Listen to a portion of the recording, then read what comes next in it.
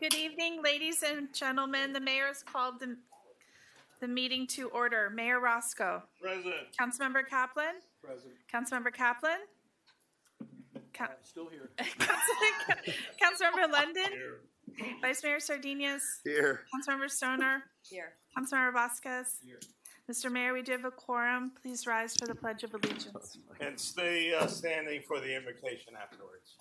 Mike? I pledge allegiance To the flag of the United States of America and to the republic for which it stands, one nation, under God, indivisible, with liberty and justice for all.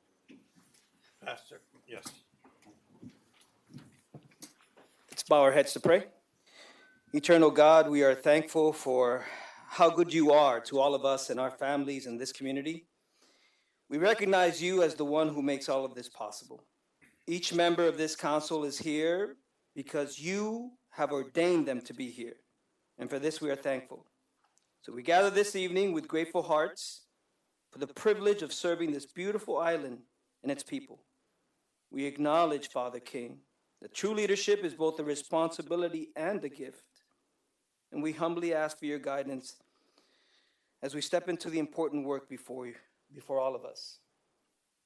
Ancient of Days, from Ocean's Edge to Village Green, you have planted this place, and you have called leaders to rise, sustain each of them personally and professionally. The men and women you have chosen to lead this community are now ready to be led by you. Bestow upon this council clarity of purpose. Remind us that every voice matters and every decision shapes a future not yet seen.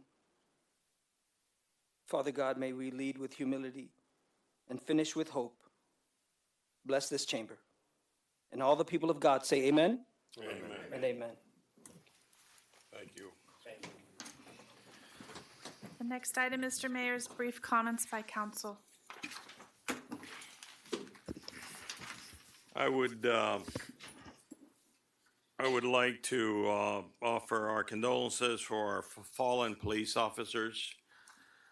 We've had two in good succession here. I'm sure the police chief was at the funeral today representing us. So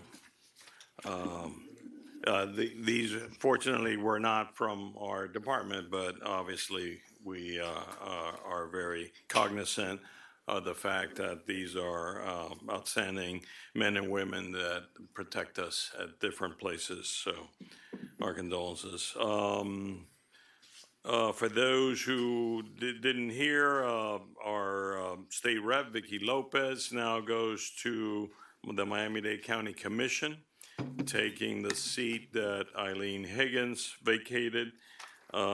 So we're going to be a little bit orphaned from one side of the House of Legislature.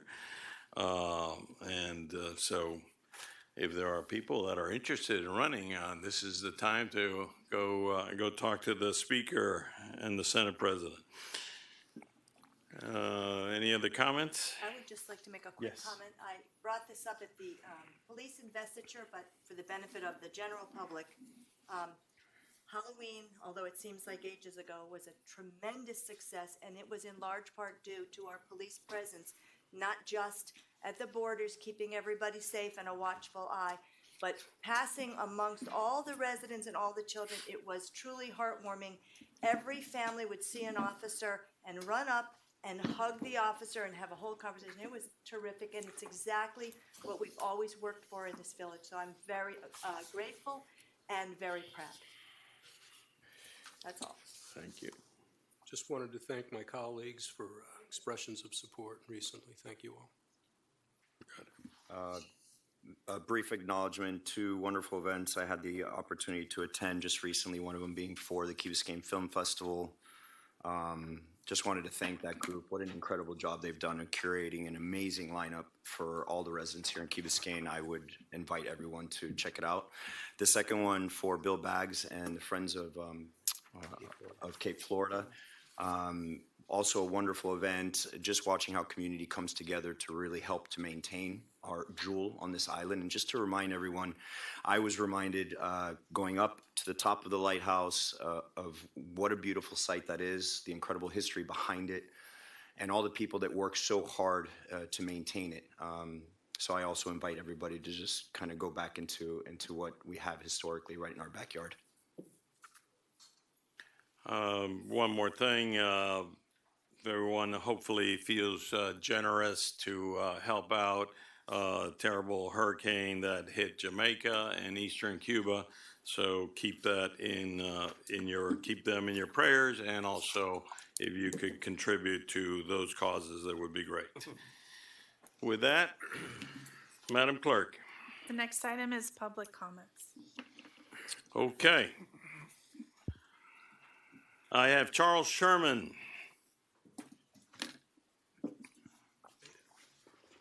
Charles Sherman, 324 West Heather Drive. Again, I've come to commend the council and the administration. For years, they've been supportive of the elderly, our senior citizens, an active and important part of this community. Recently, as a policy matter, the free classes of exercise at the community center have been now, the people have been told they need to pay $220 for the free classes. I'm not sure this is a great policy change if you want to be supportive of the seniors, largely elderly women. I've been to some of those classes. There's one lady, 97 years old, Marilyn Kreisberg, who leads one of these classes. It's incredibly inspiring. I urge you to go. Right? And I have taken council people there because this is an amazing woman. $220, you don't think it's very much for a community like Key Biscayne, a wealthy community? The classes have been halved since that policy was put in place in October. If you go to those classes now, they're a shred of what they were. So I'd like the council, I'd like the administration to give it a deep think and try to figure out whether there's a way to get these ladies back in the classes. It's not the light exercise, it's the social contact, it's the community coming together. And now they're not coming together, so I really urge you to give it a think. Thank you. Thank you. Is that 220 for a year or a month? A year. Yes, that's for a year. But a lot of people are only on Key Biscayne, as you know, for 6 months, 4 months, 3 or 4 months. And that's a lot of money for 2 or 3 months. And how many classes a week do they have? They have dozens. So really the There's cost a of lady like $1 there or named $2. Roxy who is you could talk to. I think you know her, and she's really organized it very well. And people, it's an inspiring thing to go to, and to see these people. And they spend. Maryland, for instance, has an hour-long class. The first 15 minutes, the ladies are all gathering around, talking and sharing whatever they've been doing. It's a gossip 15 minutes, and it's really important to them. Okay, we can take that up at some point. Thank you. Please give it a think. Next speaker, Karen Bieber Futternick.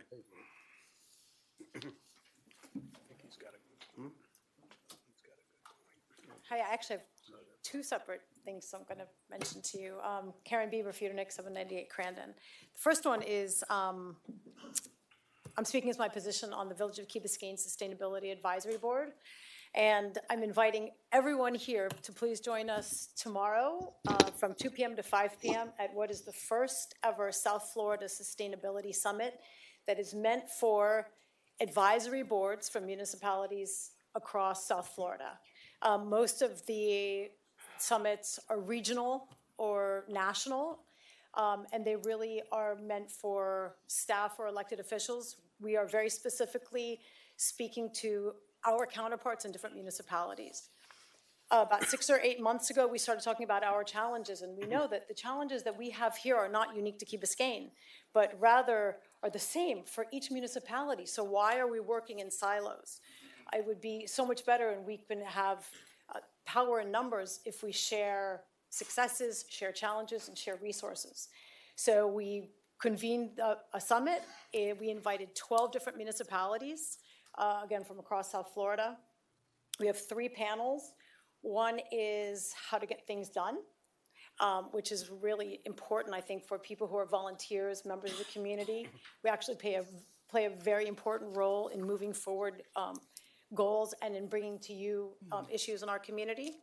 We have another one that is about water management, and we have a third one that's about waste management. And that is, of course, the bigger issue of waste, but also recycling events, things like that. So it should be really great. We have a happy hour networking from 5 to 6, so please join us tomorrow. Okay. Second thing is, speaking to agenda item 10C for this evening, I'm quite sure that stamped concrete has a place somewhere in this country, but that place is not here. We no longer have the privilege of being able to look at or consider projects just in its own little box. We have to consider the bigger picture, and does any project that you're approving, does it speak to what we want? Does it speak to the longevity? Does it speak to the resiliency? And does it speak to the health of Key Biscayne? When we're little, we get to pick a shirt, we get to pick shorts, and maybe a shoe and a sock, and we can put it all together. But at a certain age, we have to look in the mirror and go, maybe we really need to coordinate everything. So that's the same thing, I think, in how we need to really approach these larger projects. Approve pilot studies, measure, right? Stamp concrete, absolutely have it be one of them. But there are so many options right now where we can test and measure and make a good decision on what that spend is. And I don't believe a blanket, let's do the roads and let's put solid pavement, maybe because it's a grant that we can use, or maybe it's because it checks the box. I don't think that's the right thing. Consider the options, fund a few pilot projects, get the data, measure it, and then make the right decision as we move forward. So, thank you. Thank you. Elise Benak.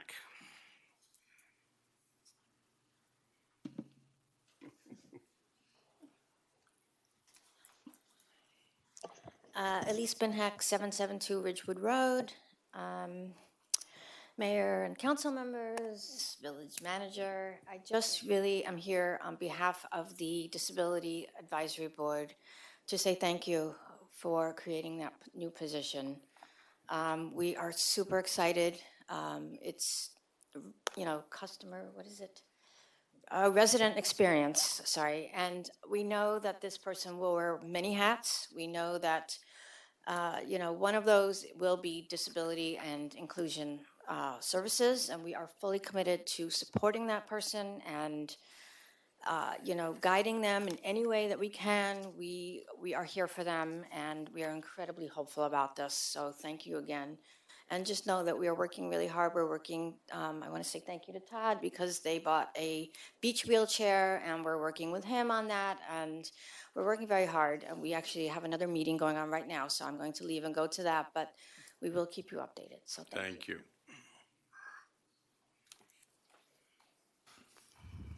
Jan Dillo.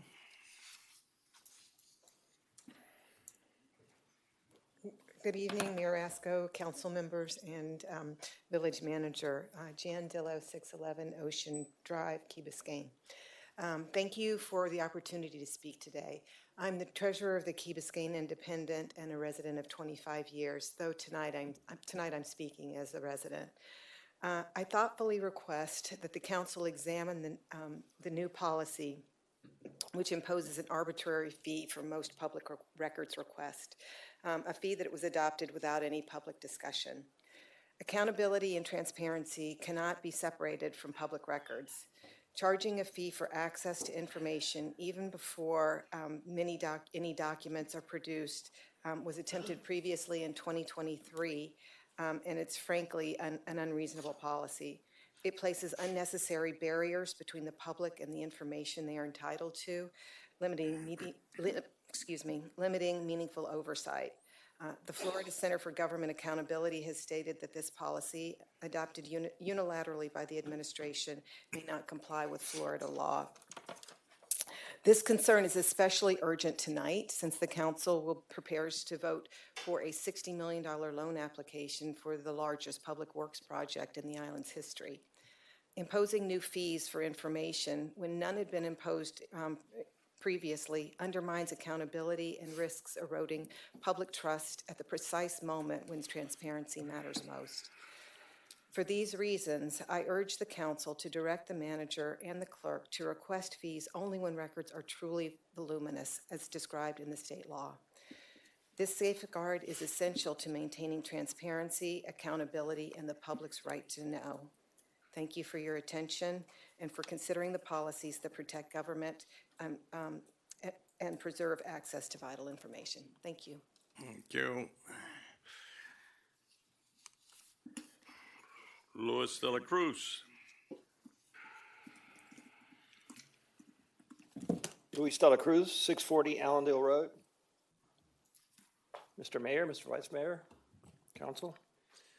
Okay, so I'm wondering whether maybe I missed a meeting of some sort. I try not to because I always try to remind you of a lot of stuff, but I see stuff on this particular agenda that just doesn't make sense. You know, for instance, in item 9B, we're borrowing $60 million for a project that, as far as I know, has not been approved.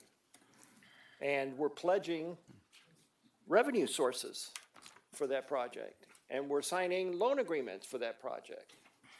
I'm not sure what's going on here, but, I don't think I missed a meeting, and I don't think you guys have brought this up for approval. And going forward and borrowing money and pledging assets and signing loan agreements tells whoever the lender is that we've approved the project, which we have not. In fact, there's another engineer right now looking at things, and I think he's going to come up with something that you're going to appreciate a lot more than what we already have. So, again, that's a loan for $60 million. Then there's the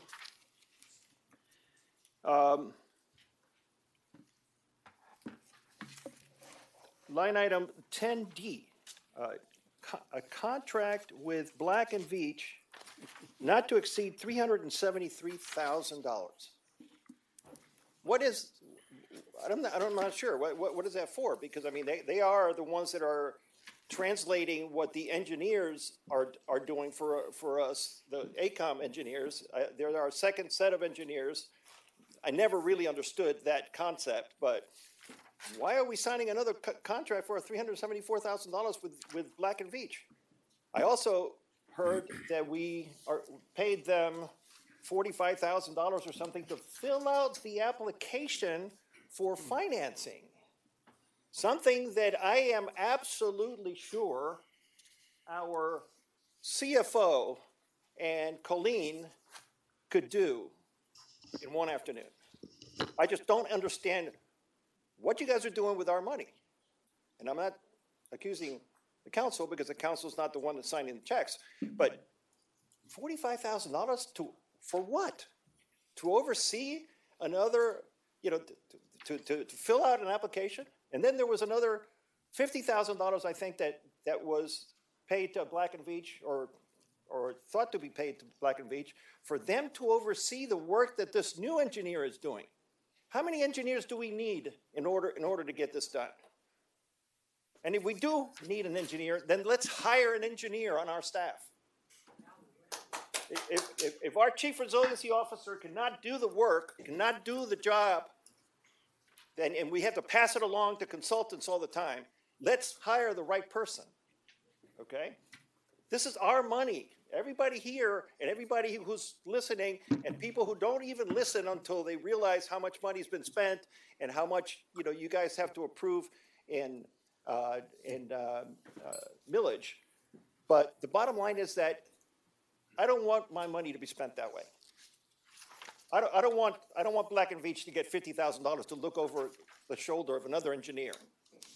I don't want them to get $45,000 for filling out an application. This has got to be the best job in the world to be a consultant to the village of Key Biscayne. Come on, please, guys. One last thing. I am absolutely 100% in favor of what Karen was talking about. You know, we should not be going forward and putting stamped concrete or the paving that we normally do on those speed tables that we're fixing and on the streets without giving a chance to what a consulting engineer who we paid very little money to, and he did a huge amount of work in a complete opposite of what normally happens here. You know, Walter Rodriguez Meyer, who is professor at Stanford University, and he's got some really good ideas for us to be holistic in our resilience, not just to put in huge pipes and huge pumps, but to make our streets resilient, right? Our traffic circles. Let's try it. Let's try 2 traffic circles, and let's measure, and let's see if that works for us. It's a lot better to be holistic in this and not just let's make it all paving and impervious materials, and let's put the biggest pumps and the biggest pipes that we could possibly put together. Thank you very much. Thank you. I'll be listening on the TV. Ceci Sanchez.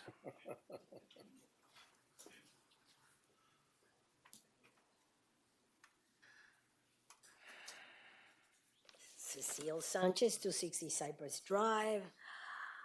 I come again to ask. You are our elected officials. One of you, all of you, someone has to represent me and a bunch of us. That maybe they don't show up, but they sometimes read in the paper or in the chats or your communications. But it's crazy. Can you please hold to our pocketbook? What the manager wants and what staff wants is one thing. But you're the ones that have to make the decision. How long are we going to continue spending this kind of money? For what? I don't understand. What Luis says, thank you. Thank you. Because part of it, all right. I just want to ask about the meet. One time, a long time ago, I asked our mayor if maybe he could have like once a month, maybe, a night that people could come here and ask questions, because it's very hard. We come here, we say our piece, but nothing ever happens. Afterwards, you can't answer. There's no give and take. Is there anything that maybe can be done, tweak once a month? I don't know. I don't know what could be, but I think maybe it would make maybe some people that are reluctant to come because they say, what's the point? Why should I come and waste my time? They don't listen. And I'm sorry, but that's what people say. It's not that because they're not here, they're approving what you're doing. Not necessarily.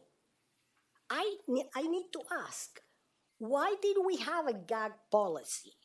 I know there's something going on now that hasn't been finished, but why in this community we needed a gag policy?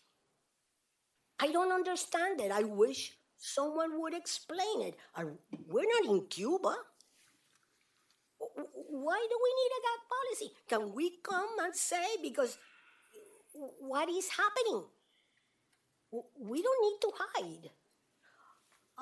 I want to ask the same thing about the money. I don't understand. I try to come to the meetings. I try to read and get a little understanding of what's going on. If we have a committee of 3 that suggested that we hire an engineer to come and give us another idea of how to maybe improve the stormwater, and we are not underwater. I've been living here since 1960.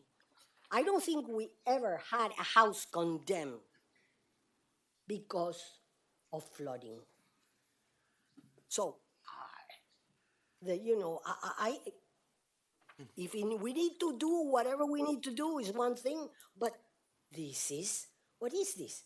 Are we giving money away? It's crazy. It's crazy. So if we're not sure, why are we going to apply for a $6 million loan? I would like somebody to explain it simply, as Reese says. Are we going gung-ho on this or not? Now, regarding those recovery residences, you mean that I might have my neighbor's house as a rehab place? Is that the law that we need to obey? That I'm going to have some recovering drug addicts, whatever, living next to me? I would like somebody to tell me, where are we going? Is this necessary? Do we need to say yes? What are other municipalities doing? How about communicating with us and telling us what is happening, not just put it that you need to vote or you need to decide? I don't understand that part. Oh, Do we have you a wanna- building code? Do we have a good building code? If we have a good building code, like Brett Moss says, why do we need to keep on giving variances? Please. I would like to know if we were working with Raquel Regalado and we were going to kind of give the $950,000, why are the Friends of the Underline now are going to enter into the picture and be consultants? So traffic circles, that's another issue. Please. I remember council was ready. Can you wrap it up? Okay. Council was ready to vote on putting plastic grass in the parking when we were reconfiguring on Fernwood, the way we parked. You were all, because staff, Jake Osman, came here and said it was cheaper, and you were ready to vote and say yes if it wasn't for Brett Moss that brought it again, and Mike Davey. We were going to have plastic grass for parking there. So can we just go slow? Is this an emergency? Please, please. Okay. No more consultants. Thank you. A former council member used to say. Thank you.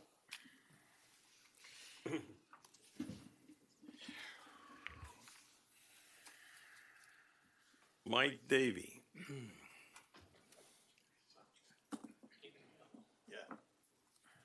Son of a, Mike Davey, 50 Ocean Lane Drive.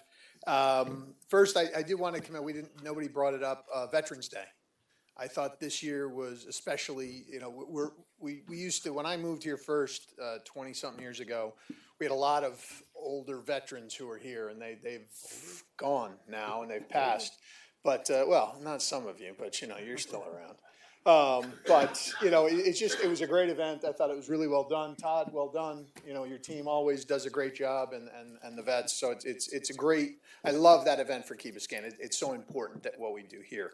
I'm here to talk about two things. I appreciate that you funded the position for special needs, for disability, for a coordinator. I think that's great. I'm really proud of this council for moving forward. I regret that we didn't do it when I was up there. Two things I do want to talk about are the revolving credit, the state, the freshwater fund. As I understand it, I'm in support of it simply because it gives us a funding source. It doesn't obligate us to spend any money on this, doesn't obligate us to borrow. It just gives us, and we have to stay current for this fiscal year. We need to be in the process. So that's why I'm asking you to support that moving forward. On the Rickenbacker, we need to get going. We said we'd put up, and we need to do it. So that's on the agenda tonight. I would ask that you all move forward with that. Let's keep this village going forward. We need to be moving. It's been how many years we've been talking about stormwater and undergrounding? Let's get going. You guys have the opportunity. So thanks very much. Have a great night. Thank you. Next speaker, Brett Moss.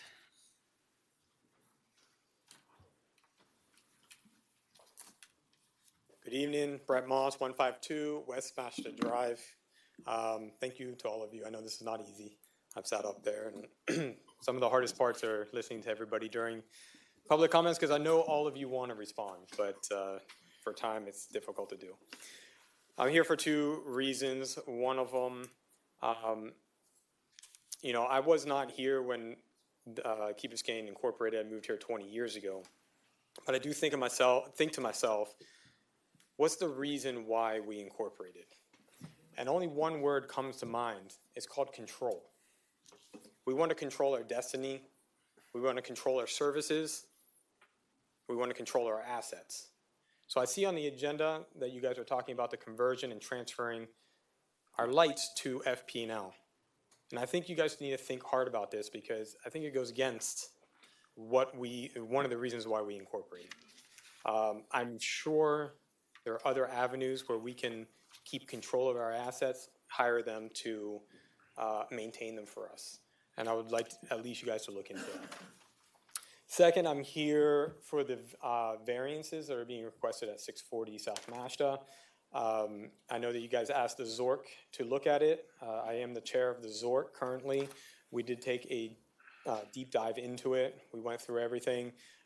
It was unanimous that we were all against the variance. We know that this is on a large lot. It's a regular size lot.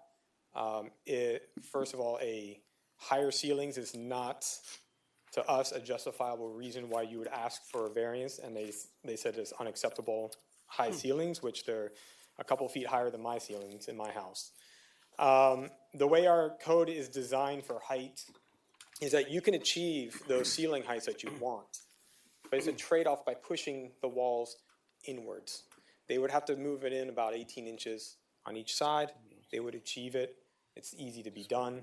They have to go back, redesign it, do it like everybody else does it. There's no reason or any justification. They also asked for increasing the height of the rear yard. It's something that we're still discussing as a board, but we have not come down to whether we're going to recommend to you guys to increase it or not. We may. We don't know how much it's going to be.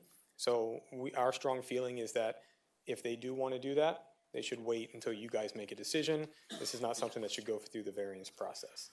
That is what we looked at. I have to go pick up my son. If you want me to come back, if you want to ask questions during the hearing portion, I can come back. If not, just let me know. All right? Thank you, guys. Thank you. Thank you for coming. Next speaker, Gene Stearns.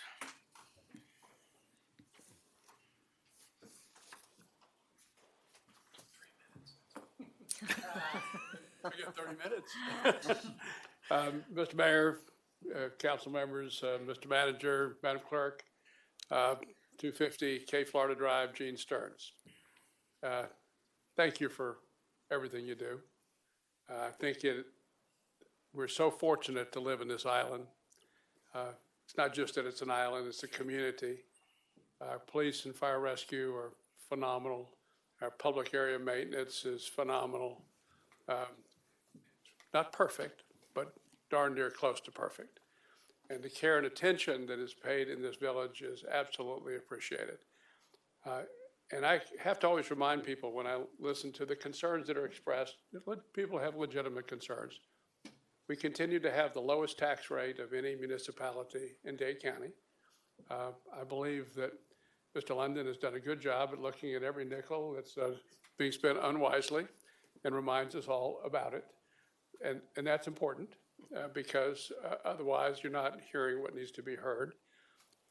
But one of the things that I think it's frustrating any of us who've lived here a long time, and I've lived here 53 years, is that we're surrounded by parks, and to get here we have to go over a causeway, and that causeway has been poorly maintained for every year that I've been here. The Causeway Fund has been expropriated for other county purposes historically. They didn't spend money on maintenance that left the Bearcut Bridge in a point of near failure, frankly was close to failure when they discovered it. And it would be wonderful if the county paid better attention to our needs and the needs of the people that want to access the public parks on Key Biscayne. because our interest is clear. We live here, but in a sense, we're also stewards of what we see around us, what's happening in Cape Florida, what's happening in that state park, what's happening in Crandon Park, what's happening on the Causeway. And if we wait for the county to do what it's supposed to do, I'll be long gone. Mr. London will be long gone. Money that he saved will not be spent. and we have to do it because they're not going to do it. We can whine about it. We can complain about it. We can say they should do it. But left to their own devices, they would recreate on Rickenbacker Causeway what we see going over on the islands going to the beach on Watson Island, a road that is mindlessly stupid. I mean, there's no other way to say it. And frankly, paved from one end to the other, and that's what the county was planning for Virginia Key. Asphalt and concrete, and then requiring all kinds of expensive stormwater removal systems because the dirt's going to be gone, it's just going to be asphalt. So, frustrated with this, a fellow came to see me who was going to develop some land on Key Biscayne, named David Martin. I didn't know David. And he asked me if I'd get involved. I said, I never appear in front of the council on anything about anything that's not pro bono. And I don't help developers do anything. And I didn't know him. But he's a nice gentleman. And on the way out, he said, is there something I can do for Key Biscayne? I said, sure. Hire a bunch of really good engineers and design a causeway because the county isn't doing it. And that was a flippant comment. And the next thing I know, he did it. And so he hired some really, really bright people and spent a lot of time coming up with a design for the causeway that has the misfortune of making sense. It not only provides access for us to get to and from the island, it provides our role, frankly, at looking what's going on in the state park and Crandon Park to provide access to the people who own that land and are entitled to use it without having to spend a day getting home. And so this plan frankly, makes sense. And what it also does, and I give an awful lot of credit to our county commissioner, Raquel Regalado, who is just really taken charge and identified the problem and has brought into the project the underline and the funding mechanism for the underline and the process that they've been involved in and called this part of the project the shoreline. And I invite you all, if you haven't done it, when you go on Virginia Key, count the traffic lanes of asphalt that are on Virginia Key today. In some places, you have 9 lanes of asphalt road.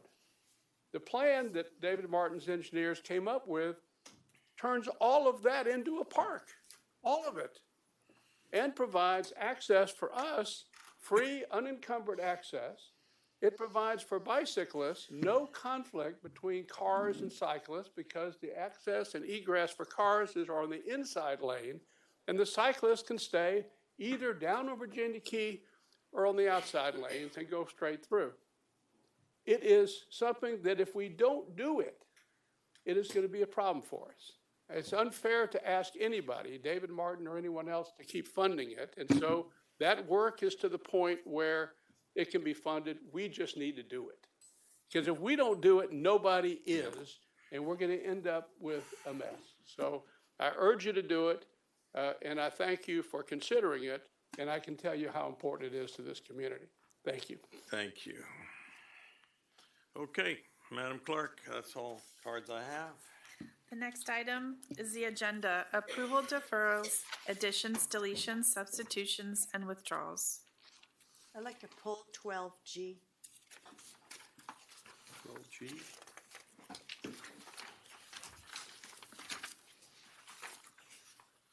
G, you said? Okay. Yeah, G. G, 12G, 12G. Okay. I got excited when I heard G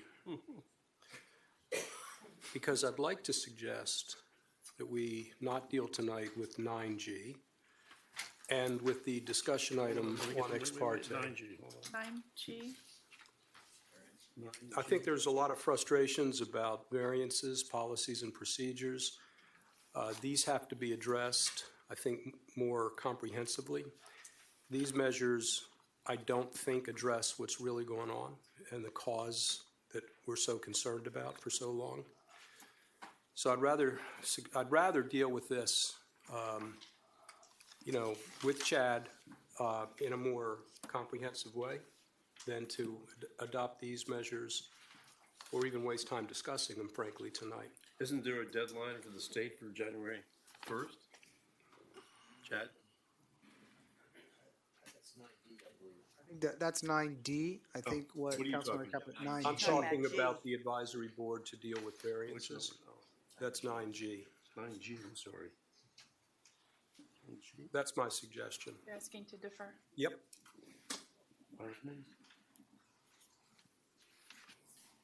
Well, I don't know that we need to vote on it tonight, but I certainly would like to have some discussion. I think it needs to come out For what? on 9G. Because just deferring it to what? Why don't we, When? we'll have a discussion item on mayor and council reports, the ex parte part. I want to deal with this, but I don't think these are the right way to deal with the problem. There is a problem. These aren't the solution, and I don't think they can be. Okay, So you would like to add a discussion item? That's your hold We on. have a discussion item. We have a discussion item on ex parte communications. Why don't we Okay, just yeah, talk about it there? yeah. Frank, on your item 9G, are you willing to defer it?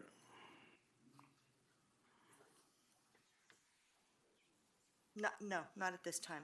I would like to have a discussion on it. We don't have, we may defer on it after we discuss it, but I would like to have a discussion on it. Frank, can I ask you a question? Your concern for the ordinance, thank you, Oscar. Your concern about the ordinances is to just discuss this, all the zoning issues as one complete group? Specifically variances. Yeah. For many years, we simply didn't deal with variances. They never came forward. And now we're dealing with them repeatedly. Right. And the point that Brett made earlier about justification is a problem for us. So we don't have, but in our current code, we don't have any issue with No, we're the having. hardship, yes. Now we're having a discussion without being able to Have a have the s- benefit of having the discussion. Okay, So either we right. should, So I we'll think, keep it defer on it the or not agenda. defer it. I'm in support of having the conversation. Okay. All right, we'll have a conversation and we'll see where it goes. All right? Yeah. Madam Clerk? All those in favor of the agenda as amended? No, I've got a couple I want to do. Oh, excuse me. I want to take 10B, 10C, and 10D and move those to a workshop. I'm sorry, 10B? 10B, 10C, and 10D, and move those into an infrastructure workshop. I don't believe we can address these this time. These are super complicated B, issues. C, and D? D, B, 10B, C, and D, Okay. and move those to an infrastructure workshop. Good. What workshop would that be? We'll create one. So you want to create an infrastructure workshop? Yeah. Not a committee, it's just a workshop. Workshop. Not a committee, workshop. Is that a motion? Yes. Second. second it. Right, so for the record, the request was as part of deferrals would be 10B, C, and D, and then there to be a workshop on those items. Yes. Right. Just, I know there's other items too, but I mean, just for purposes of Councilmember Brackett. Those three, yes, sir. So just to understand, 10B, 10C, And 10D. Right. and 10D. I don't think, I think we should talk about, I don't mind 10B and 10C, but 10D, I think that's a subject to discuss today. I like to have that ready for discussion. That's Made a that's motion. already been discussed at a There was a workshop. motion, It's there was a already been second. discussed at ad hoc, so there's no need to go back to an infrastructure workshop. It doesn't make sense. I mean, clearly, it's on the record, clearly what the position and is prepared to be reported. So in my opinion, I don't think 10D merits a workshop. It's already been under. You're talking about 10D. as in- 10D, yeah, that's why I asked. Yeah. 10D. I just heard 10B. No, 10C. it's B, C, C, and and D. D. Right, so 10D has already gone through a workshop, has already been discussed ad nauseum at the last ad hoc committee. I don't think it merits an addition. What are we going to talk about? This is something that's already been discussed. It's something that is prepared to be voted on. And to defer it to a workshop, I just don't see the logic behind that. I'm good with your analysis. Thank you. I agree. I agree with Mike. So there was a We have motion and a second. Yeah. So we All vote. right. On 10B, C, and D, you, those that wish to defer it, say aye. Aye. Those opposed? No. No. Nay. Councilmember Kaplan and Councilmember Vasquez. Did you vote? And What happened? It's deferred. Deferred? Deferred. Motion carries. 4-3. Okay. Nancy, I have a question. For your item 9G, would you Nine. be okay with Let me just get. to treating it. it the same way and creating a workshop around that to go a little bit deeper on the variances, or do you still want to have that discussion? Well, this is my, Because you mentioned you want to have a discussion, workshop would allow that. right, my issue is, Yeah. this has been brewing now, I've been on council for a year, this has been brewing for a year. And I don't know, now we're getting to Thanksgiving, Chris says, well, we're gonna have a workshop, and I think we need to discuss it. I don't know if we need to make a decision on it, but I think we need to discuss what's going on. I'm discussing. I support discussion. Okay. Anything else? All right. All those in favor of the agenda changes? Aye. Aye. I'm sorry, was there an objection?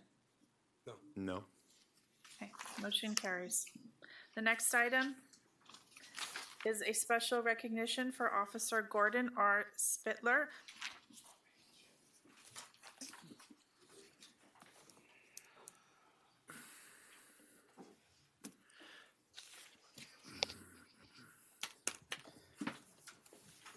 Good evening, Mayor, Council, Manager. Before we start with the special recognition, I just want to thank the Mayor for acknowledging the last week in Dade County has been extremely difficult for law enforcement, and we did have members at both services, including today, so thank you for acknowledging that. But let's celebrate some good stuff, because we don't get to do that often. And it's with great pride that I stand here before you today to formally recognize Officer Gordon Spittler for his exemplary actions on Friday, October 17th of this year. We received a request from Miami-Dade Sheriff's Office with an emergency at Hobie Beach involving an overturned kayak and two distressed swimmers. And at the time, Miami-Dade Sheriff's Office didn't have available vessels to respond. Officer Spittler was dispatched and promptly arrived in the area, and he was directed to where the victim's location was. Upon locating both individuals who were in the water, he observed that they were visibly in distress and struggling to stay afloat. And despite operating as a one-man unit, he demonstrated exceptional composure, decisive action under pressure as he positioned his vessel to safely render immediate aid. He immediately recognized that one of the swimmers was in severe distress, but he maneuvered closer and successfully brought that individual aboard by physically hoisting him from the water despite the victim's exhaustion and lack of mobility. He immediately placed the individual into a recovery position and began to monitor their condition while simultaneously coordinating the rescue of the second swimmer. Through his calm leadership, sound judgment, both victims were safely recovered, transported to the dock area at Miami Seaquarium for medical assistance. His quick response, courage, and prompt execution of his duties directly resulted in the preservation of 2 lives. His actions exemplify the highest standards of public service and bring great credit upon himself and the Key Biscayne community. Therefore, I am extremely proud to award Officer Gordon Spittler with the agency's life-saving award for his heroic actions and dedication to duty during this incident. Yay, Gordon!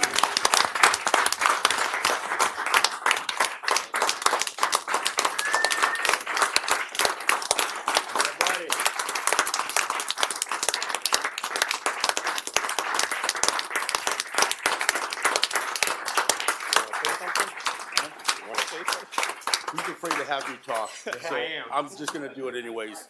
I just wanna tell you, and for the people here, we're a community, and it starts from the residents here, because I've been doing this for 30 years. You can see all the stripes, even more than the chief has there.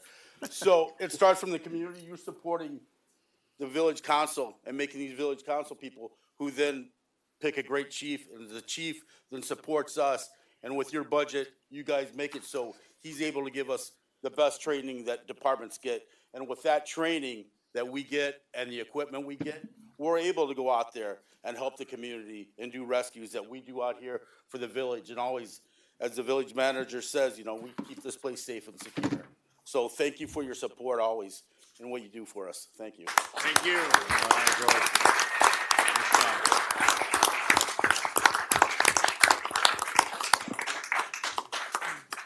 Gordon, on behalf of this community, we want to thank you for your service here. Great job. Thank you.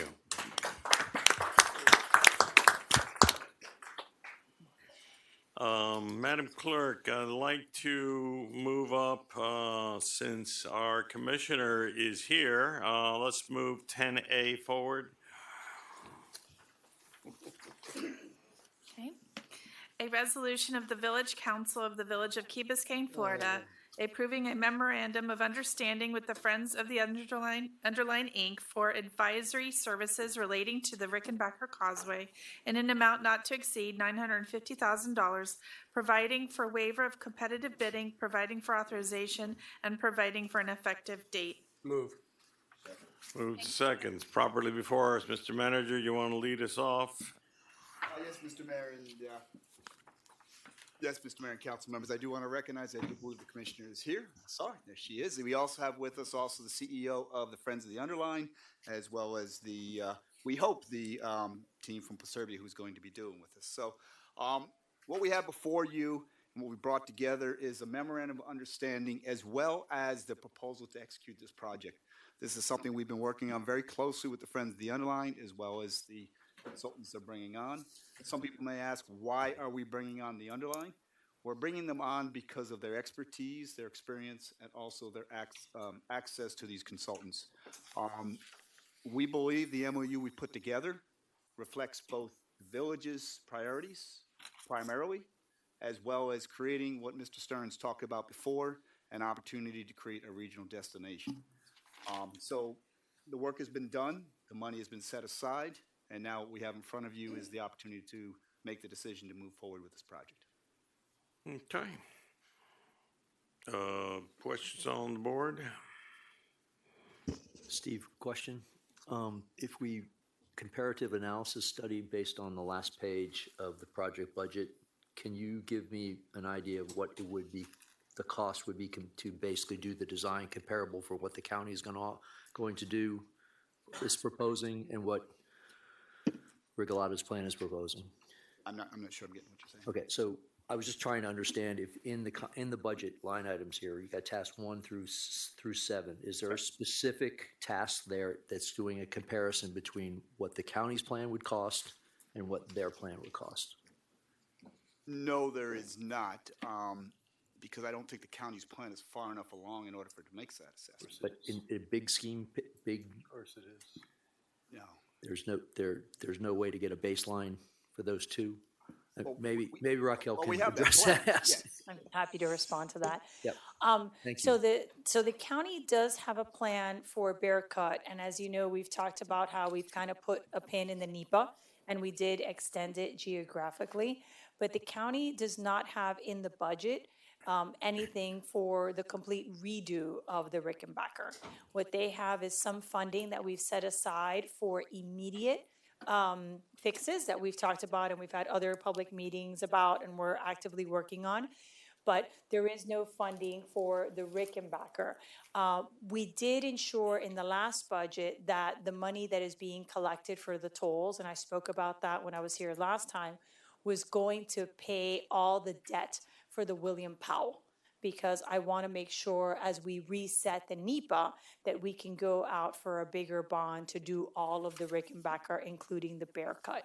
So that is already baked in, but in the county budget, there is no money for the Rickenbacker post the immediate changes that we're making now, and that's why we didn't have a comparison. I have met with our state and federal partners about changes to the NEPA, and they're open to that. And as we discussed last time, the county really has not moved forward on the Bear Cut NEPA. They're waiting for us to do this planning so we can all kind of catch up together. happy to take any other questions. Okay. Brief question. Commissioner, thank you for Always. coming over. With the investment that we're making, I fully concur that it's duly necessary. We have to move forward with this. We have to provide our own input on it. And but in the process of evaluating and seeing and doing our due diligence, one of the things that I'm always concerned about is what is it that can we do that is not infrastructure related, but that provides more cohesion between, the different agencies when we have big events or big issues, so we can do it better. I don't know what that solution is, but it seems to me. So that's part of our working on right now plan, and we have several meetings on that, and we are counting cars, we are getting the zip code information, we are meeting with the stakeholders, and your manager is part of those meetings, so. Yes, council member, and I believe I sent out an update about 2 weeks ago. I'll re-forward it to you. It's actually moving pretty quickly. They've committed to have a transportation maintenance plan or management plan in place by the beginning of the season, by January. We've asked them to put that in place. It'll help us communicate, coordinate any events or peak season traffic, and also find short-term, as you mentioned, short-term infrastructure solutions that'll reduce the impact. Right. On my. Kind of like the return on the investment that are looking Right. for. On my end, my staff has been working and we are purchasing the signs. So we have worked with FDOT and we are making the purchase of the signs. So we'll go back. We have talked to FDOT. They're going to let us put some information on the signage that already exists. But we were told by the state that we could not put information regarding the closure of Crandon or the closure of Bill Baggs on their signage. They can only put information on street closures on their signage. So we're going to go ahead and we're going to be purchasing those signs with the county and placing them in different parts. Because again, we're going into high season. We need to give people a heads up. So we're going to be making that investment. And listen, unrelated but related. Right. I have been working on some issues with Sargassum, and I've met with your manager, and we are going to be bringing you a plan to save you some money on the Sargassum side. So we were able to move some things around there, and I'll bring that to you in the next 2 months. So, and I've also made requests to private donors to help us with this plan. So we're open to that.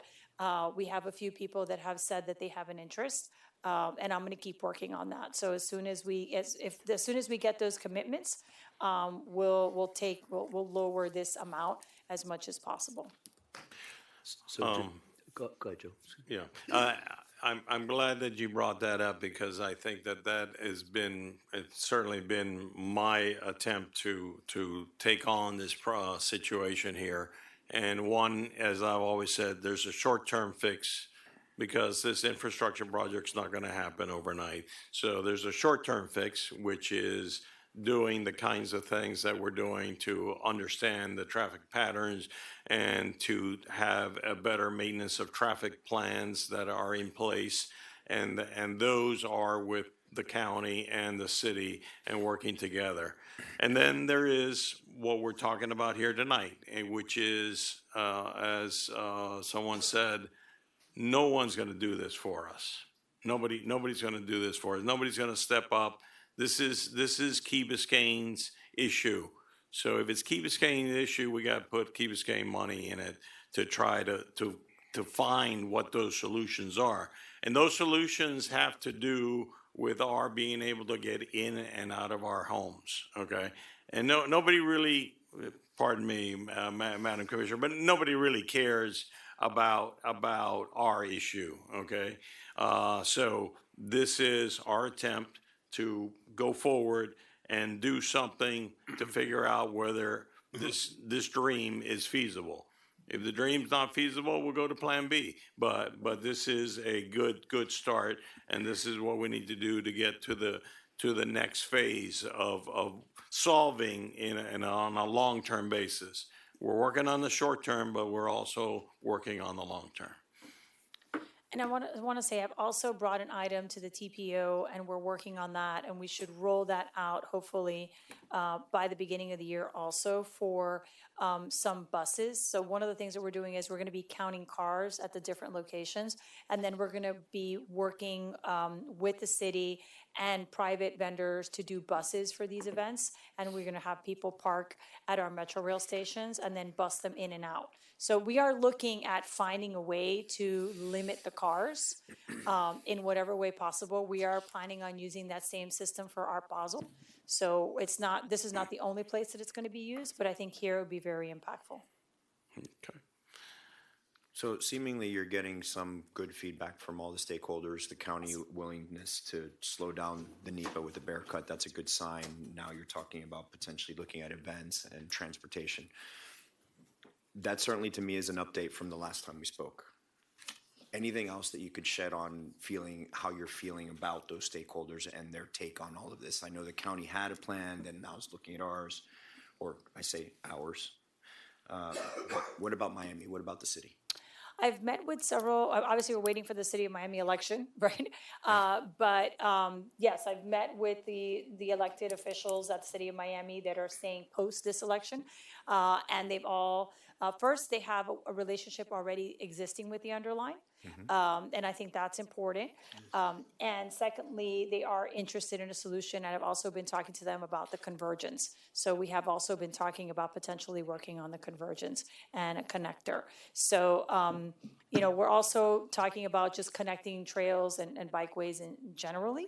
And that's been something that's been very positive. There were some folks on the city city commission that were anti, that kind of thing. They're not there anymore. So I think that all helps. And we have been talking to them about Virginia Key and their plans for Virginia Key and obviously the Marine Stadium. I actually worked with the city of Miami on the memorandum of transit that was embedded in the RFP for the Marine Stadium, but that has fallen through. So we now have to regroup with them. And we have been meeting with the sheriff on this issue because now there's another party involved in this. We have been, we've spoken to we've spoken to NOAA. So all along, the Rickenbacker, we've reached out to everyone and everyone's excited about it. I can tell you in terms of update at the federal level and at the state level, there is interest in this idea of reclaiming the road. And I think there's a lot of interest by private fundraisers also, like private foundations are interested in this idea of resiliency and reclaiming. So I think, as I said before, as a stormwater project and as a resiliency project, I think it really has potential to get funding through that venue, and we're continually working on that. Raquel, could you share any numbers as far as private donations The ask that I've made, right? So the ask that I've made to date is 165 is what I've asked for. So I have people working on that. So that would go against the 950. Yes. Okay.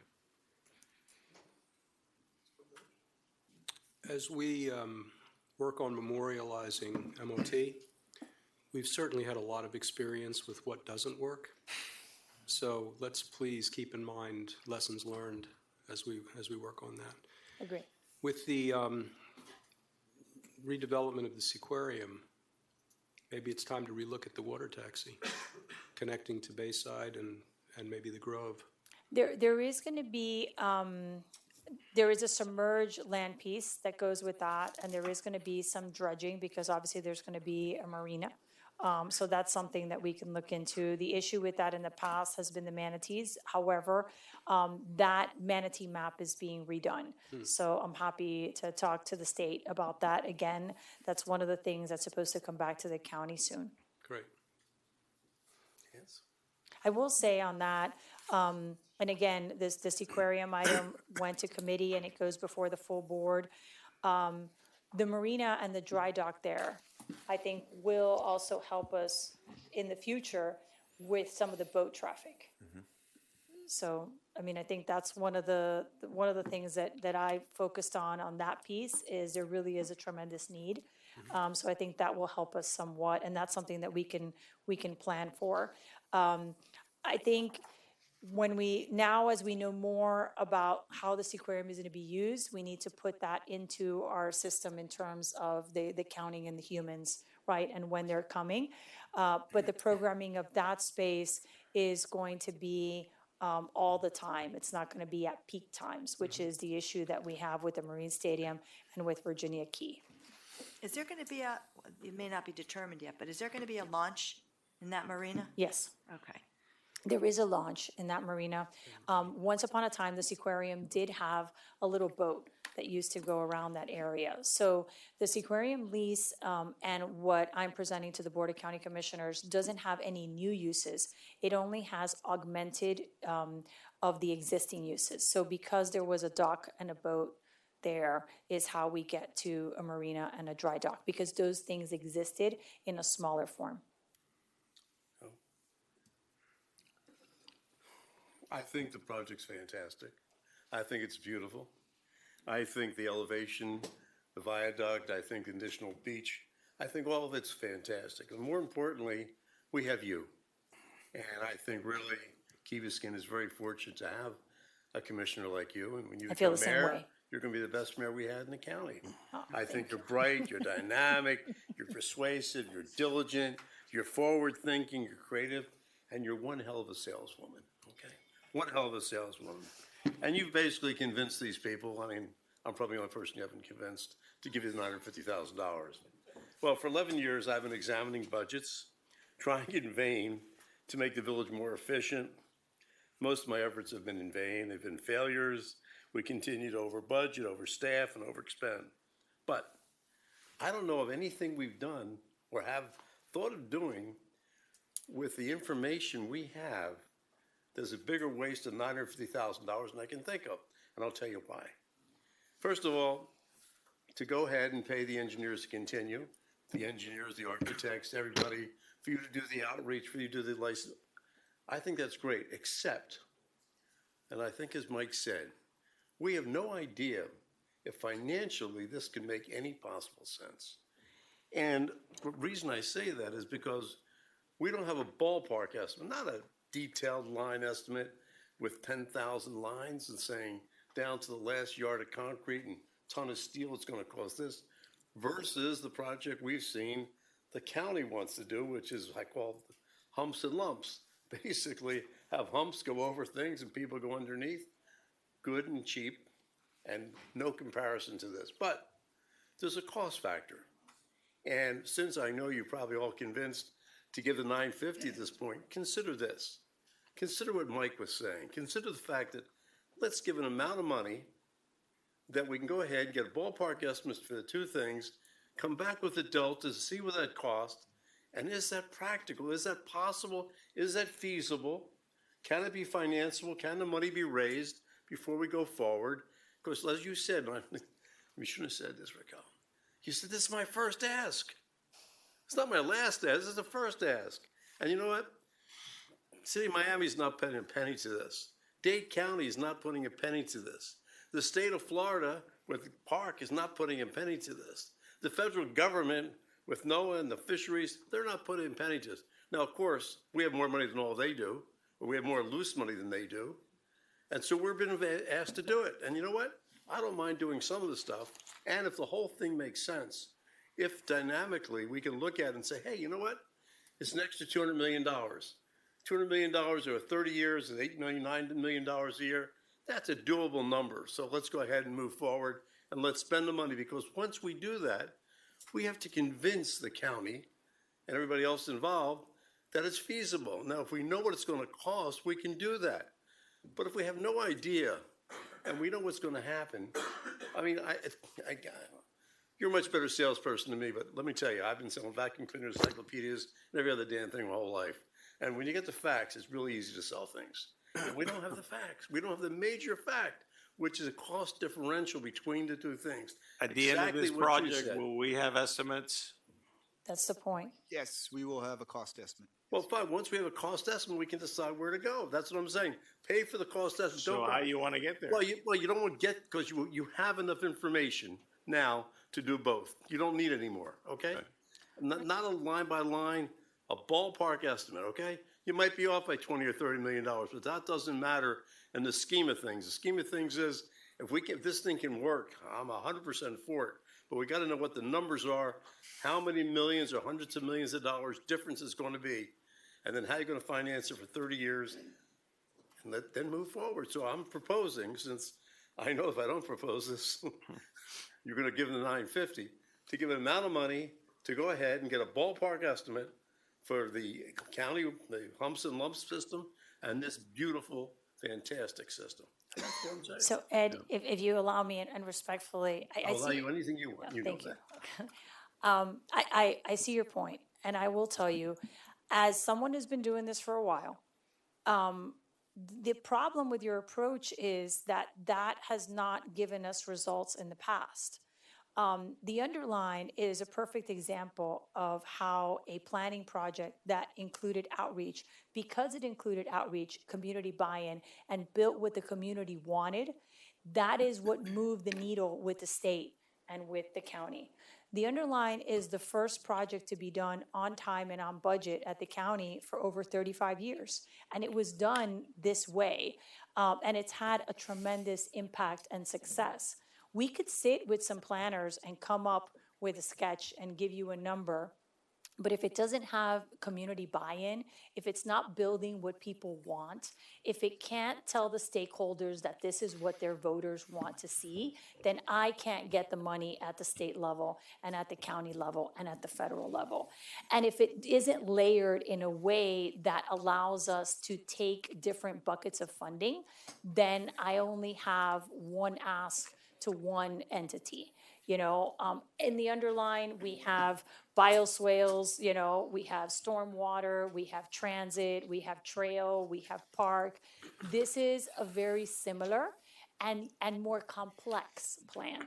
And that's why it has a multi-layered approach that requires a level of sophistication in the planning for us to take it to the next step. Now, you have my word that I am working on all the financing vehicles available to the county in order to make this happen. I'm buying down the debt, so that we can bond. And we're putting a pin on the bear cut, because what I don't want is for the county to move forward, not with the Rickenbacker fix, but with the bear cut, and shut the Rickenbacker down, right, for 4 years, which is essentially what happened to us before with the William Powell. So there is an economic impact there for Key Biscayne. There was in the past, and there will be if we continue to follow the county's path. I am not a conventional commissioner. I do not do things conventionally. I do not do it the county way, but I have a track record of success, and when I stood before you in 2010, when Frank was here and I said we would do Mass Academy, it was a very difficult sell. And we did it, and there it is. So I stand here with my track record, and you have my word, not because I'm a good salesperson, but because I'm someone that, maybe, but because I keep my word. I've put the time in on this, and the county also believes that I have the ability to move this forward. And I think the team that we put together is a stellar one. And you have accountability every month. You can call us in here whenever you want to call us in here on this MOU and ask us to provide details on exactly what we're doing with this funding. And I'm happy to provide you with that accountability. It is actually baked into the plan. I have a quick question. I'm not disagreeing with you. I'm asking you to do it any way different, okay? You know your business, you know how to do things, you know how to get things done. That's why you're going to be a great mayor, and I'm 100% behind you. But I still think before we go forward, you can still do all those things, but when you have the number, what the ballpark is to do the two things, and now you do it and you tell all these people that it's a viable thing, it's financially viable, it makes your sale that much easier. That's all. That's where I'm coming from. Mr. Mayor, I have a quick question. I don't know if that was brought up or not briefly. How are we doing with the PD&E? Did the PD&E start already? So it started, we had like the first meeting, but that's all that's happened. Right. But I mean, is Kinda like it put a pin fair? in it. Is it fair to state that this possible alternative that you're evaluating would have to be part of that PD&E? Yes, that's why Okay. the rush to get it done. Right, exactly. So sometimes we fault ourselves for trying to divine projects and trying to get ahead of the curve, and that's what you just heard right now. But the fact is that there's a logistical component. I'd like to remind the council and the public too, that there's a logistical component that we have to understand what this shoreline, this viaduct is going to look like in order not to stall the federal funding, the possible federal funding that would be tied to Bear Cut Bridge. So you're being sold one side of the story and you're not really being told the real logistical component and the trouble by us not currently investing what we need to invest. I see this more as an imperative to get it done rather than we're coughing up 950,000 and we're losing money. We're not losing money, folks. We're actually, trying to make sure that we don't lose money in the future and that we have a real good bridge, Bear Cut Bridge, and a complete design that ties in to the Rickenbacker. So thank you, Commissioner, for all you've been doing. Thank you. Okay. Joe, one last question. One last question. I apologize. Can you explain how you're going to work on this project and run for mayor at the same time? Because I just logistically, I'm not a politician. I don't really understand how all this works. And by the way, I'm really surprised. To begin, I've run for mayor before, so I have some experience. Right. In 2016, but yes, look, we have a great team. We're gonna move quickly on this. The mayor's race is in 2028, so there's plenty of time. But no worries. And Ed will be your campaign manager. Ed will have the first sign. Anytime. Be a pleasure. All right, Madam Clerk? All those in favor? Aye. Aye. Opposed? Aye. Motion carries. Thank you. Thank you very much. All right. Okay, go to the consent agenda. You go to 9A. Oh, we didn't do the consent agenda, Mr. Mayor. What do you mean we didn't? We, If we accepted the agenda, it's done. no, the consent agenda. Yeah, we haven't done the consent agenda yet. Okay. Is anyone, I'm gonna pull B and C. Hold on.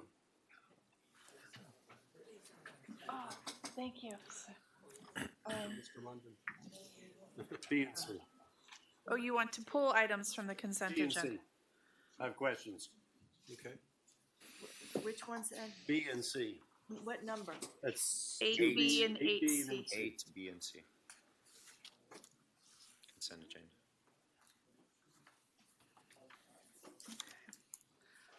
Say it again, Madam Clerk? He's pulling A, B, and C. I need Councilmember London wanted to pull items 8B and 8C from the consent agenda.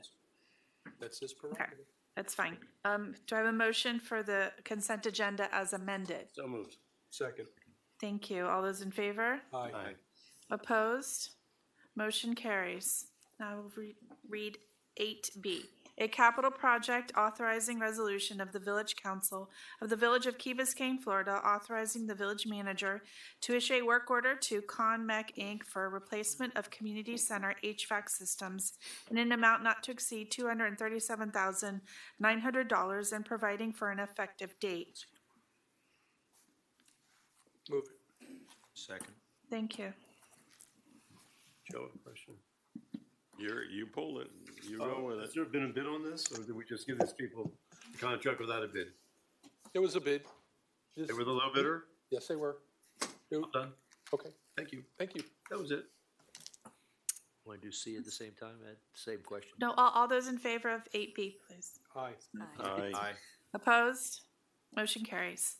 The next item is a capital project authorizing resolution of the Village Council of the Village of Key Biscayne, Florida, approving the purchase of replacement fitness equipment for the community center from Centurion Partners Health and Fitness LLC, DBA Fitness Smith, in an amount not to exceed $152,037.24, providing for authorization, declaring certain equipment as surplus property, authorizing the sale or disposition of surplus property, providing for implementation, and providing for an effective date. Move.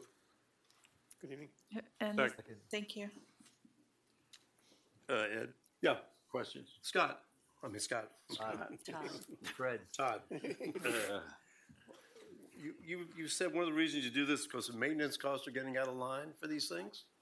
That's what, They yeah, that's obviously, the thing you have here. the maintenance costs do increase over time. Okay, well, I went ahead and checked the maintenance costs for 24 and 25. In 24, there were 6164. They went down by 10% in 25 to 5591. And in either case, is more than 4% of the purchase price of new equipment. And why? Well, I mean, how do dumbbells get old? I go to the gym all the time.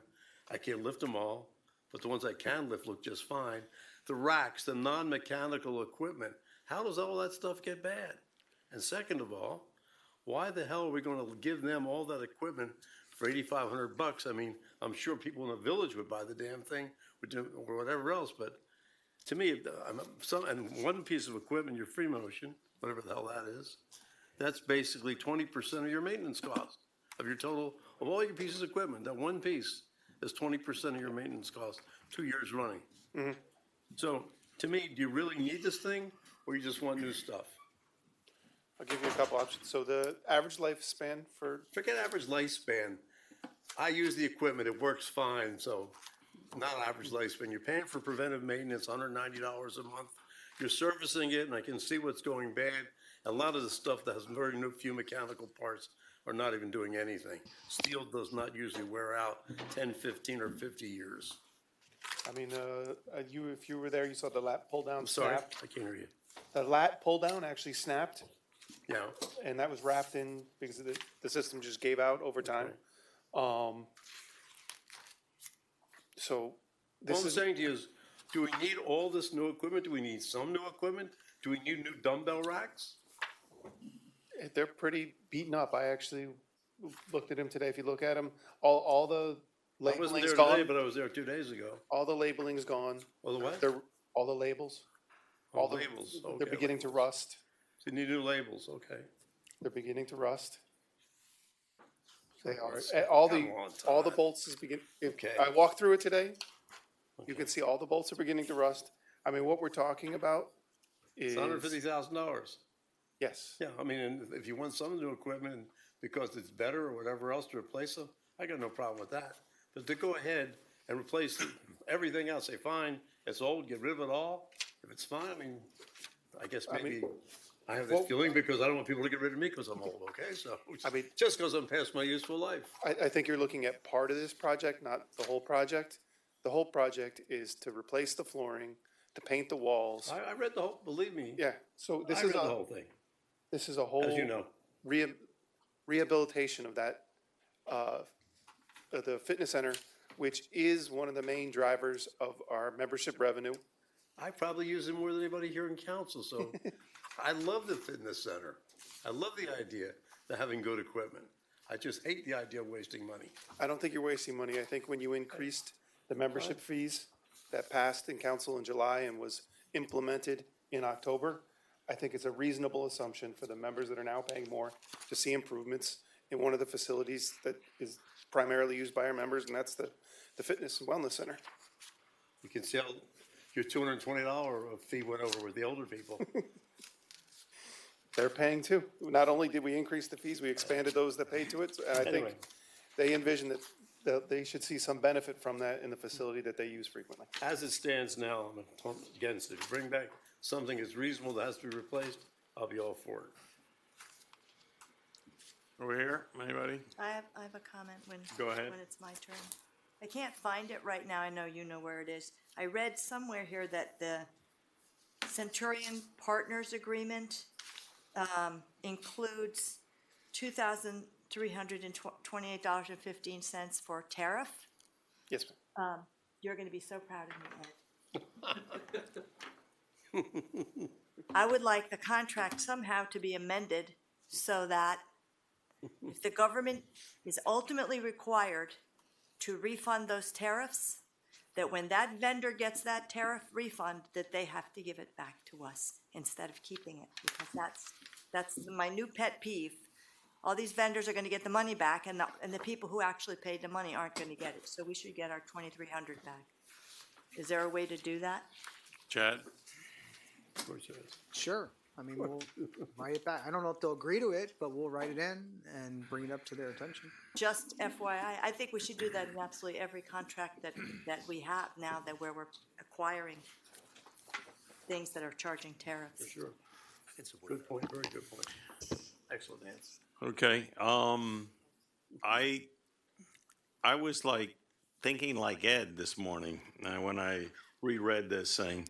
And so I took the field trip to the weight room, and yeah, there is stuff there that is rusted. There is a floor that needs to be done, the walls that need to be done because it gets a lot of activity. I You agree. you are I there. agree- I agree with all that. Yeah, yeah. I'm just saying, not replace in blank everything, replace what has to be done, Right. do the So- walls, do the floor. Okay, so I'm glad you mentioned that. So one of the discussions we've had up here is, oh, the village doesn't do a good enough job of maintenance.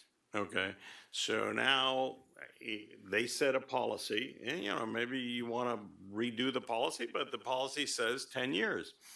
They're at 10 years, and they want to replace the equipment. I mean, what do you? I mean, what do you want? I want to be, forget the policy. What should? No. No, when I say the No. policy, it doesn't make sense, because I something. mean, if you tell me Something wears okay, out in 10 12 years. more, 2 more years. No. 3 more years. Some stuff, maybe 10 years is fine. Other stuff is 25 years. That's what I'm saying to you. The point being is, whatever needs to be replaced, I'm saying replace. The floors have to be done, the walls, I'm all for all that stuff. But stuff that's strictly fine not to do that, that's all. And then to go ahead and sell everything to these people for $8,500, I think that's crazy also. I'm going to disagree with you on one point. We want our parks to be beautiful. We want our community center to be beautiful. There's some value, in the quality of experience. And after 10 years, maybe we need bright and shiny and new. And the cost of, and the time involved in trying to sell off piece by piece and figure out what piece we need, it's just not worth it. It's just not worth it. I'd rather give the money to charity than We have can't these do guys that. take that. You said we can't do that. I said I can. You said we I can't can do that. personally do that. All right. Do that. We move along. There's a lot of shit to be. All right, madam, call it. Sorry, do Is we there want an to make amendment an to the amendment? contract for the I Tara? support that, yeah. Okay, consensus of council Can for we the basically amendment? amend it to not consider selling the property stuff to somebody else or donating it? Sure. Well, I thought you were going to buy it and then If I have donate it. to, I will. Oh, okay. So I'm sorry, what was the additional? We're gonna sell it to Ed for Experience with $10,000. Disposing of this obsolete equipment? We've done it before. It's, The task. and the So- people that do take it call you when it breaks and expect you to, hey, I bought this from you 3 months ago. This happened. I don't carry a warranty. I don't have maintenance staff. It didn't go well last time we did this. I mean, to be- Okay, so did you get those 2 things? To be clear, the resolution gives the manager the ability to surplus it. It doesn't have to be to these people, but then that would affect the purchase price. So the authority's already there. If the Okay. direction is for the manager to examine all options, that's already in here. Okay. It's just, I Yeah, if you think can what do Todd- better, let's do better. Todd- yeah, Of course. exactly. I'm under the impression from our conversation that there's a nuisance that's alleviated by simply having someone come and pick it up and take it away. But we do want to keep the facility closed for the shortest time period possible. So that means that we're going to have the new equipment delivered, the floor installed, and the old equipment removed in a tight sequence, trying to sell one piece here, one piece there. We have no storage space for this equipment while What's it the waits lead for time on the new equipment? about 90 days. So there's 90 days to make a decision, see what we can do, right? Thank you. Madam Clerk, as amended here? All those in favor of the resolution as amended? Aye. Aye. Opposed? Aye. Motion carries. When you draft the tariff language, will you send it around? Sure. So, just quickly, Nancy, you wanted to incorporate that into all of our contract. I do. I think we it's a should. good idea. So is that something that we've got consensus to do? Sure. Consensus? For what? To incorporate all tariff Sure. related things? Great idea, Nance. Okay, no problem. You were right. He's proud. I know. It's going to encourage you to run for county mayor. Consensus of council. 9A, An ordinance on second reading, an ordinance of the Village of Key Biscayne, Florida, amending Section 2-10 Advisory Boards of Chapter 2 of the Village Code of Ordinances relating to advisory board administration and board member requirements, providing for severability, providing for codification, providing for conflicts, and providing for an effective date. Move. Second. This is. Thank you. 9A. 9A. I'm happy with, we had discussion here? yeah, go ahead. I'm happy with it. I would like to make an amendment, though.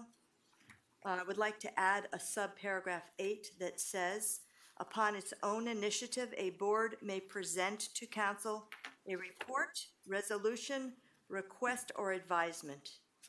Because this talks about mandatory You mean, reports. you're talking about something additional? Right, if they Okay. want to come before us. Additional, yeah. Yes, yes. Can you please What do we repeat mean that? by a board? Any of these advisory boards. Create a board? No, any of the existing boards. An This talks about, existing board. this Yeah. talks about the obligation of advisory boards to report to us. That's what this is Right. about. And what it talks about are the mandatory reporting obligations, but it doesn't talk about voluntary. And I don't want it to be interpreted that there is not the ability to come before council with requests, suggestions, advisements. I just would like to clarify that by adding in language that any board can come before us on their own initiative. I'm sorry, Councilmember, can you repeat the amendment? But is there something suggesting that they can't? Well, You just want to make it, I just want to make it clear, Clear. because this says what you have to do. Okay, so right? let's think a little bit. Is that like by their consensus, or is it like anybody can just No, come by up and? the board. The board has to act like a board. Okay. The language doesn't authorize any individual, doesn't Okay. change any of the operation No, of a no, board. that's Right. really important, Right. because, you know. Absolutely. 10,000 people coming Right. up that aren't speaking for the On board. behalf of the board, right. Right. Mr. Mayor, I would suggest for procedural process purposes, that it would be brought to the council liaison in order to place it on the agenda, because we have to make sure that's a process. Otherwise, they really have no way or no one to come to put it on the agenda. They can call the clerk.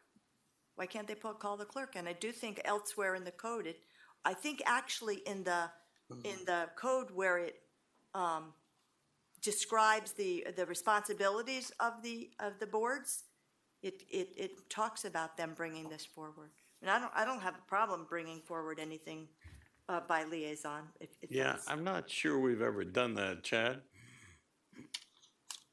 Got to go through some. I believe that the board members, through their liaison, has requested the boards to come to give presentations. Yeah. I believe that's happened in the past. Here's an example. In one of the Zorks, the purview did not include docks. Yes. There was a series of issues that were dock-related. The board came back to council and suggested that the purview be expanded to deal with docks. Yeah, I think that the issue is we've never allowed the boards to just pop up on the agenda. There's always been a request through the manager or through the liaison. I think that if, So the request can come through the liaison. Yeah, I think that makes sense. and we can make that clear that the board, through its liaison, may present if that's something that Councilmember Stoner wants. I mean, that's not a problem. Is that okay with you? My only question would be if you have a liaison that's not participating that much, or they're not interested in the issue. I know this whole thing with, that we just went through with the disability board, they wanted to make a presentation, and I do believe they contacted the clerk who put it on the agenda. I just don't want to make obstacles. But personally, I don't have a problem ever with bringing forward. We could always say the liaison or the manager. I mean, either one. Okay. Or any I don't have council a member, problem. really. I mean, you could do any council member, but I mean- again, you know, the way these were set up is really the boards obviously report to the council. There's an extension of the council that's liaison to try to interface, but I mean, I don't think it's really that big of an issue. Yeah. I mean, if any liaison is gonna, I would think. Right, a- right. Accommodate any request, whether they agree with the issue coming forward or not. So, But the liaison or the mayor, and that way you, right. The reason why I bring it up, you know, and you hear a number of times, people speak on behalf of, or that they're a member of a board, and that may not be with a full backing of the board. So I Yeah, just wanna that's what make I sure- said My before, yeah. language, just to be clear, my language said, upon its own initiative, a board, not a board member, a board. And no one, I think, through the pamphlet you're giving out now and all the initiation, education that board members get, they are told they are not allowed to act independently. They have to act as a And board. you know, council members, I'm fully supportive of this. I Right. just want to make sure the procedure's in place Right. so that, I understand. you know, the steps, not just because that we're limiting, but they also know how to do it. Right. Right, because a lot of Right. folks do ask me, how do we do this? Right. You know, and we were at that meeting together, Right. and they actually asked us that question. And not Okay. to get into, can you say the board as a body? Well, it says the board, but if you want, do you want me to amend my language, say, through their liaison, council liaison? Chad can Is do it. that what everybody's Yeah, talking I about? think it's fine. Yeah. Okay, do you want me to repeat the language? Upon its own initiative, a board, that would be a capital B, comma, through its council liaison, comma, may present to council a report, resolution, request, or advisement. Report, resolution, or request. Or advisement.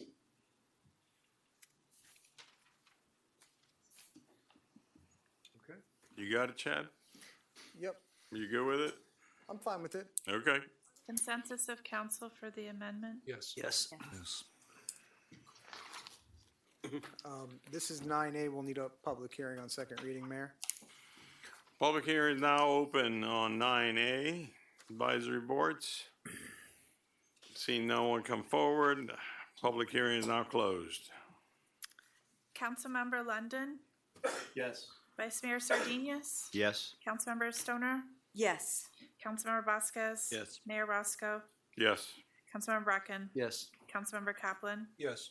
The ordinance is adopted as amended on second reading. Can, let's skip to 9C. An ordinance on first reading, an ordinance of the Village Council of the Village of Key Biscayne, Florida, amending Chapter 23 Retirement, Article 2 Police Officers and Firefighters Retirement Plan of the Village of Key Biscayne Code of Ordinances regarding the retirement plan for police officers and firefighters of the Village of Key Biscayne, specifically amending Section 23-47C of the Village Code to permit retired police officers hired on a part-time status to receive in-service distribution, providing for conflicts, providing for severability, providing for codification, and providing for an effective date. Go ahead, Chief. Anyone, it needs to Oh, come to the table. moved. Second. Thank you. Good evening, Mayor, council members. We're bringing this forward because we recently had two long-tenured police officers retire and indicated that they'd like to maintain reserve status, something that we haven't been able to do in the past because of the requirements under accreditation for training. In order to do this and compensate them for their time, it does require a pension ordinance change, and that's what we're coming before you tonight asking. We do have a policy that we're in draft right now. We've met with the collective bargaining groups and explained it to them. This does not replace police officers. They're not going to be supervisors over anyone. They're just going to have the ability to assist in road patrol, special events, or things that we have and get compensated for it. They have to work a minimum of 12 hours a month and not exceed 30 hours a month. Okay, great idea, Chief. I commend you. Any questions on first reading? Question is, why are we limiting to 30 hours? Because there was a reserve program here in the past, sir, that was not successful. So there was a reserve program in the past here that was not successful. So we established this at this point to see how successful it goes. If we see that it's better at that point, we may increase it, we may not. There's also a concern from the collective bargaining groups about taking opportunities away from the police officers. Well, also, Chief, I believe it's federal law, part-time workers, they can't work more than 30 hours a week. No, I know, but he's asking why we're limiting it to 30 hours a month. Oh, months, I'm sorry. Yeah. I would like to amend the ordinance to say that, to be limited by the, what's it called, the collective bargaining agreement, subject to the chief's discretion. So that if in fact we can have more than 30 hours, and you're happy with more than 30 hours, and some people want to work more than 30 hours, why limit them?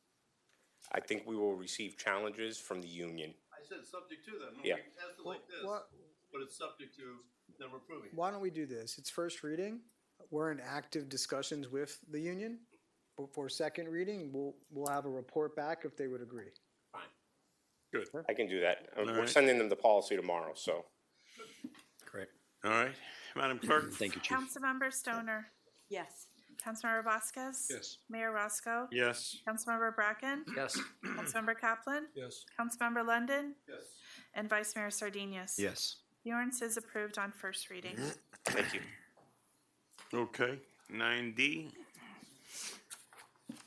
D as in David, right? Yes. Oh, Sassy, you're gonna miss the discussion now. Well, yeah?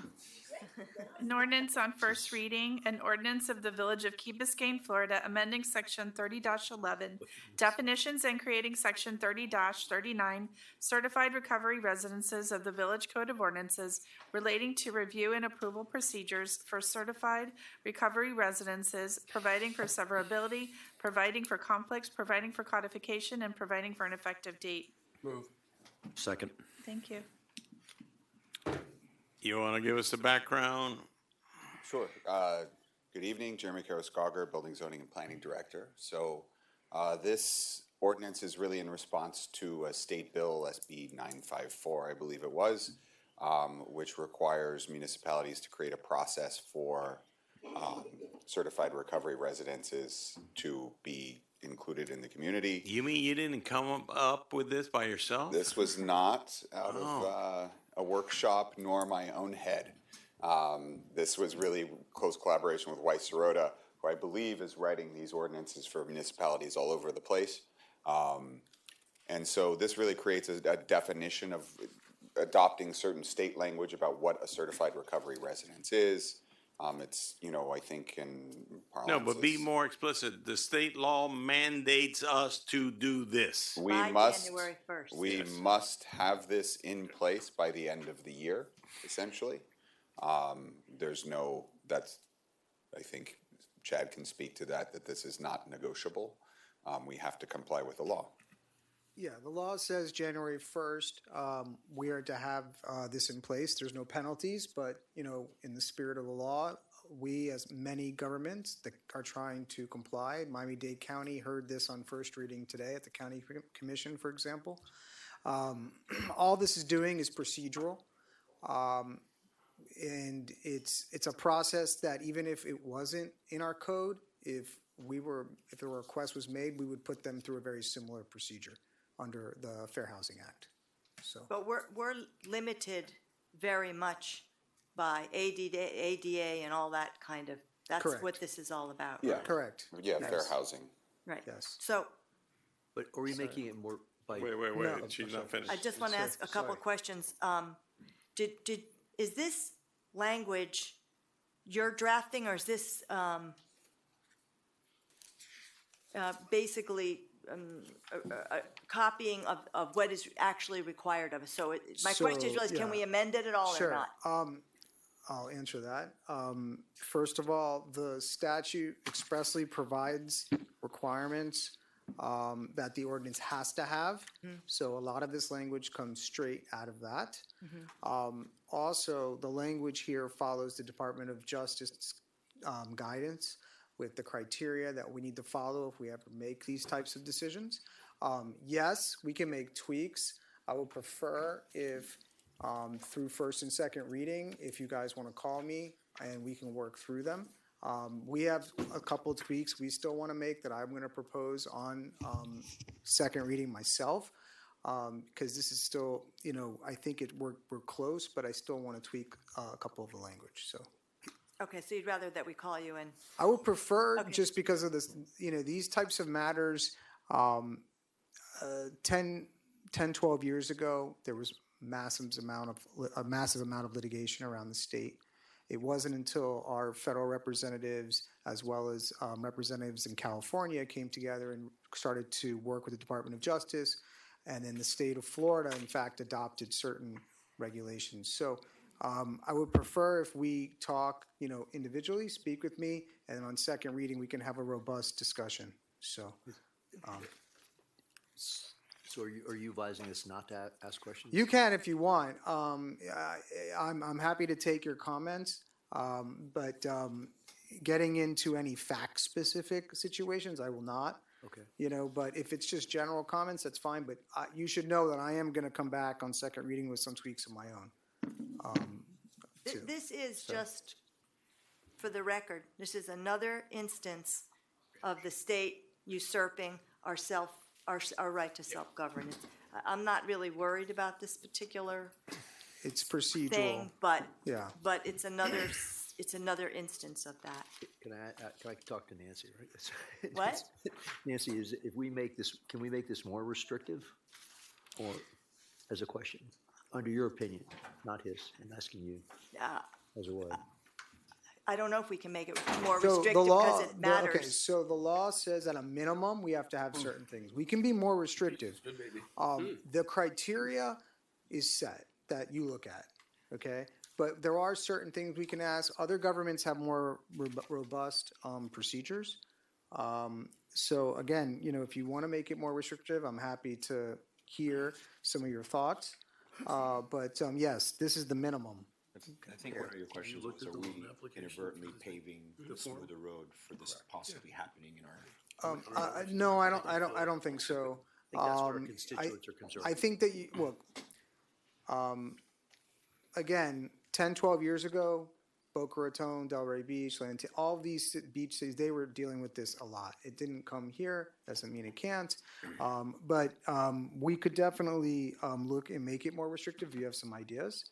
But we are confined by what we can do through the Fair Housing Act. Thanks. Well, it sounds like, Chad, you're going to be working on this anyway, and you have some ideas, yeah? Yeah, and again, some of my ideas came from speaking with Councilmember Stoner already. I've talked with a couple of other council members also. We are seeing what Miami-Dade County did, for example, today. So we are monitoring what all the different governments are doing. So we're going to come back with some changes. I have a question. Sure. How many occupants can be in these recovery residences? It depends. It depends on their license and the type of facilities.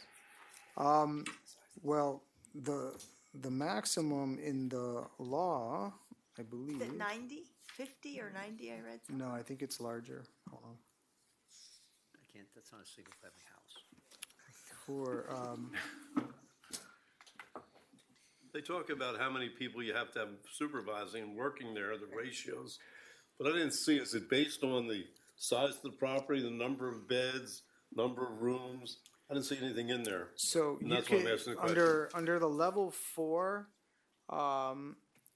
it says that the residence is approved for 100 residents, and is wholly owned and controlled by a licensed service provider electing to manage up to 300 residents. No, my question is, could you take a 75, 100-foot lot and go build a 10-story building and put 100 people in there? No, it's based upon zoning still.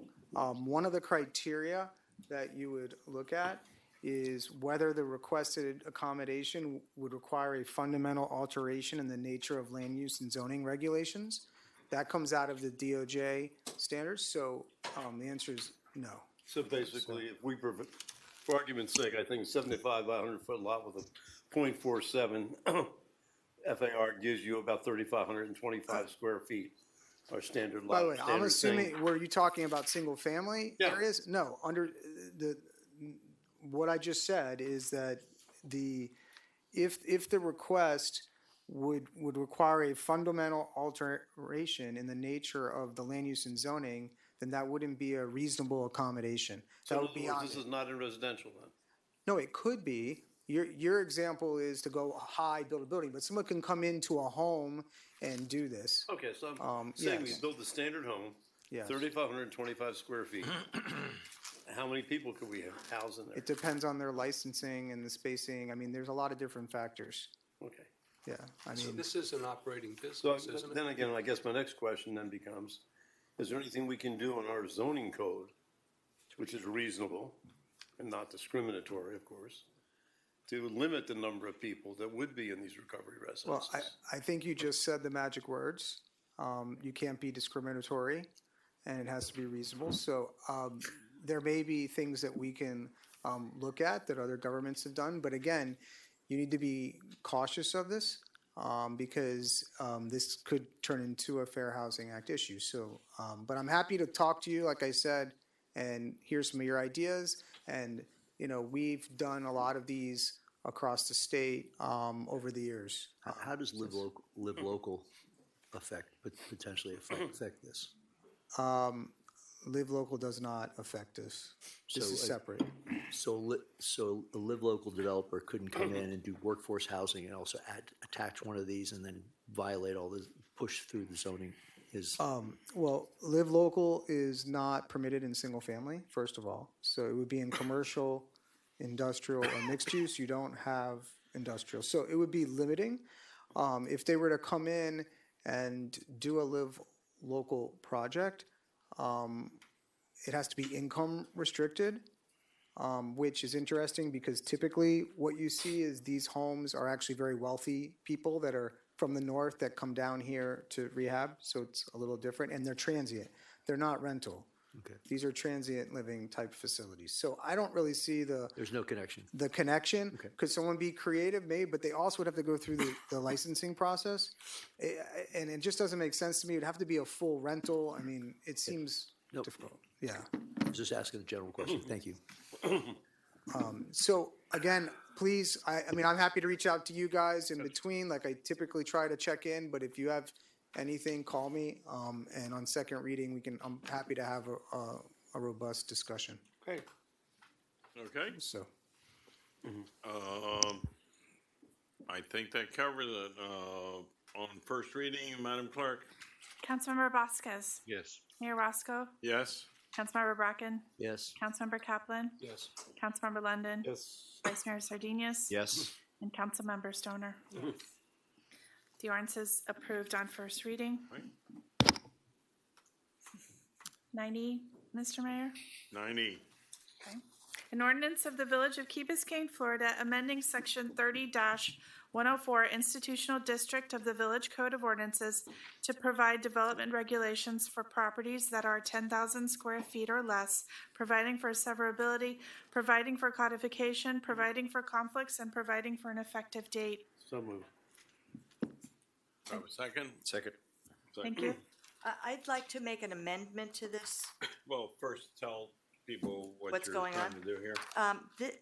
We have, well, this is the general, there are two parts to this.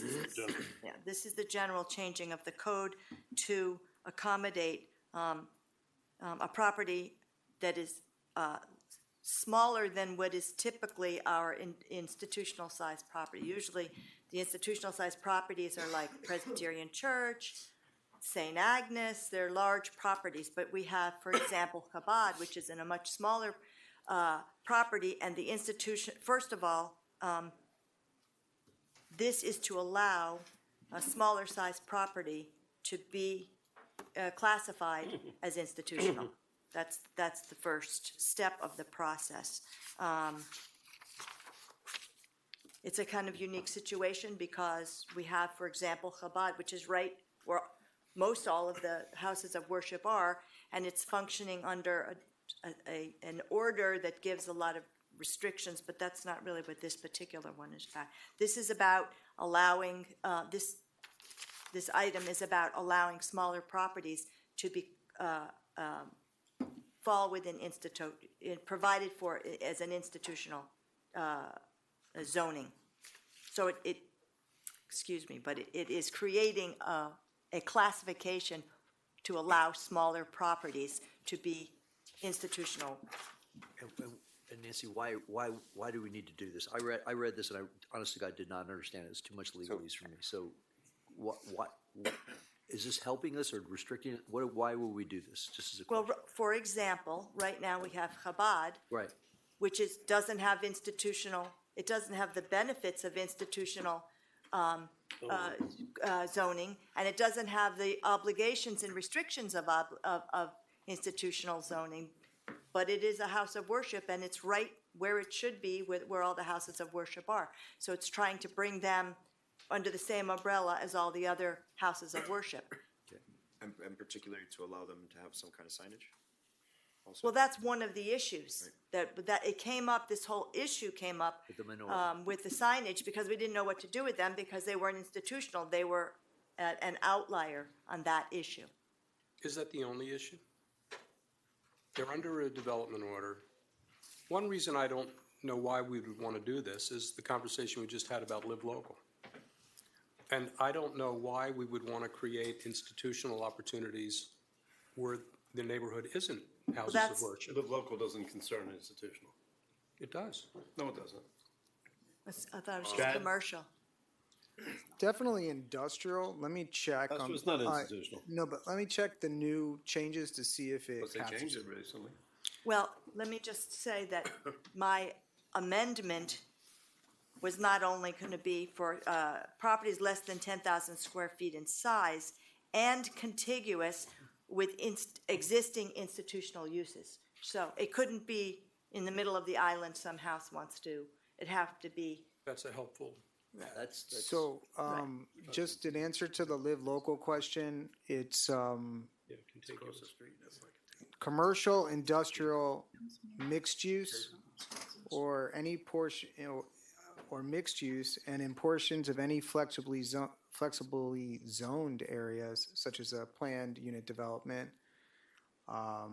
permitted for commercial, industrial, or mixed use. Now, there are new definitions for those terms now, too, that we need to look at. There was an amendment in 2025 that would allow municipalities to allow additional development in church properties, but it doesn't require it. It doesn't mandate it. Yeah. With the addition that Nancy suggested, which I think is important, Contiguous means attached to. our comp plan speaks to the same issue. Yes, this would be essentially taking something from, like, for instance, somebody could apply to rezone a single-family home to commercial. We would not support It would that. The not be comp plan compatible. doesn't support it. So I by the think same token, if someone wanted to build a church on Satinwood, Right. it's The comp incompatible. plan would not support that as well. I think making it explicit into the code is helpful, though. The only place, Into the because zoning we ordinance. talked about this in our preview meeting, the only other place that I could think of that would work would be contiguous to the community church. Because that's institutional. So it's also Fernwood. So we had this discussion not too long ago about the undesirability of establishing a footprint that would affect the Fernwood neighborhood.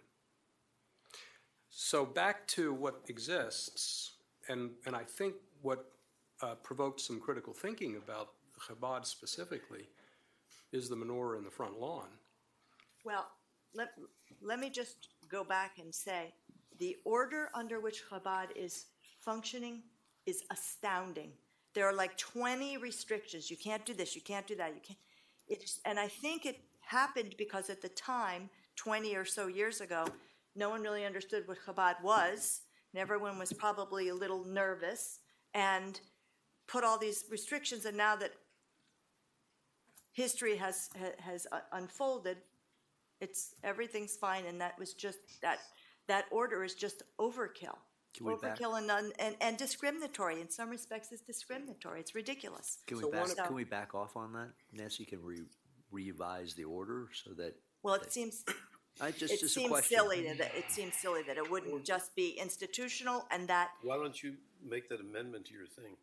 That this is, it's less than 10,000 feet and adjacent or contiguous to an existing institutional use. Yes.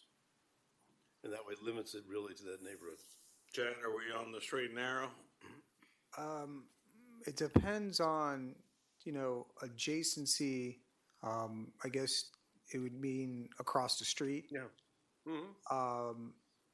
Okay, we may have to define that, but we could probably, yeah, we. Contiguous better or? No, that's worse. Okay. Yeah, contiguous is touching. Okay. Adjacent is sometimes defined as across the street, but Okay. sometimes it's But not. on Frank's point, if someone would decide that they wanted to do this on another piece of property on Fernwood, are we opening up this situation so we allow another possible facility on Fernwood? So we Well- should remember that this allows somebody to ask for a rezoning application. It does not guarantee that they would be getting a rezoning app for that. Yeah, but And we still apply elements of the comprehensive plan, that does it make sense there, that sort of thing. But if they're a religious institution, doesn't matter which religious institute they are, and they just say, they make an application and we reject that application, what merits are we rejecting the application on? On neighborhood compatibility, if it's. still We have already the have plan. we already have a church on Fernwood. That's my point. But if it's in, say, Fernwood, houses facing away from it, even though the property's adjacent and it's out of character for the rest of the street, like there's a number of reasons to continue to reject that are valid. I can foresee a weak position on the Sounds- part of our sounds- successor council. Yeah, it sounds like a lawsuit waiting to happen to me. I mean, I'm not a lawyer. if we wanna narrow it further, even to the northwest quadrant of the city, of the village, just because I can see one saying that, look, if you look at the zoning map, I'm looking at it now on my screen, there's a lot of blue in that area, which is institutional. One can reason that that's where you're limiting, uses to go because of the compatibility issues. So, maybe that will cure the Fernwood concern, somewhat. I know Fernwood's right there in the north, but still, if you limit to the northwest quadrant. That Can eases we do my that? mind. Is community church school a problem? I think, Is that I think we can draft something that's more narrow, yeah. Not presently, but if things get more popular, potentially. We can definitely draft something that's more narrow to tie it to that area. And we can even draft it even tighter and defining adjacency to Yeah. the two. I think that would help, Okay. as opposed to amending the development order, which is another way to do this. I'm in full support to do whatever we need to do to make the institution feel like they're part of the community. So whatever we need to do that to make it happen, I'm supportive. I just want to make sure we're not opening up Pandora's box and causing another problem. Open up Pandora's box. Let me work with Councilmember Stoner and come back in narrowing the geographic area a little bit for you. And then we can come back on second reading and see if you guys think that that's. And will you I mean, please think a little deeper about the live local implication? I will. I'll study it to make sure that we're not getting tripped up there. And ironclad on the comp plan. Well, I can tell you that the comp plan for single-family residential includes religious facilities today. They're an allowed use in the. They are an allowed use. But we're back to compatibility. Correct. So it may not be permitted everywhere, I understand that. But just so you knew that it is allowed as a permitted use in the future land use category for the single-family district. So, but Jeremy's looked at the comp plan issue. We'll look at it again. Obviously our LDRs, our land development regulations have to be consistent with our comp plan. So we'll ensure. Just comp plan, can you give us definition, Chad? comp plan, the definition? I'm sorry. Hold on one second. It's a comprehensive development plan that's in place. Say it again, I'm sorry. He wants to know what the comp plan is. So the comprehensive plan is our growth management plan. It's mandated under Florida law, which is our constitution for land use planning. The zoning code implements the comp plan. So each property has a comprehensive plan designation. The And comp each plan is comprehensive plan. That just- Yes, okay. yes. I was just looking for the. Sorry, comprehensive plan. And I'm sorry, No. Councilmember, you had a. Thanks. Yes. Jeremy, Just if curious. I'm go sorry, I ahead, have go one ahead. quick question. Did you had mentioned using the word contiguous, meaning clusters of worship and? We're getting rid of that word. Adjacency, contiguous, like, We're we'll gonna need use to define adjacent. the Contiguous term. is attached. Well, no, but we'll Adjacent. need to define the term. No, but okay, so I don't mean necessarily contiguous from the standpoint of attached, but by defining an area Correct. of worship, not necessarily one house after the next one or one, but more from an I mean, area. it's part of the fundamental layout of the village of Key Biscayne, that Right. it has a clearly defined commercial district. The churches are clustered in a particular way. That was the way, the Mackle brothers laid it out initially. They preserved those large lots for religious institutions. Right. Same? Okay. Okay. I guess we weren't able to put these two together, right? So these Just give me a stand. second. So should we vote on this one? Yeah, go ahead. On 9E as amended, Mayor Roscoe, Yes. Councilmember Bracken, Yes. Councilmember Kaplan, Yes. Councilmember London. Yes. Vice Mayor Sardinius. Yes. Councilmember Stoner, Yes. Councilmember Vasquez. Yes. The ordinance is approved on first reading.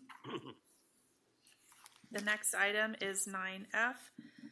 An ordinance on first reading, an ordinance of the Village of Key Biscayne, Florida, rezoning the property located at 101 Harbor Drive, property folio number 24-4232-006-0230 from the Village Residential VR District to the Institutional I District, providing for severability, providing for conflicts, and providing for an effective date. So moved. Mayor, this is a quasi judicial hearing technically. So we should open up the public hearing. If anybody wants to speak, they'd have to be sworn in. Do we need to second that? Yeah, somebody needs to Is second. there, Second. wait, I'm sorry, one second. Councilmember Kaplan and London already moved the item. Please stand and raise your right hand. Who's that? I think it's Would that be probably only Jeremy. Jeremy? Oh, yes. Thank you. Sorry. Do you swear and affirm that the testimony you give this evening is the truth? Yes. Thank you. Should have put his hand on a Bible. And then Okay. for the record, I think, Mayor, if you want to call the public hearing, I don't see anybody, and then we can open and close it. Call public hearing is now open on 9E and 9F. 9F only. 9F. Seeing no one come forward, public hearing is now closed. Okay. Okay, so this is the ordinance to change, to rezone the location where the Chabad is now to institutional. So this is first reading, so presumably this comes back on second reading, and if we pass the prior ordinance, then we would pass this. If we don't pass the prior ordinance, then we'll probably won't pass this. If we don't pass the prior ordinance, then this will not be heard. Yes, on second So reading. I don't really know if we need to have too much Same discussion caveats, on. same caveats, but the justification here, it seems to me, is just completely contrary to our history and reality. This whole point was to accommodate the Chabad, not to encourage additional houses of worship anywhere in the island. That's just not right. So that justification on page 1 of the memo, in my opinion. Well, I wish you would read the order under which they're functioning now, because you might change your mind. I have read it. It's been a long time. Yeah. And I participated at the time. I really encouraged that council to approve that use. There were many points of As I did, controversy. yes. One of which was, parking and traffic, pointing out that Orthodox people don't drive, but that didn't really sway the argument. I would tell you that the next door neighbor had a lot of reservations about it at the time, but they are very happy with their neighbor now. Yeah. So, I mean, if this isn't the best solution to actually institutionalize that site while preserving zoning integrity elsewhere, including Fernwood, I'm all about fixing whatever the problems are, either way. But I think the discussion that we just had on the prior ordinance helps. Okay, let's see if we can bring it home. Councilmember Bracken. Yes. Councilmember Kaplan. Yes. Councilmember London. Yes. Vice Mayor Sardinius. Yes. Councilmember Stoner. Yes. Councilmember Vasquez. Yes. Mayor Roscoe. Yes. The ordinance is approved on first reading. Okay, let's have a conversation on 9G. An ordinance on first reading, an ordinance of the Village of Key Biscayne, Florida, amending Chapter 30 Zoning and Land Development Regulations of the Village Code of Ordinances by creating Section 30-62 to establish an advisory board to review regulatory variances, amending Section 30-63 variance procedures, and Section 30-66 and regulatory variances relating to the advisory board, providing for severability, providing for conflicts, and providing for an effective date. So moved. Second. Thank you. Okay. Since I've been, the 1 year that I've been serving on council, we've had many variance requests come before us. And in order to understand the application, it's extremely time-consuming. It's very technical.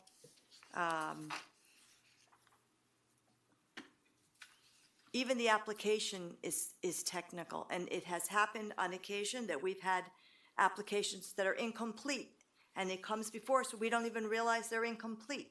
And my feeling is that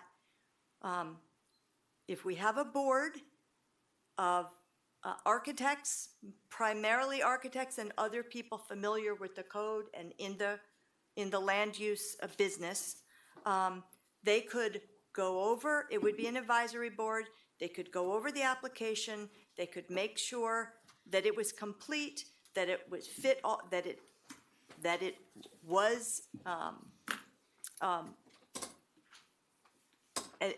a viable variance. We're getting variances now just because people want them. There's not even a reason. This one that we're going to look at later tonight wants higher ceilings. There's not even a reason. It's ridiculous. We have a code. We have a code, and since I've been on council, we are having code by variance.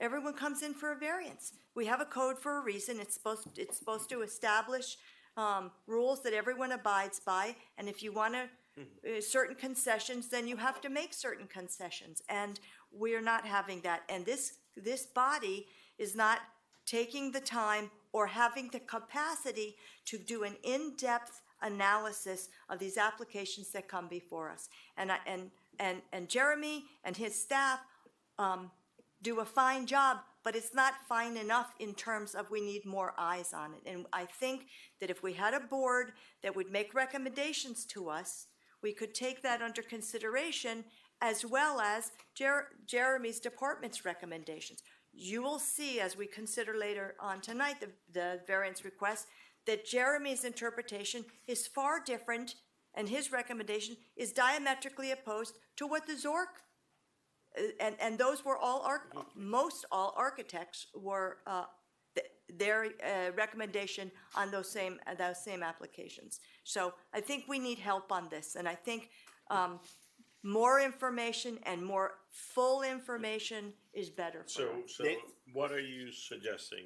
I'm suggesting Very specifically. I'm suggesting that we have an advisory board to review variance applications, that they review applications, that they make recommendations, and they either present to us along with Jeremy and his department, or they give it to Jeremy and Jeremy presents it So to us? Nancy, question. Can I have a question, Nancy? Go ahead. Wait, go ahead, Mike. So, how do we avoid conflict of interest when we have architects that are, They recuse, just like we recuse. no, just hear me out. So if we have architects that are on the board, but they're also employed to do work on the island, how are we gonna get people to do this? Because, if we ask just for example, let's say we ask Tom Weber to be on the board. He's doing a project on the island. So he would have to recuse himself on every time he would be looking at his own project? Yes, absolutely. Just like when I was sitting on magistrates, people who my firm represent came before special magistrate and I had to recuse, just like you have to recuse when Martin's development comes. Question, so even if it's not their own development, which that's obvious to recuse, Right. what if it's a completely different development they're working on, but they're working on this variance that they foresee they might set a precedent here that might allow him to get a precedent on his development? So. They're working I'm- with the code. No, I know, Okay. but, so I'm on the board. I'm gonna recommend this variance because at some future point in time, I might be working on another project that might request that same variance, and I could use this variance as precedent on why to get that variance. Wow. I'm just saying, I mean, that's going kind of deep, but Good point. why create that? The other part is, when we talk about variances, and we had a discussion, and I was thinking about this particular variance that you brought up that we're gonna see today, and part of the criteria of how we look at these variances is not a requirement for hardship. That's Okay. what I wanted. And so to Let maybe me we just tell you change about that. Let me tell you about that. And if we change to add that criteria to say, hey, if there is no hardship, if you can't prove any type of hardship, this isn't even getting to the next step. If I First of can, all- just before, There's no- let's just now, could that be too refrain. subjective maybe? No, I no, don't no, know. we can have the discussion. But let's just refrain from speaking about the variance items we're hearing later on tonight. Okay. And stay just at a general, high level, please. Thank you. First of all, as far as this hardship discussion is concerned, I understand it, I think it's a great idea theoretically, but under SB 180, I don't think we could even add that right now, number one. Number two, our own section 1048, conditions for issuance of a variance. Subsection 1, submission by the applicant of a showing of good and sufficient cause that the unique characteristics of the size, configuration, or topography of the site limit compliance with a provision. That's hardship. That's hardship. That's what a that means. hardship, but not, But this- doesn't cover but all there's- hardships. This is saying that the code, the reason for this is we have a code that in general applies to everybody. And there are circumstances that are unique to a property Yeah, no, I with get a that. code. I Okay. understand, but So- what if that property's Could not we unique? just add one clarification? Councilmember Stoner, I believe you referenced chapter 10. That's actually relating to variances underneath the National Flood Insurance Program. Right, okay. Which is different than chapter 30. So those are flood variances, that's the standard under federal law that we adopt. So I ours was is- confused because I looked and I wasn't sure. about Maybe it. let's go back to the original one so we don't talk about the other variants. Just this whole thought of recusing, and how do we find people in this community that effectively will never work in this community? Because otherwise they may have to recuse themselves on some level or another. Well, someone would not hire an architect because they serve on the board. No, but the architect would have to recuse himself Right, but of we that have decision on the more than variance. 5 architects on this island. We have a lot of architects.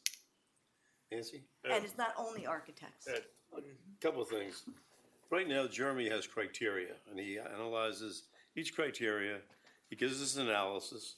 We can agree or disagree with his analysis. Are you saying we should have different criteria than Jeremy has for the advisory board? No, not saying we should have So different going to criteria. the same criteria. Yes, So they're going to basically see if they agree with Jeremy's analysis. they're gonna do it, their own analysis. So basically, we'll see if they agree or disagree. Right. If they disagree, they'll tell us. Based on the why. exact same criteria. Right. Okay, that's one. So that, so then, and the basis of everything is our Our code. chapter 30, whatever the hell it is, Right. okay? Our code. Now, the the next thing I don't say why I'm against your thing, because you want architects to do this. And my experience at this village in 2013, I proposed that a BFE was 10 feet. And I said we should raise the BFE or permit to be raised, because we didn't even permit to build at a higher BFE without penalizing 10% of the FAR. And the village architects all came here and they said, oh, the village would look terrible. We don't like the architecture. It's not going to be. We don't really care. It doesn't matter.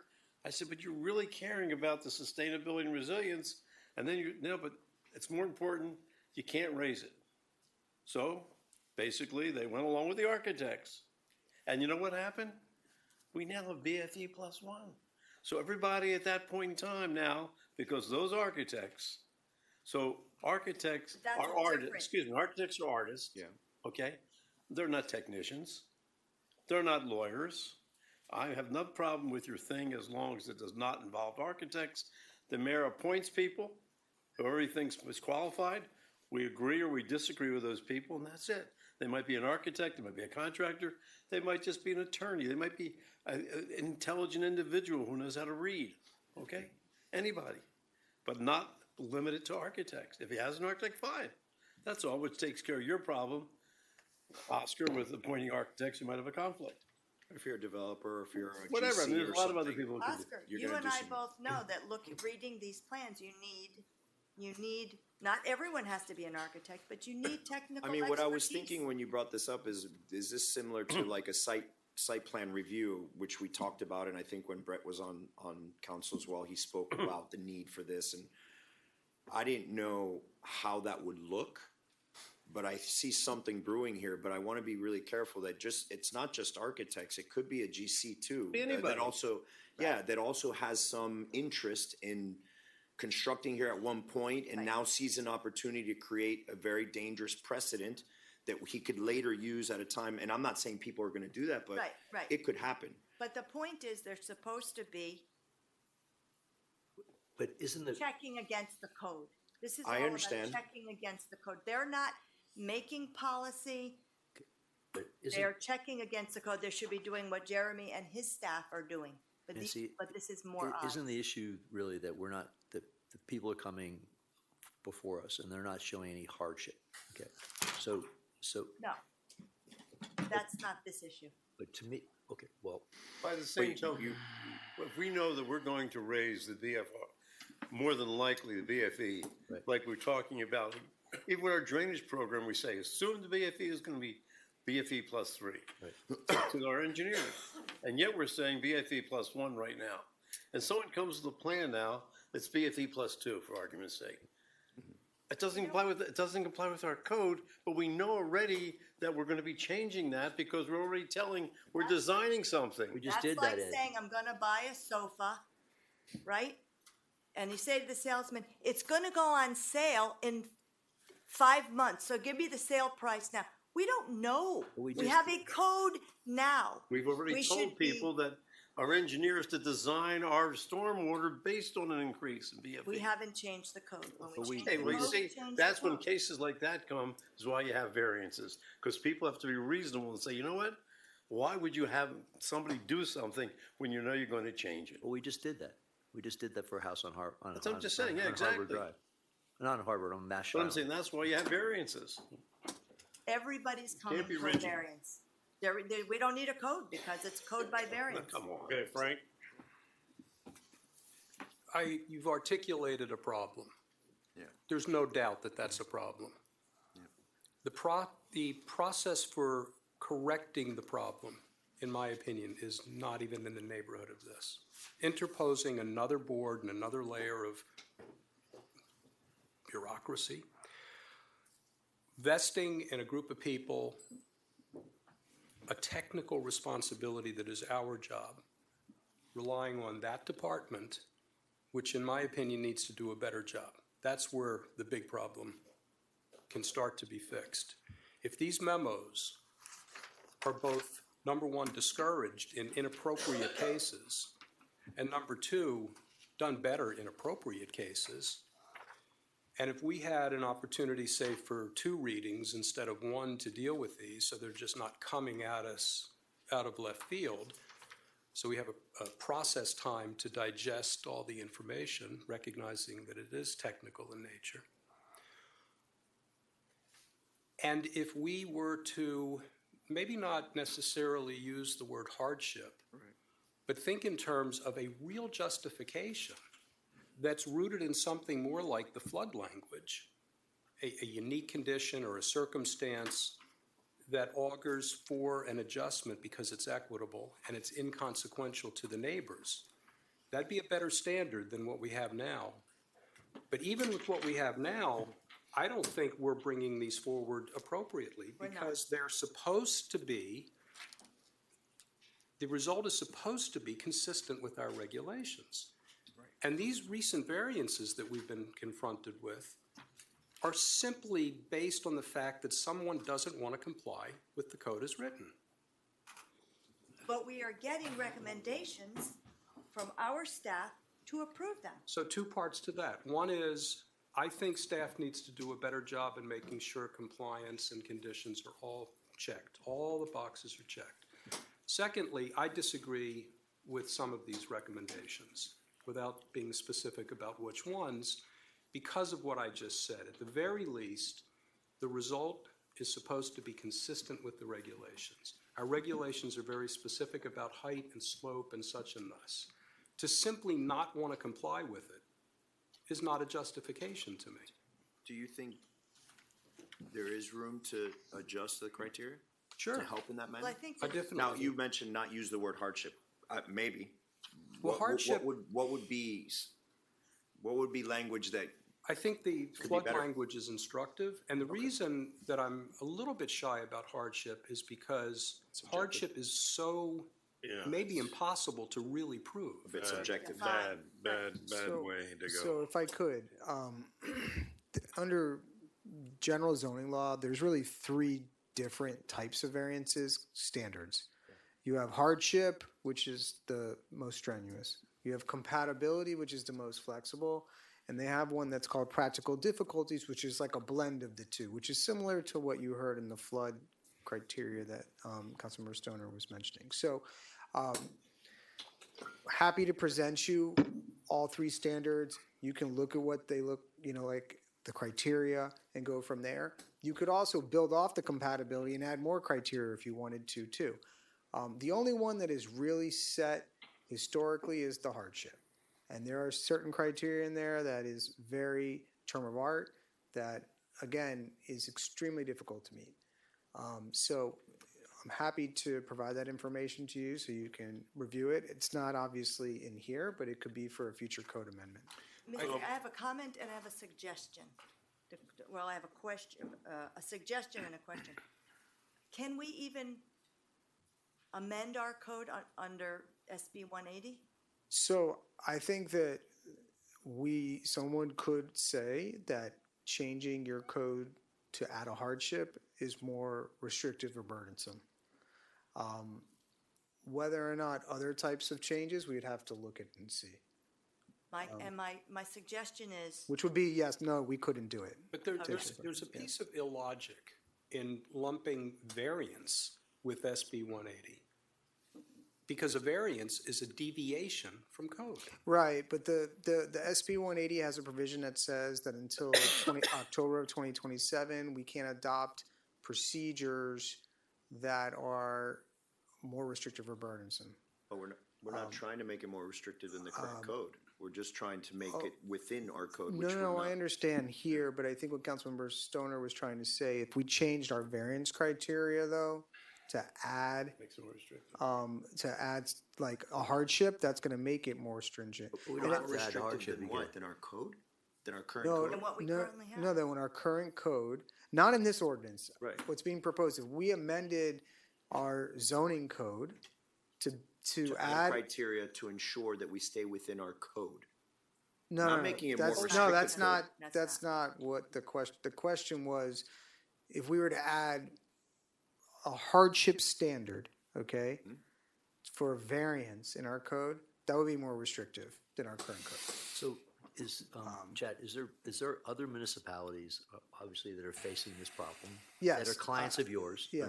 Okay, that you could maybe say, hey, like, for example, Golden Beach, okay, or City of Surfside, or who have some more restrictive language that we could potentially bring into our situation and hopefully, and not have to reinvent the wheel? No, we wouldn't reinvent the wheel. I've definitely done, That's when I have avoiding, rewritten codes. avoiding reinventing the wheel. I will look, but I'm pretty sure that I personally have a comparison of the different zoning variance standards with criteria that I'll look and see. Okay, let me jump in, folks, because Maybe you're all night. we're going all over the place. So, Nancy, I love you, but I think, maybe you bring this back?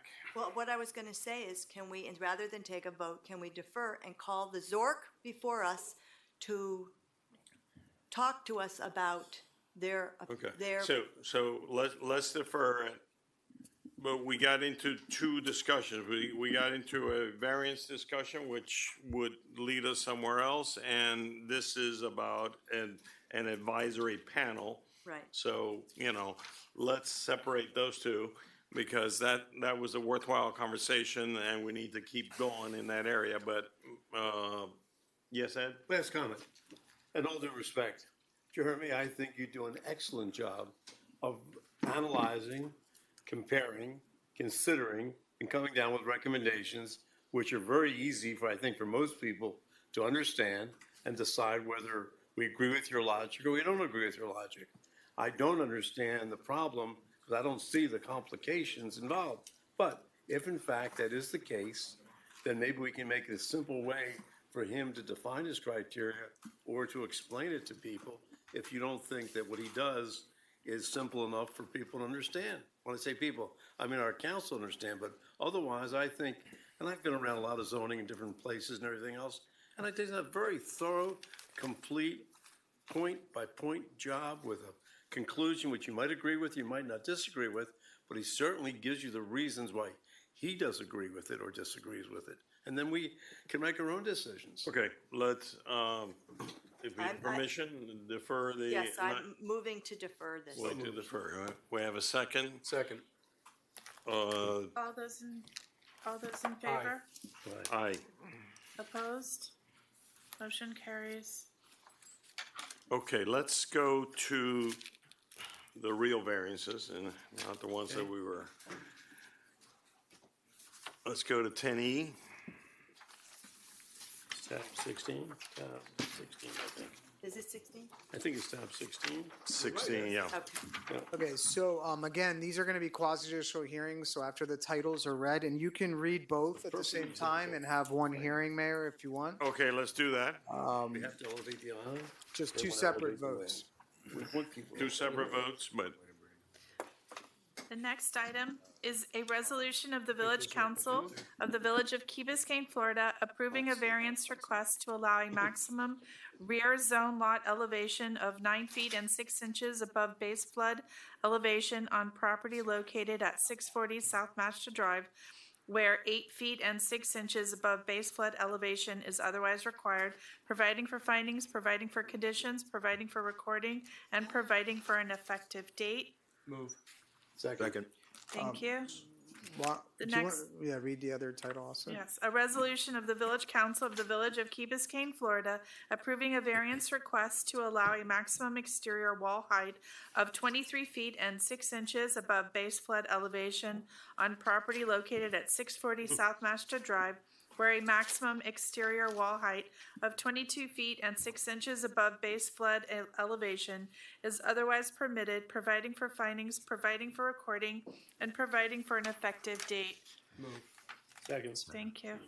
okay, do we need the applicant, give the applicant? Sure. First, swear in anybody who's going to speak, and then we can let the applicant present and stuff. Please stand and raise your right hand. Do you swear and affirm that the testimony you give this evening is the truth? Yes. Thank you. I don't see any other members from the public that are here going to speak, so, and then we'll have to just open a public hearing at some point. Public hearing is now open on 10E and 10F. Seeing no one come forward, public hearing is now closed. Okay.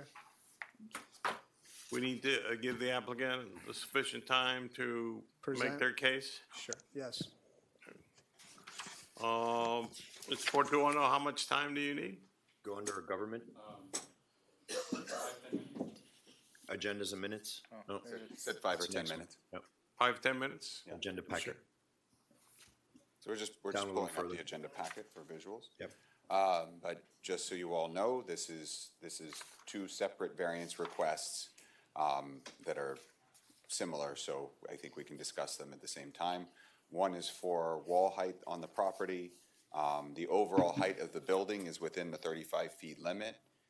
So this is a request for 1 foot of additional wall height on the perimeter wall. I think notable in this case, this is a building with a sloped roof, which is generally well received from council in the past. It gives an impression overall of a lower height compared to the more rectilinear buildings. The other, in addition, they have the massing of the building is that the second floor where this variance request is being asked for is well set back from the street. You have single-story massing on the street side, and then you have a very large setback on the south side. So the two sides that are most impacted by this are the ocean side and the north property, which coincidentally the architect also designed. And that's an existing 2-story building. So the second variance request is for 1 foot of additional height in the rear, sort of back patio, pool area, and then it steps back down to the property line. What's the design purpose on the rear lot? I'm going to let the applicant speak to that in terms of purpose. The house across the street on the tri-side, that's about 10 foot or 5 foot higher than this house will be. You could design that one, who built that one? My house. That's higher. So getting a complete view of everything. And I would make sure that, no matter how the floor, my first floor, I had 17 feet up, so that will go up. And I built to withstand 200-mile-an-hour winds. Smart man. Concrete was cheap also. That's what happens when you read encyclopedias.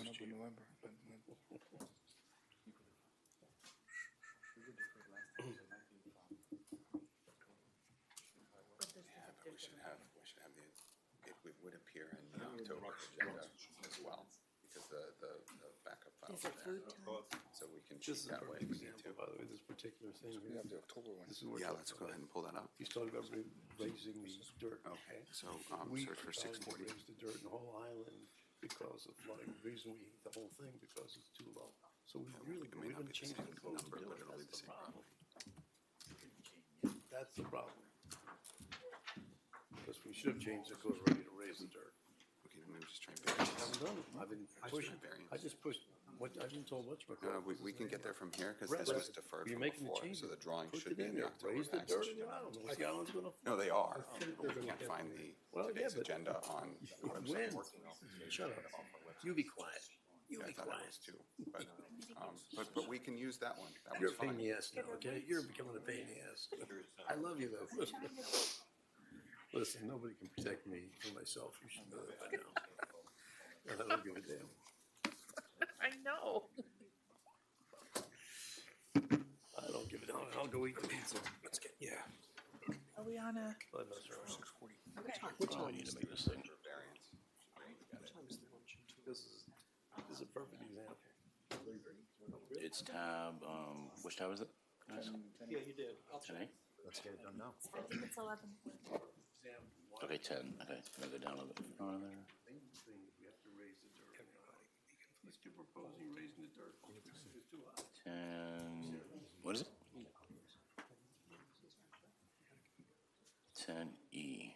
Okay, so it'll be tab.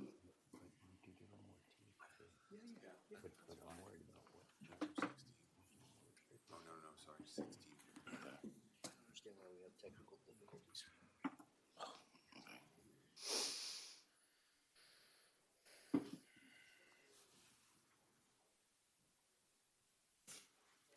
It's a big agenda.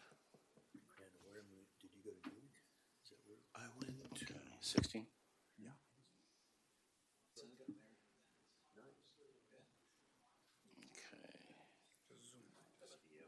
Be able to scroll down to the drawings. You got drawings.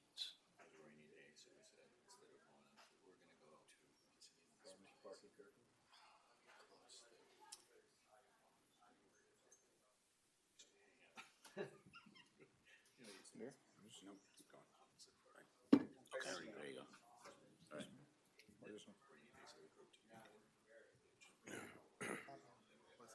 All right, that's a good start, yeah.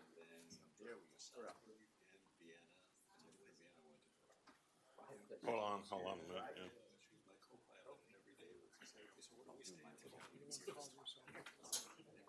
That's great. I've done a lot of road trips like that.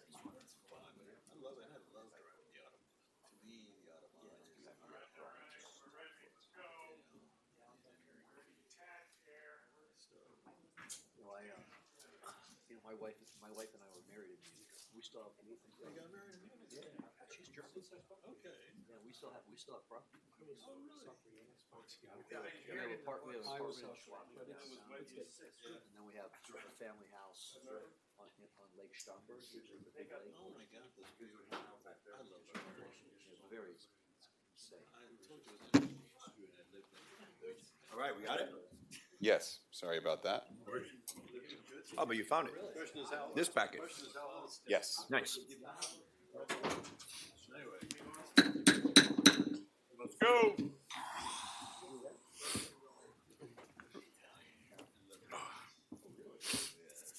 So with your permission, I'll just set the scene a little bit for the applicant. So this is the existing property at South Mashta Drive.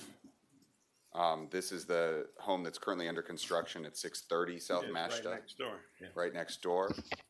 And then this is the existing home to the north side. This was built in 2001. And then this is the location on the island. You didn't show the one across the street. I did not show the one across the street.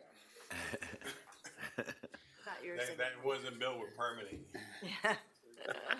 Well, they have permit for, one of them was having work done right now, and it is being done with a permit. So this is a survey, and then I'm going to let the applicant's representative take it from here.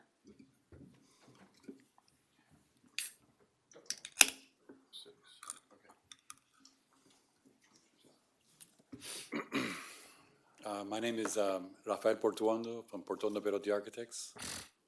We do a lot of work here in Key Biscayne. We did the house to the right of it back in 2012, right, for Radio Estrella at the time. One of the things, before starting, one of the things that has come up, which I think is somewhat problematic for architects, is the fact that we're dealing with flood criteria. And Coral Gables, Palm Beach are all dealing with flood criteria. And then the one thing that I'm going to talk about today is I'm part of the Classical Institute of Architecture and Art. I'm a board member there. And one of the things that we push is classical architecture and it's also a dialogue between gardens and landscaping, right?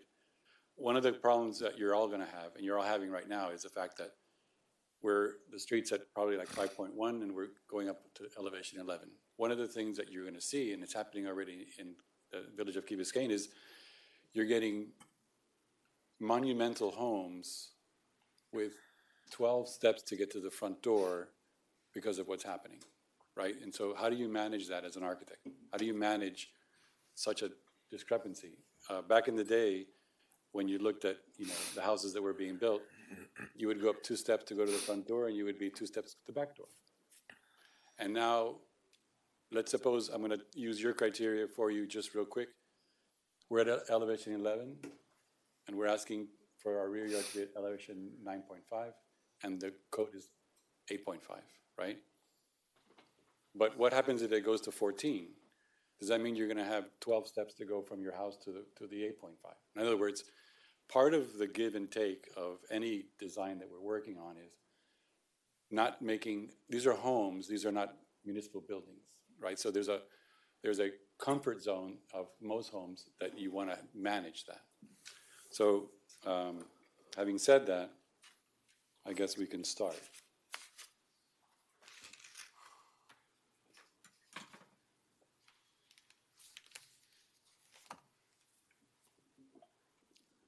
I'm going to go to the hopefully the rendered elevations that are here.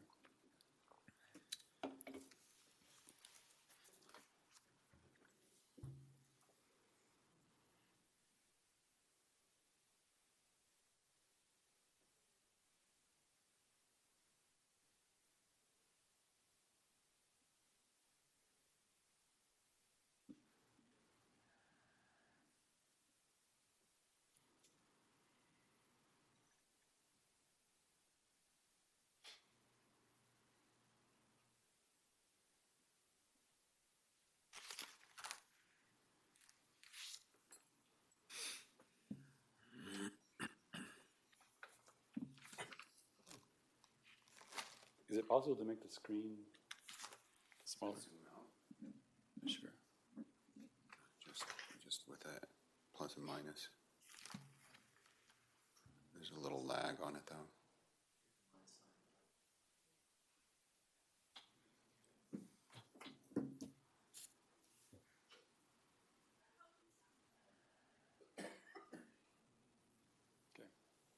So one of the responsibilities we all have as architects is to make sure that the house feels like a home, doesn't feel like an apartment building.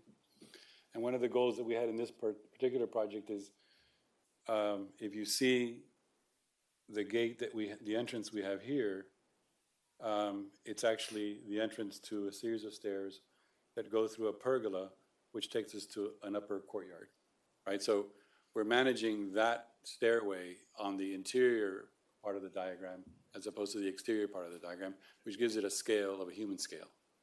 And that's important with anything you do in any town, in any municipality.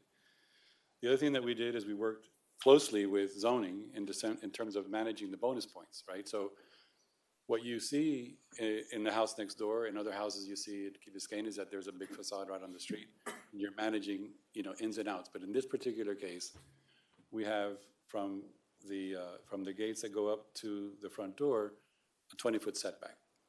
So we're really stepping the house, so it's really much more sculptural on the street. And so one of the goals that we have is that it doesn't look like a massive house. If you look at the house that we did in 2002 or 2012, our house is actually lower than the house next door. And so one of the things that we're looking at is a sense of scale. And also the other thing that we're looking at is gardens. So if you look at, and I'm going to take you to the floor plans in a second, but what I want to start off with is how the architecture can actually be beautiful to the street and not monumental to the street. Part of this is also working with the zoning and making sure that we're also doing the things that are correct.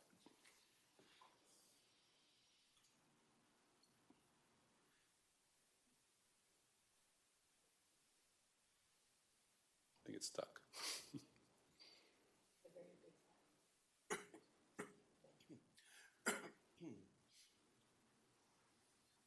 Is it frozen? I think so.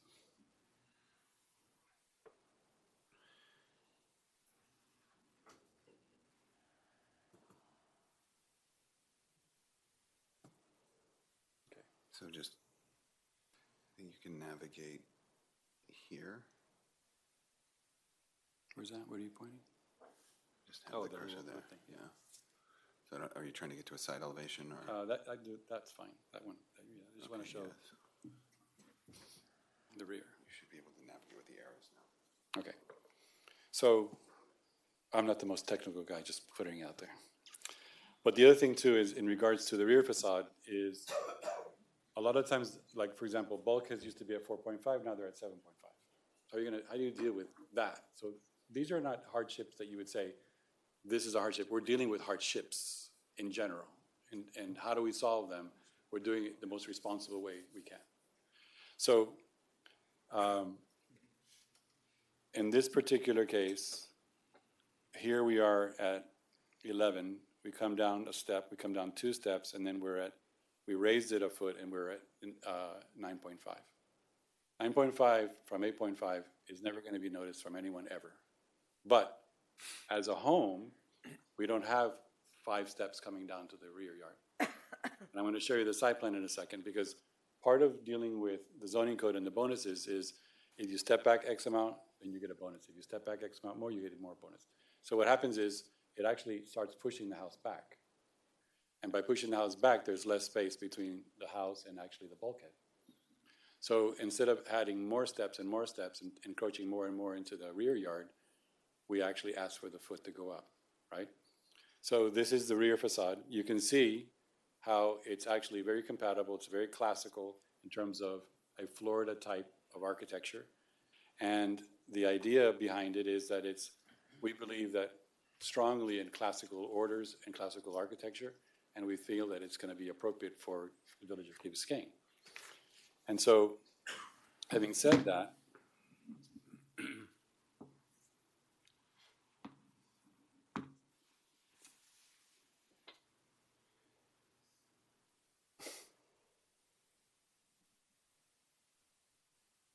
okay, here we go. So the other thing that we also didn't do is a roundabout driveway, because we really believe in green space and architecture and gardens and the whole thing. So here you actually drive in, 2-car garage.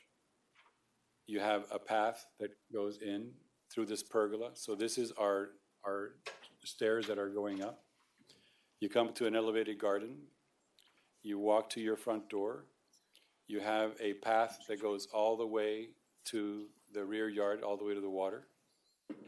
You have living room, dining room, back of house, bar, kitchen, family room. So you have the family room on the water, dining on the water, living on the water, and his office on the water.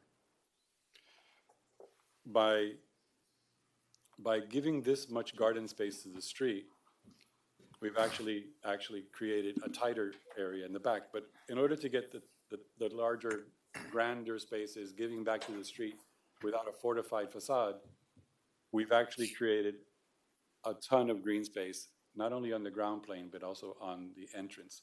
And we have a structure on each side, and the main house is actually probably 50 feet from the street, if not more. So when you get to the rear yard, we have a choice. Either we add more steps, which is another 3 steps, and you can see how that's going to encroach. So one of the things that architects do, which is the artistic part of it, is what are we giving back to the village of Key Biscayne that is an architecturally significant move, right? And we're giving up a lot of green space and a lot of house that's set back, which is a lot different than a lot of the houses that are going up right now. So that's one of the things that we're doing. So when it comes to the hardship, it isn't that the fact that that the lot is a wedge lot or the lot is doing something like different. It's the fact that we're managing flood criteria. We're managing that, and how do you do something beautiful and look residential without having such changes of level? And so we felt that the more responsible way and the less monumental way is to have 3 steps down from the house to your garden, and as opposed to 6 steps down from your house to the garden, which would encroach further into the rear yard. So we've given up a lot of elements, a lot of architecture and gardens to the street in order to achieve all the bonus points, which is part of working in Key Biscayne. And then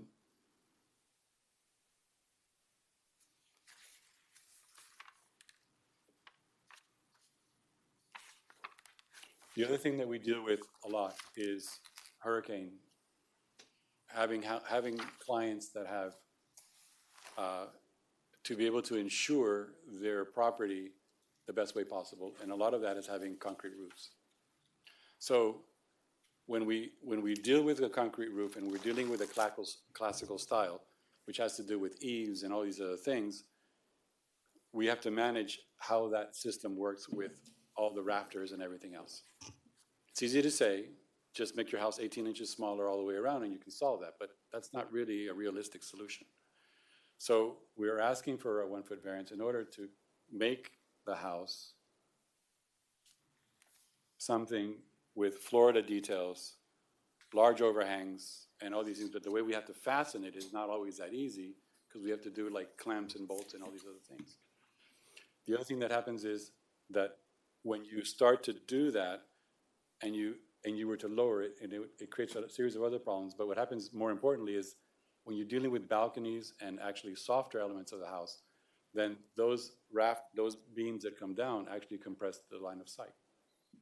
So one of the things that also the village of Key Biscayne has is modern contemporary homes, which have the 22.6 plus parapet, which makes them probably close to 26 or 27 feet high, right? So in your code, you have style.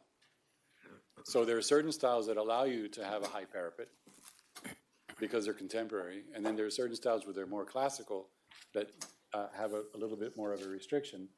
But we're not exceeding our maximum height in terms of our ridge. That's still within the 35 feet. We're just saying that in order to do something that is more a Florida classical style and dealing with the criteria of insurances, concrete roofs, flood criteria that you're discussing changing anyway. But I agree with Nancy in a way.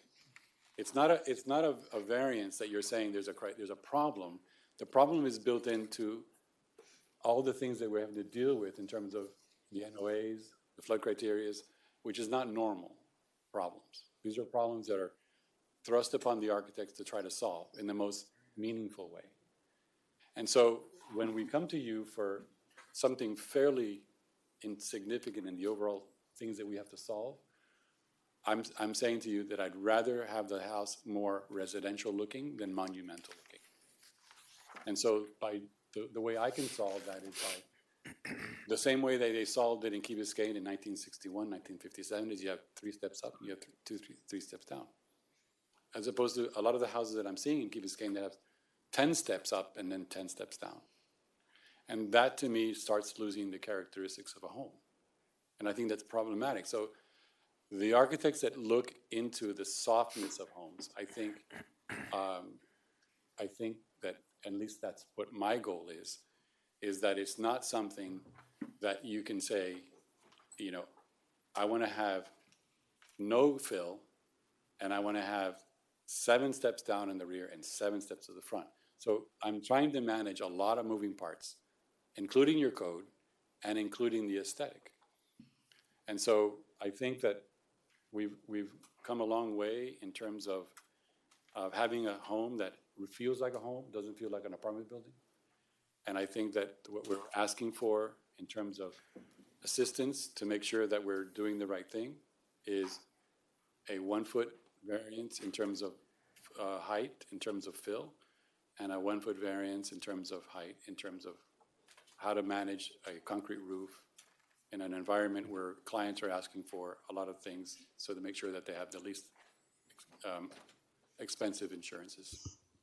And so in working with the staff, they've done a great job guiding us. And I think that it's a home that I'm super proud of, and it's for the end user. And they are Key Biscayne residents, and they're very happy and proud of their home. That's basically that. If you have any questions, I can answer them. How about the wall variance that you're looking for? That's the height. No, I thought there was a screening wall that you were looking for. No, it's really the 22.6 to 23.6. What's the assumption you're making for BFE in the future? In terms of what it should be? What we're going to have here in the village, you're designing homes. Are you designing them at BFE +1 and BFE? We're at BFE +1. Okay. And for example, Coral Gables gives you BFE +3. They're up to BFE +3 there already? Yeah, and so is Palm Beach, and so is everyone else. So And these are also things that help you in your insurances, like, you know, Oh, I you're understand. above, right? I'm just- So how do you I'm not manage, disagreeing how do with you you. manage plus three? How do you manage plus three with a code that says 8.5? It's impossible. So when you're using BFE now, and which is 10, plus 1 is 11, less 2.5, right? That's 8.5, and you want to do 9.5? We're doing What nine do and you a half, wanna do, yes, 8.5? 9.5. It's 8.5 now. Yeah, you're doing 8.5, and you want to do 9.5. Correct. So you're saying you want to raise the dirt 1 foot, which is BFE plus 12 would be BFE minus 2.5, right?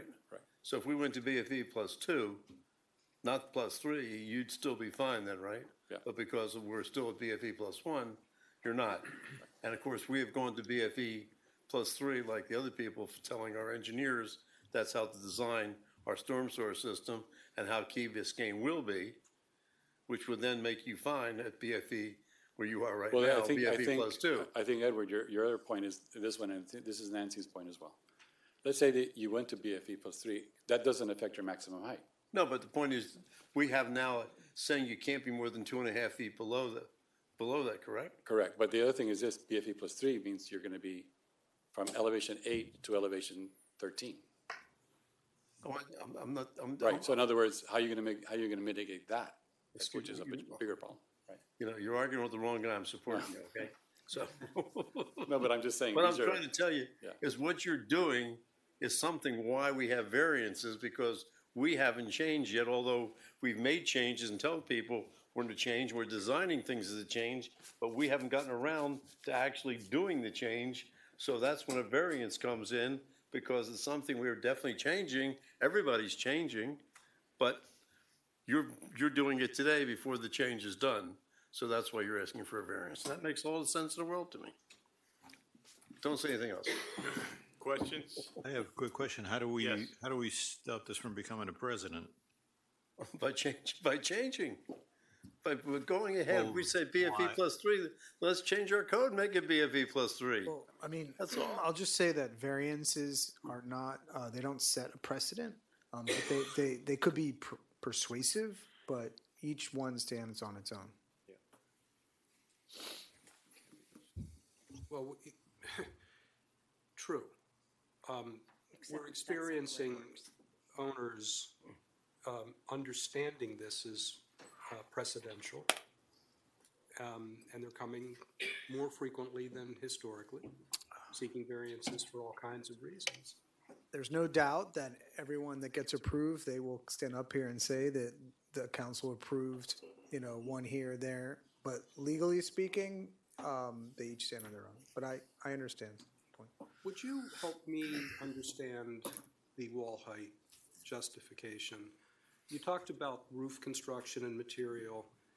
I'm not sure I fully grasp the complication that presents in terms of the So extra. one of the things we're dealing with today is the sort of concrete roofs. So the concrete roofs, like 8 to 10 inches of concrete. I'm sorry, I can't hear you. Either can I.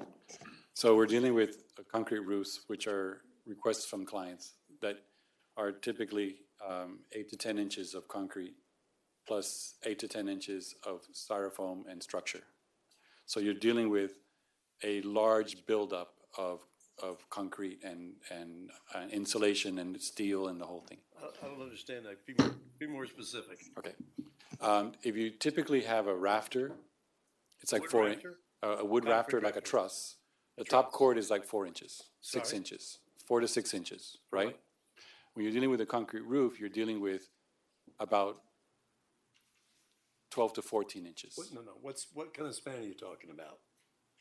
Can I jump in? Because I think I understand the question.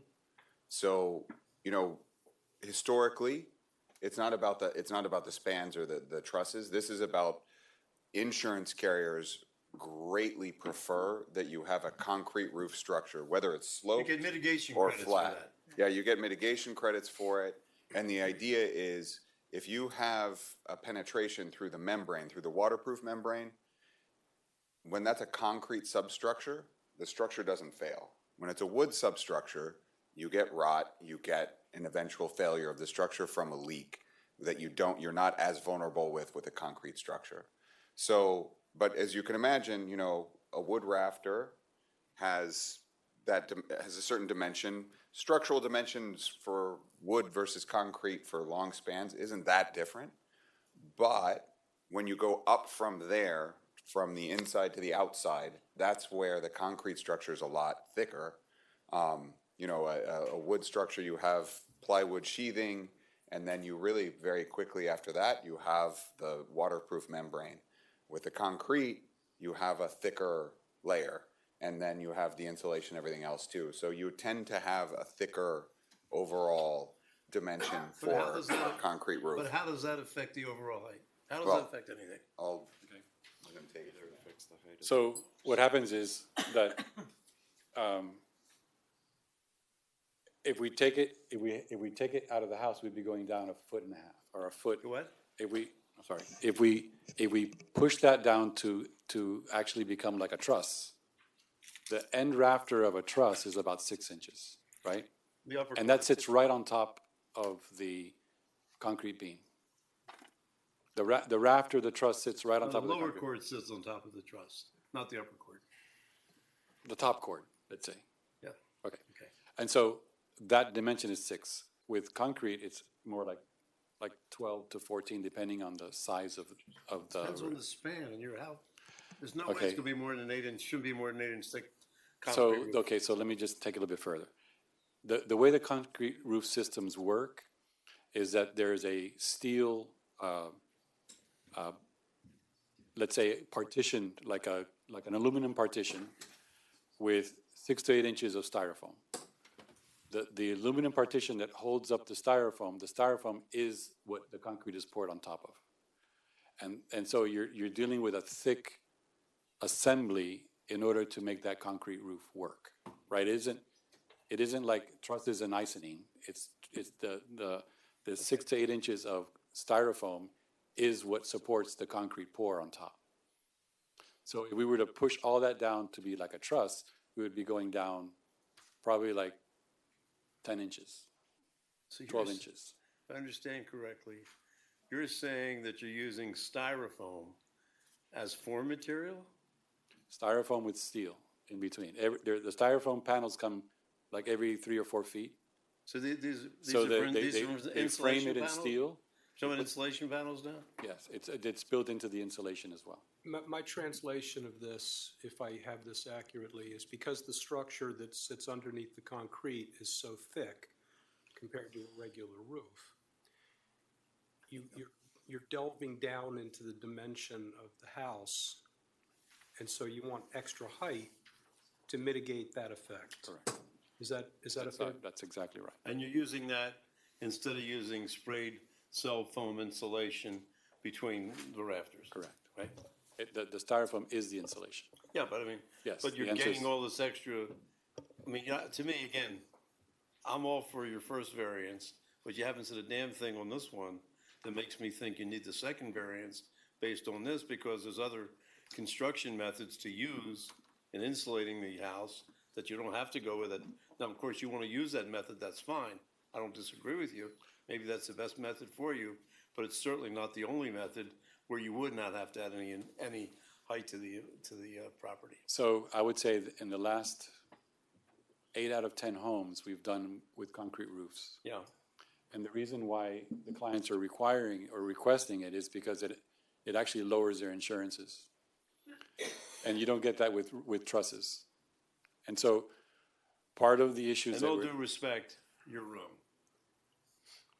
well, then we should talk to 8 of my clients. So, and let me ask you this, why are you saying that you're right? Because basically you get a credit for the connection between the concrete roof and the wall structure.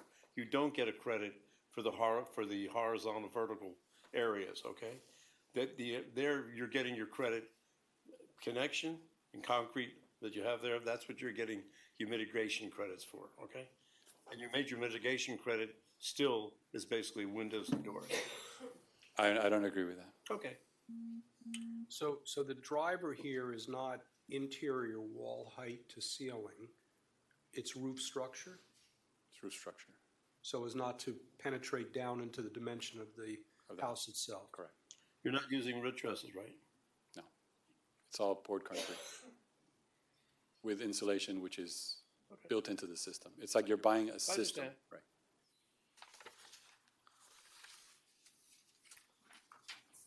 So if you would not raise the height of the structure, what would the difference in height be?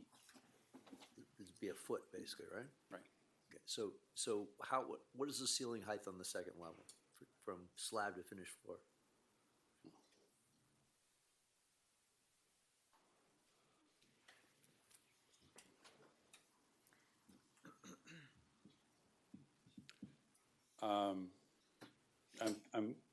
I remember it being like 9 feet. So if it would go down, it would go down to like about 8. And that, But to be honest with you, can see it on your drawing, right? I mean, you just have to pull it in. Yeah, but let me see if it can be clear. Let me see.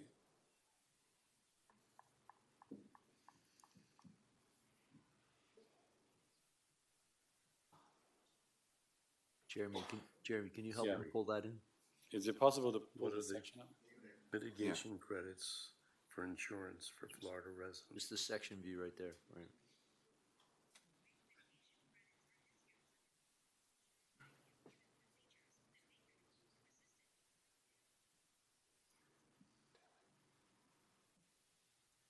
Hey Siri, what are the list of mitigation credits for Go down one. insurance To for the section. Florida homes? There you go, right there.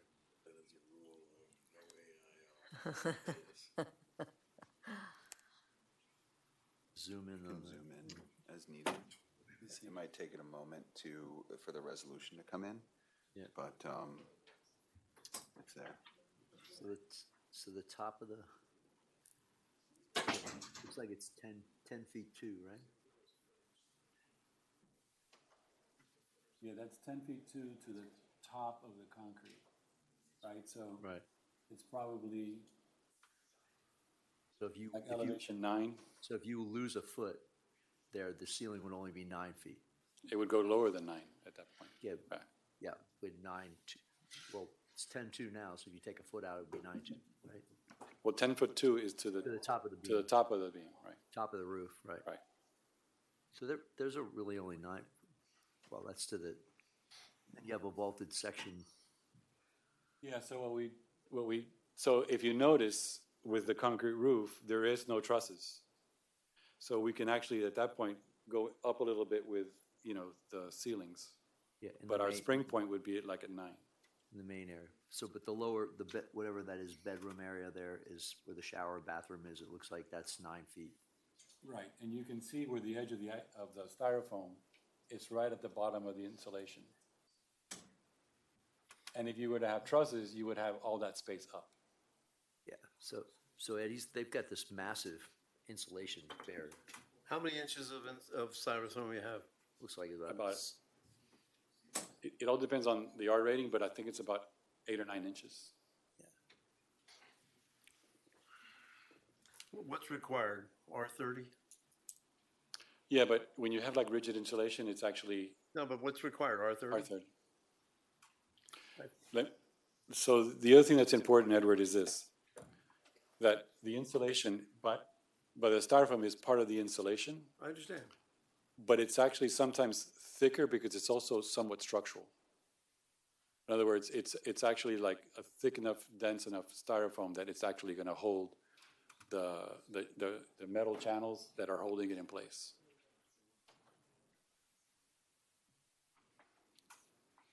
We need a mayor and a vice mayor.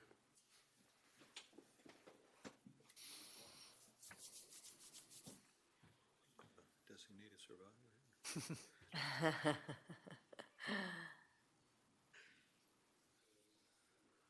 The lower level is, what, that looks like it's 12.2? I don't know where you're reading. Where are you reading? Looking at the section on the side, there's a section view. I can't read that. Okay, well, it's pretty tough to read. but if Yeah, you zoom in a little bit it's farther- to actually top of slab.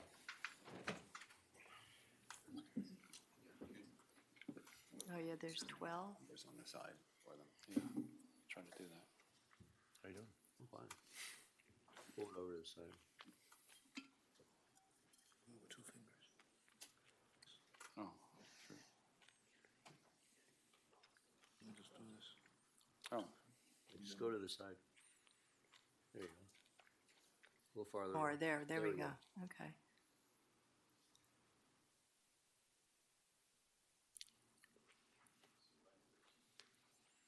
So 13.3, so I mean. Well, That's from slab to slab. yeah. So we have 10-foot ceilings inside. Well, a couple of thoughts occur to me design-wise. One of the challenges that you've described are indeed challenges. Everybody's affected by them.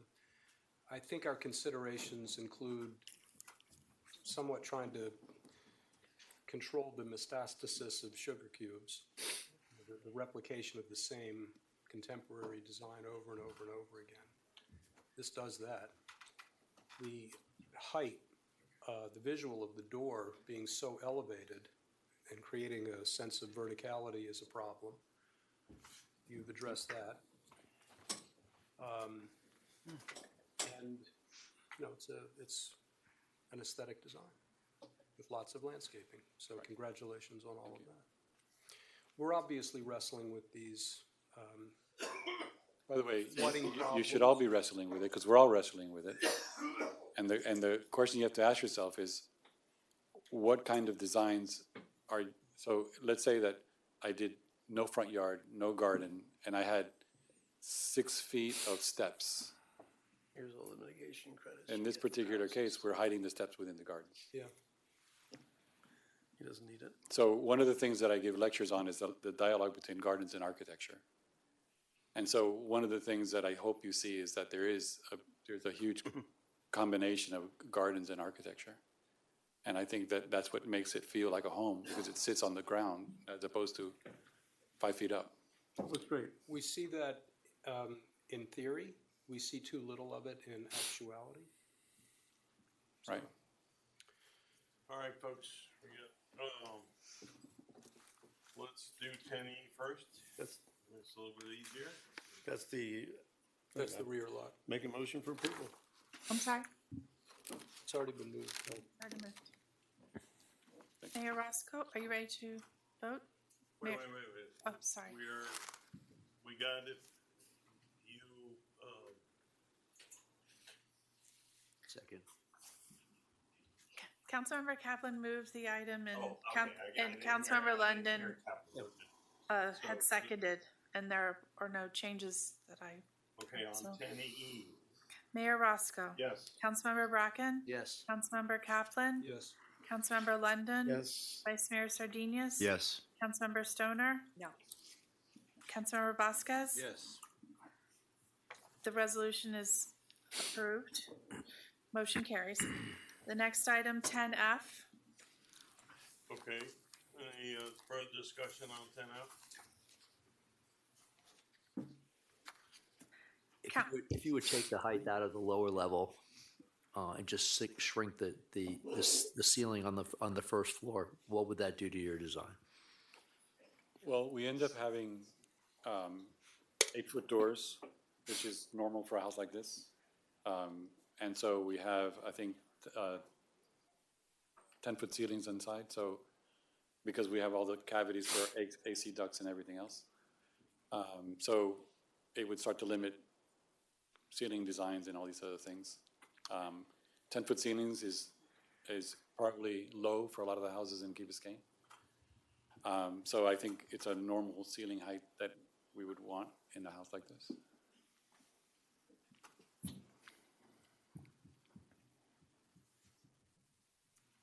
Call question. Great. Am I ready?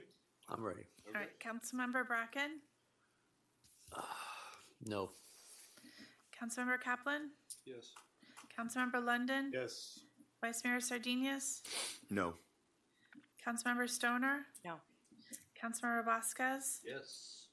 Mayor Roscoe. Yes. Motion carries. Thank you very much. And just so you hear it from my side, I think that you're questioning all these things is actually a great thing. And I think hopefully today I gave you some insight on what we're going through as well. So thank you. Thank you. Sir. Thank you. Nice design. Beautiful design. Yeah. Okay,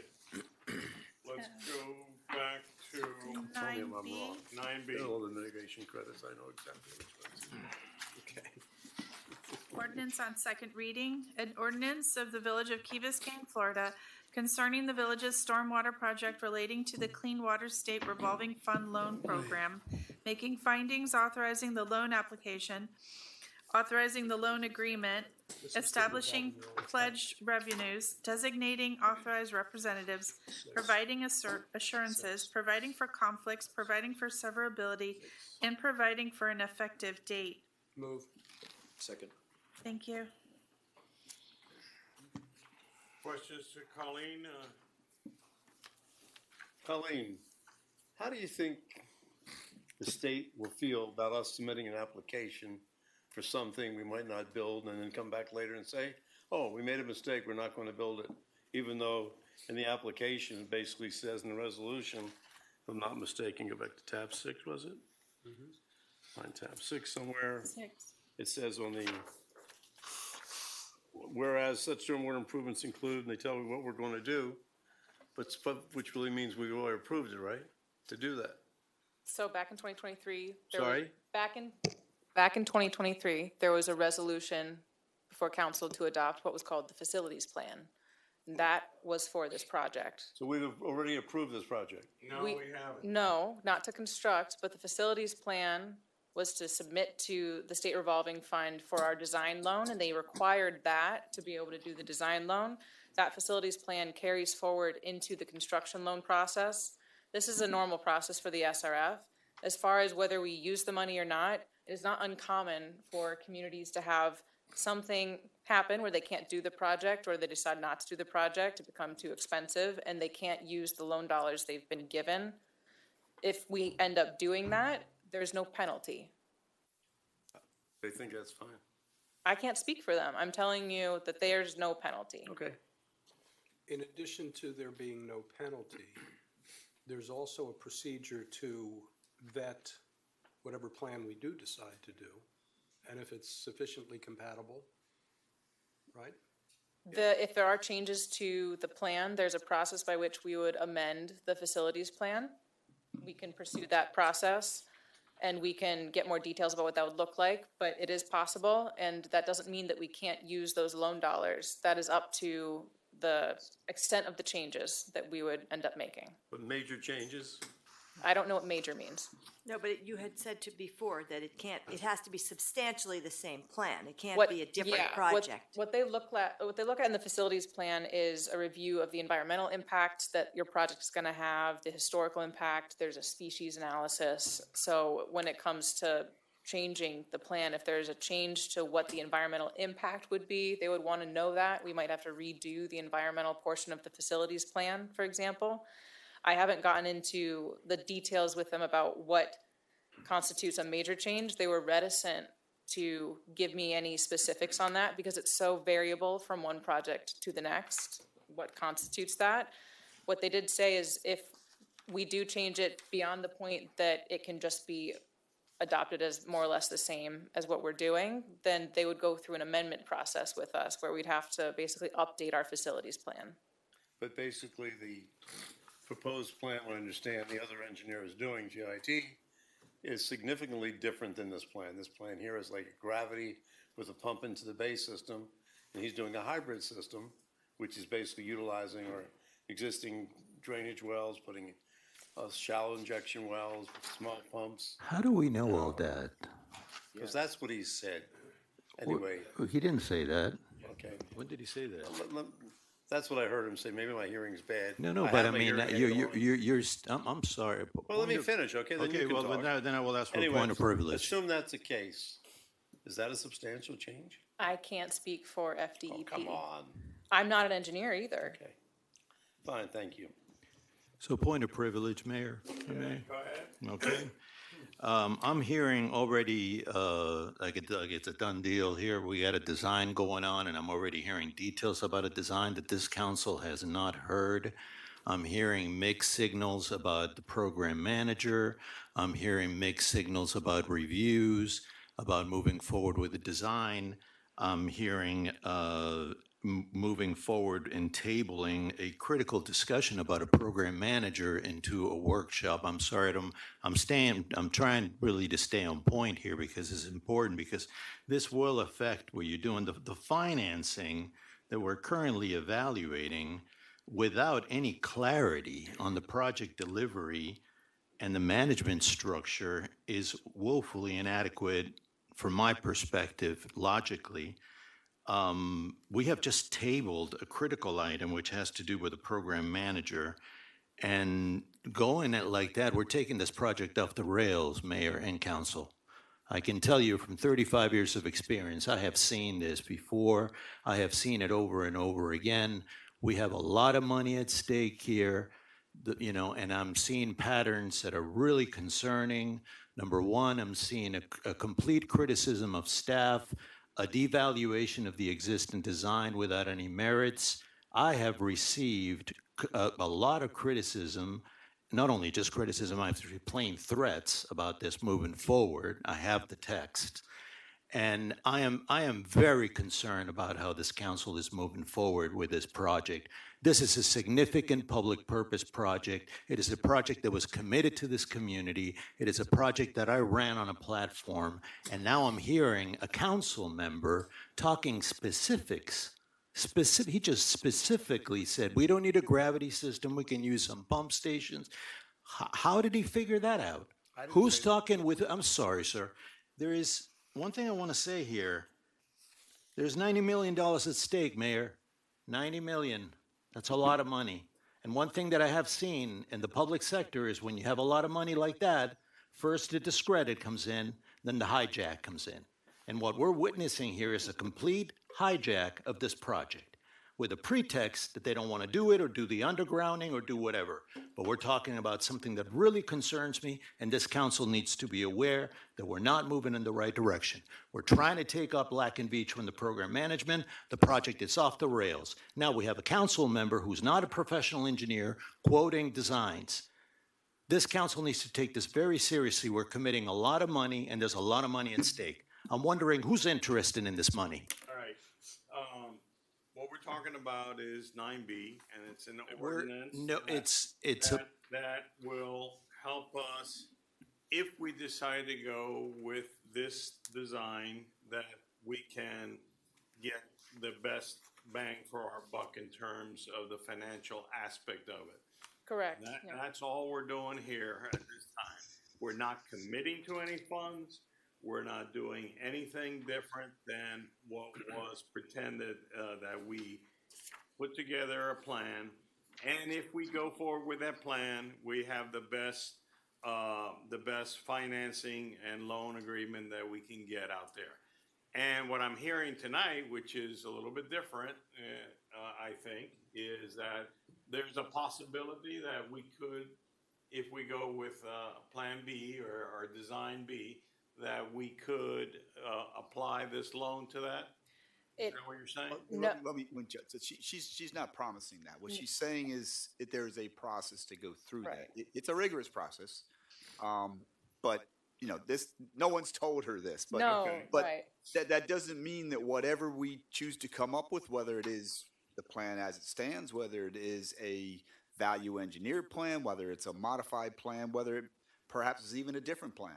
That would all go through a certain process. But what I'm hearing is that this could be used for something else to achieve the same goals. Can I clarify? I don't think we want to make that statement. I think what we're really trying to say is we're giving ourselves financial flexibility, and if we truly are doing an alternative analysis, that we have one of the alternatives standing by that is ready to be procured, ready to be financed, so that we can do a true evaluation between the two projects. Just earlier tonight, we asked about whether there was another project available for the Rickenbacker Causeway to do the same exact thing. So I would hope we would be consistent on doing it within ourselves as well, to have two alternatives to evaluate when GIT finishes their project. It may be helpful to remember our meeting in Tally with the gentleman that was the head of this department, because we broached the subject of the possibility of a change, and he spoke about a process to respond to whatever it is that we come up with. and as Colleen said, he hesitated because I think they don't want to commit to something, but that doesn't mean it's off the table. But I think the real thing, the real question in place right now is we are just locking in a financing mechanism. That's all we're doing. Nothing more. Question. Nothing less. Colleen, could you elaborate on any additional cost that would be required at this time from, let's say, if we assume that we're not moving forward with this, is there additional cost that you would have to add under your current criteria to put forth this thing to the state? So I guess to clarify, are you asking if we say no tonight? No, I'm just saying, are there any additional costs you have to add right now? If we approve, if you approve, what other costs do we have to add?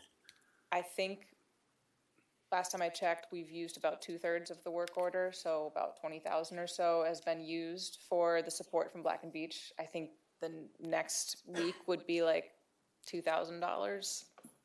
So just to make sure you're clear, and I'm clear, there's all we're talking about is an additional $2,000 to put the application in place.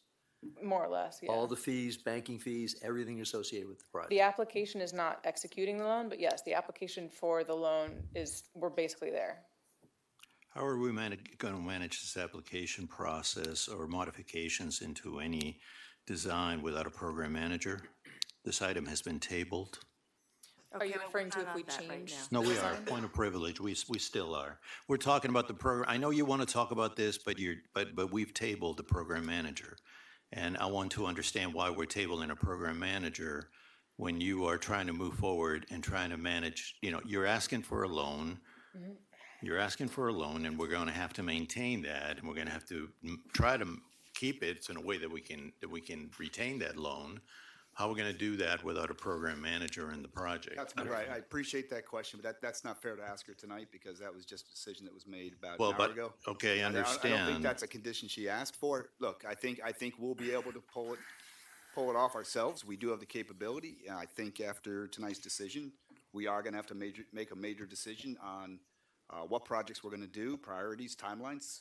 This decision could impact the capital plan, but that's something I haven't been able to look at tonight, but it will have a major impact. I'm sorry, but I want to understand why we're tabling the program manager. That's not what's before us right now, Fernando. It is, sir. No, it isn't. We've already tabled it. I'll come back on that. Okay. You're tabling the program manager, but staff is trying to move forward with the project and the financing, and at the same time, you're tabling the program manager without any logic whatsoever. That may be, but we are still only on Let's- 9B, so I have some let's questions and get comments. past this. Okay. And you can have that other discussion at some Okay, other sir. time. Yes. Okay, I have, my recollection of when this came up at last meeting, and we went over this the other day.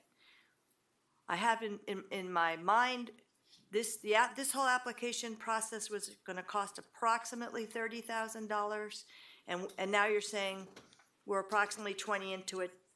So maybe we have 10 left to go and not 2? It doesn't matter. I just want to make sure that our record is clear and that we're not committing to something it's not. No, the work order is for about $33,000. I just spoke to the program manager, Mike, about how much they've used so far. It's about 2/3 they've used, and they said, they don't anticipate using the full remainder. Right. Okay. Right. And so I'm doing a big guesstimate, knowing how far we've taken it, knowing that Benjamin is putting in the financials, and I'm going to ask Weiss Serota for the legal opinion, and it's more or less putting everything together and sending it off. I just did ballpark estimates for number of hours that would take.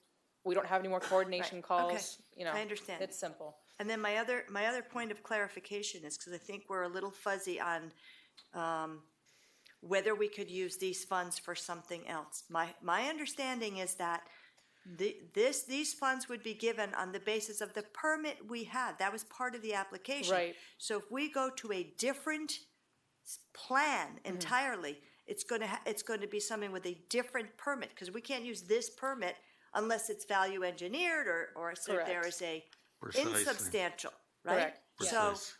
So I just want to make that clear. Having said that, we're already there. We've already spent the money. We've already committed everything we have to commit in order to get the loan. I'm not sure why we wouldn't do that at this point. And if we don't take the money, we don't take the money. All right, Madam Clerk? There needs to be a public hearing. Second reading. Second reading, okay. Public hearing is now open. See, no one come forward, public hearing is now I closed. got a question. As Question? they've already, we gave them $20,000 to fill out this loan application, right? Yes, Why don't we have a copy of it? it's in draft form. Sorry? The loan application itself is actually not that long. It's all the attachments and the amendments, or not the amendments, the attachments to it. I'm looking at the thing, so why won't we have a copy of it? It's in draft form. And we didn't change the attachment because it's a second reading of the first reading. You keep I didn't see the, the first reading either. it was a draft. It was the loan application as a blank document blank, because yeah, it's still we a hadn't, blank. filled anything out, more or So less. that hasn't been filled out yet. We have a draft. It has been filled out. I believe there was a public records request that received it. Could I have a copy Yeah, of it at your of course. convenience? Thank you. We'll send it to all All right. council members tomorrow. Let's go. Vice Mayor Sardinius? Yes. Councilmember Stoner? Yes.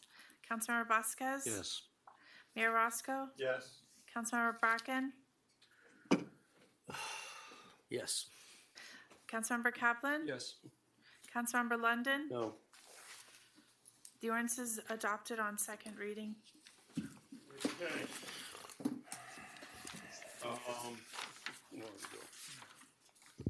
We've got a number of important items here under 12B, okay? I'm putting forward a fellow by the name of Federico Flores to this Miami-Dade County Aircraft Noise Abatement Advisory Board. Good suggestion. Next, all right. Consensus, council? Yes, sir. Consensus. Consensus.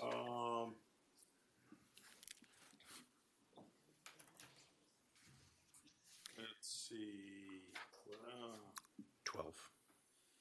Let me take something that we've already talked It about. was 12E. 12B, okay. Okay.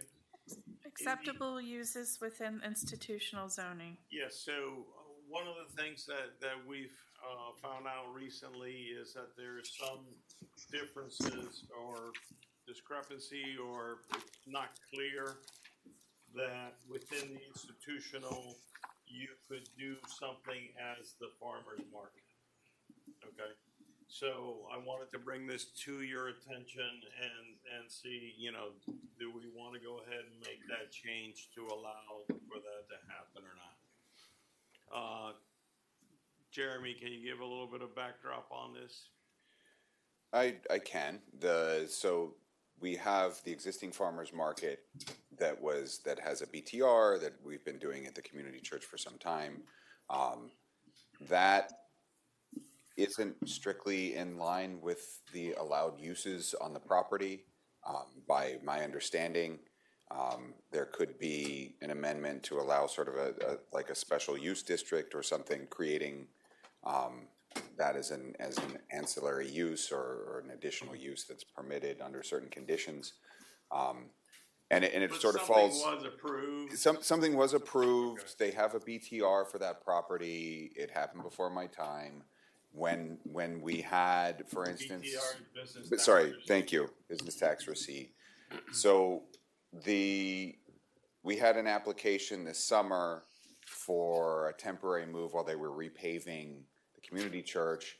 It moved over to the Presbyterian church. I had them fill out a special event permit because that's the proper way to do this. A special event permit is only available for a single day. So I think they did 2 because they had 2 weeks where the event was over there. But there's other, I'm sure Chad can comment as well, but there's other municipalities that come up with additional permit types when you have a recurring event. And that goes through a little bit more rigorous review because, you're expecting it to be every week or longer than one day, and you make sure that it has the appropriate facilities to accommodate it. Chad, you got anything to add? There's definitely models on the farmer's market. Typically, you get into the type of products, how often.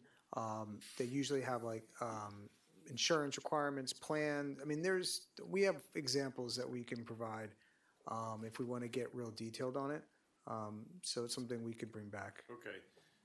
As far as I can tell, the farmer's market has worked well. People like it. The types of things that they sell there are not usually found everywhere on the island. So I would be in favor of getting our attorney to codify this if it's, something you guys think is worthwhile. Yes, I agree. Okay. All right, Chad, bring us something back and give us more time. Just a question is the Christmas tree sale and the pumpkin patch, are they similar? I think that's it's not reoccurring. That's more of like the special event, or I don't know how you issue them, temporary or the like, but my understanding is the farm market's going to be weekly, right?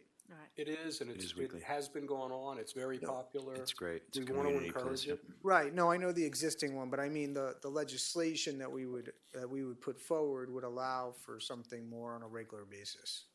I'd like to do that because Yeah. it's a good thing. Okay, you got marching orders? Consensus. Have all of you looked at the scheduling workshops and the schedule for 2026? No.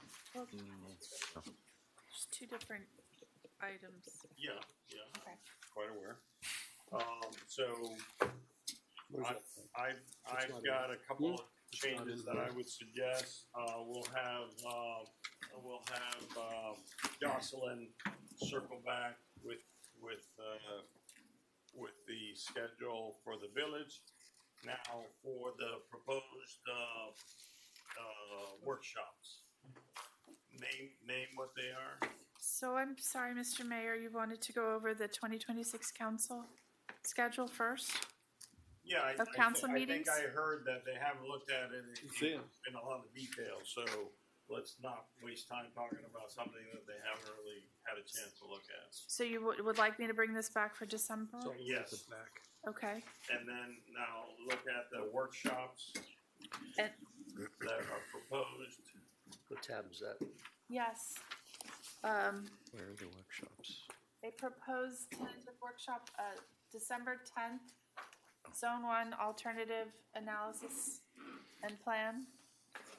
Mr. Manager, it's, Yeah, if I may, Mayor, at the last ad hoc committee, I believe, and I sent it out to them for approval today, they asked for a preview or pre-meeting, whatever we want to call it, in advance of a full council workshop for the alternative plan, so that may adjust that date. I know Councilman Brack, I'm not sure if you had a chance to read that plan that I sent you. I've read, Councilman Vasquez, but might not been able to absorb it yet. I not don't know. completely, no, not considering all the stuff I had to look at. Right, so I think, but I guess generally speaking, would you prefer to have an ad hoc meeting before it goes to full council? Because that would adjust this date that she's mentioning right now. I was just trying to firm up the dates and if they agreed with everyone's schedule and all the other proposed workshop dates. I mean, to me, it's six way, half the other. Doesn't matter. We're having ad hoc meetings and we're tabling items, so I don't get the sense of it. Okay, so December. The 10th is not a good date anyway, Mayor. That's No, also when that's it's day the best after. practices. Yeah. And it's the day after our regular meeting, so. Correct. I also heard tonight there might be an interest in having a zoning workshop, and I also heard the interest of perhaps an infrastructure workshop. And then if the ad hoc committee wants to have those 3 workshops in advance of the council workshops, this kind of throws this calendar up in the air. And perhaps maybe me and Jocelyn can sit down and Okay, let's do this. put something together. Mike, why don't you decide what meetings you're gonna need at the ad hoc, and then say, okay, after we finish this one and this one, then we wanna do a full workshop? Sure. So that we can then be on that page? Yeah, I'll work with Steve and Jocelyn to develop dates. Okay.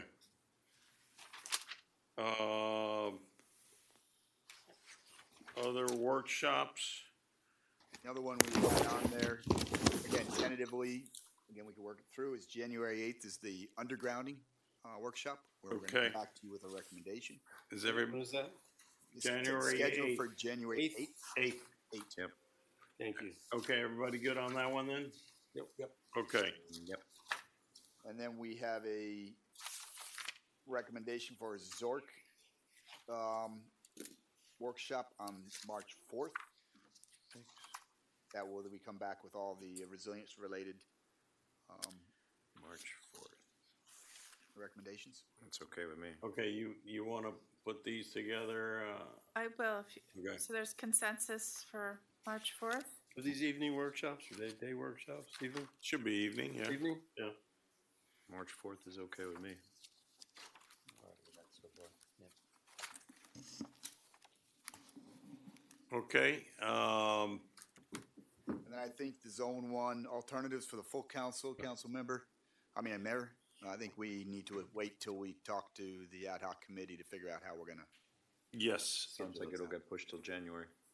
You're trying to fit in 3 meetings?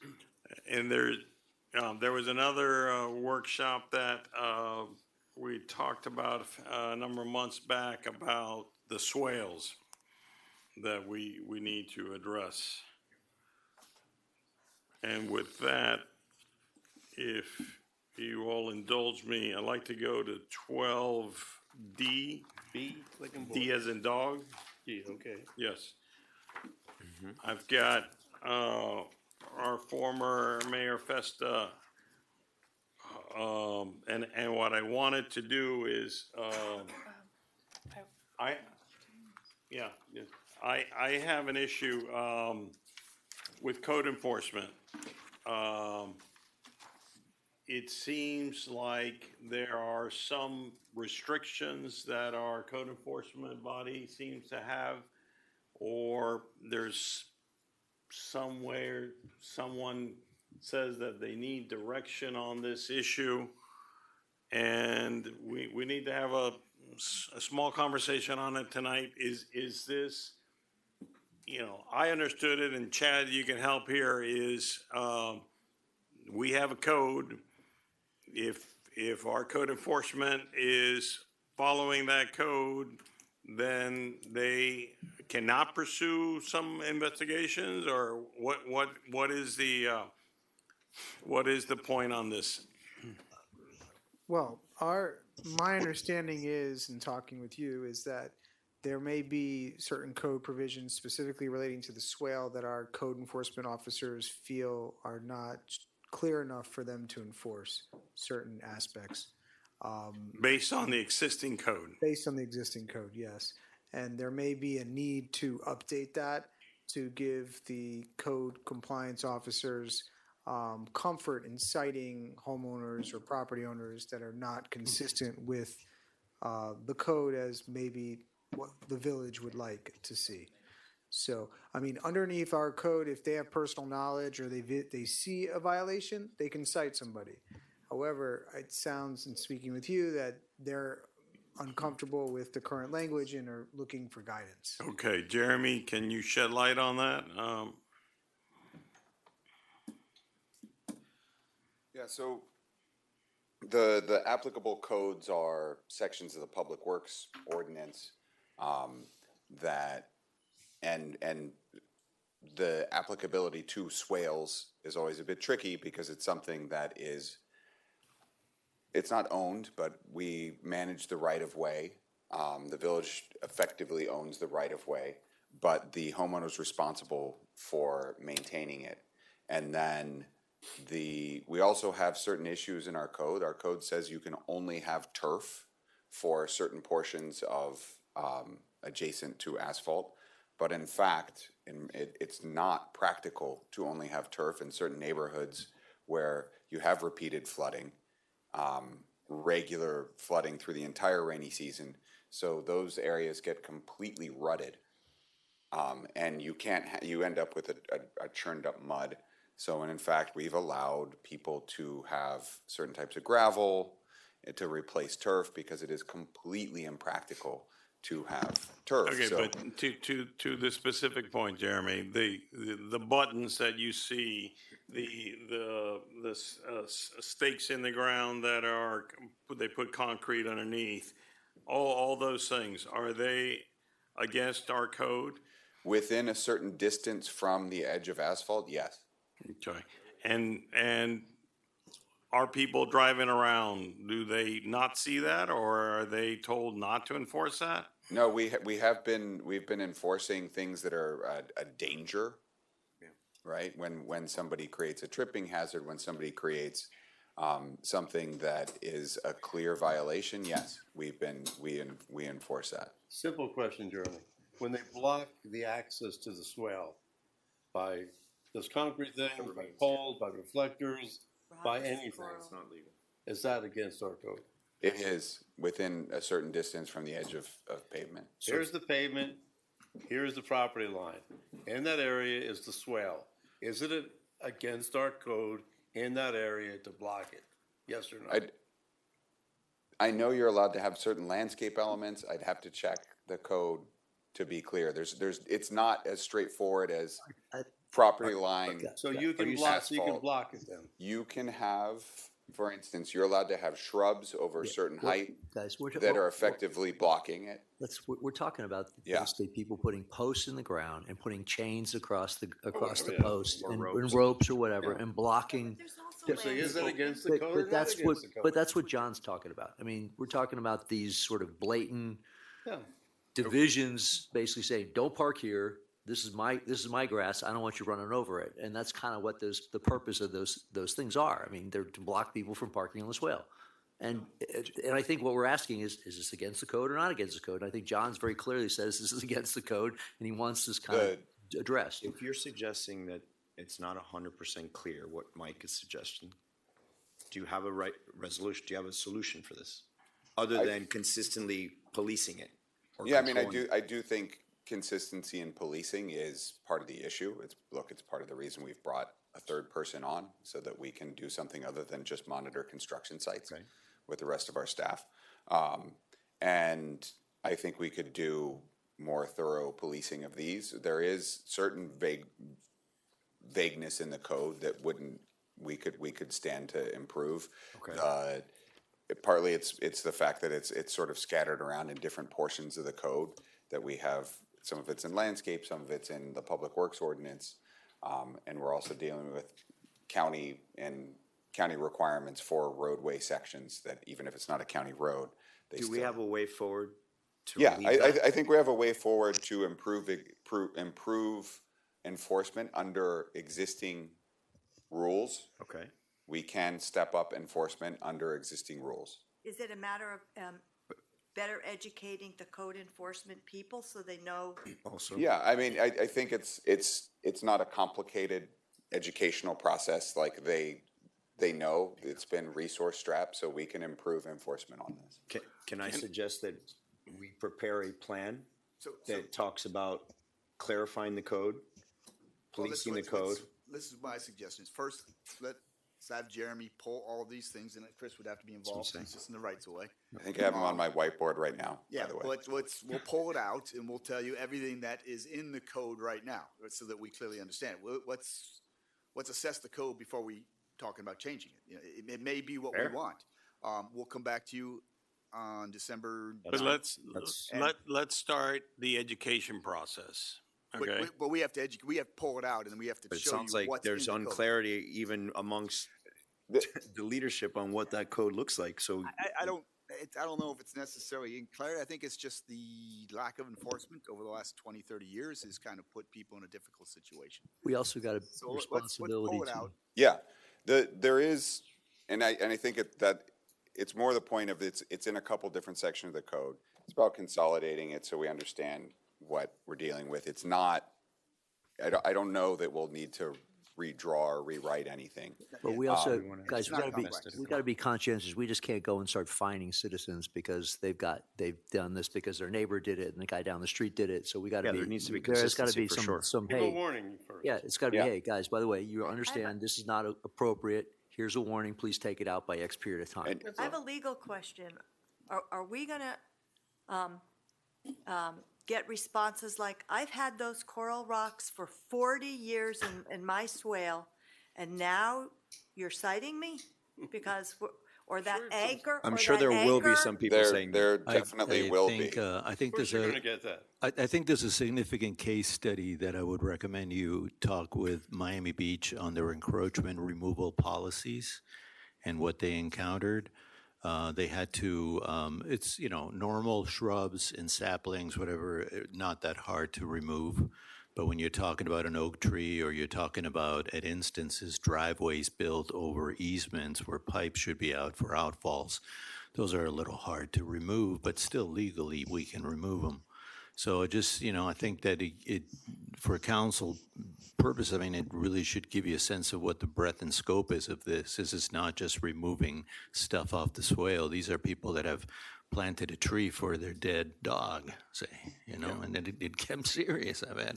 Or those are, or just walls. John, So- I give you a courtesy, 2 seconds here. Come on forward. Are you done, John? Three. 2 seconds are up. John Festa, 695 Harbor Lane. I came here 8 months ago, then 6 months ago, and nothing has been done. Matter of fact, 6 months ago, you said you were going to schedule a workshop. I know you're going to do it now. The building and zoning director, I asked him specifically about the absolute violations of our code. Our code is not complicated.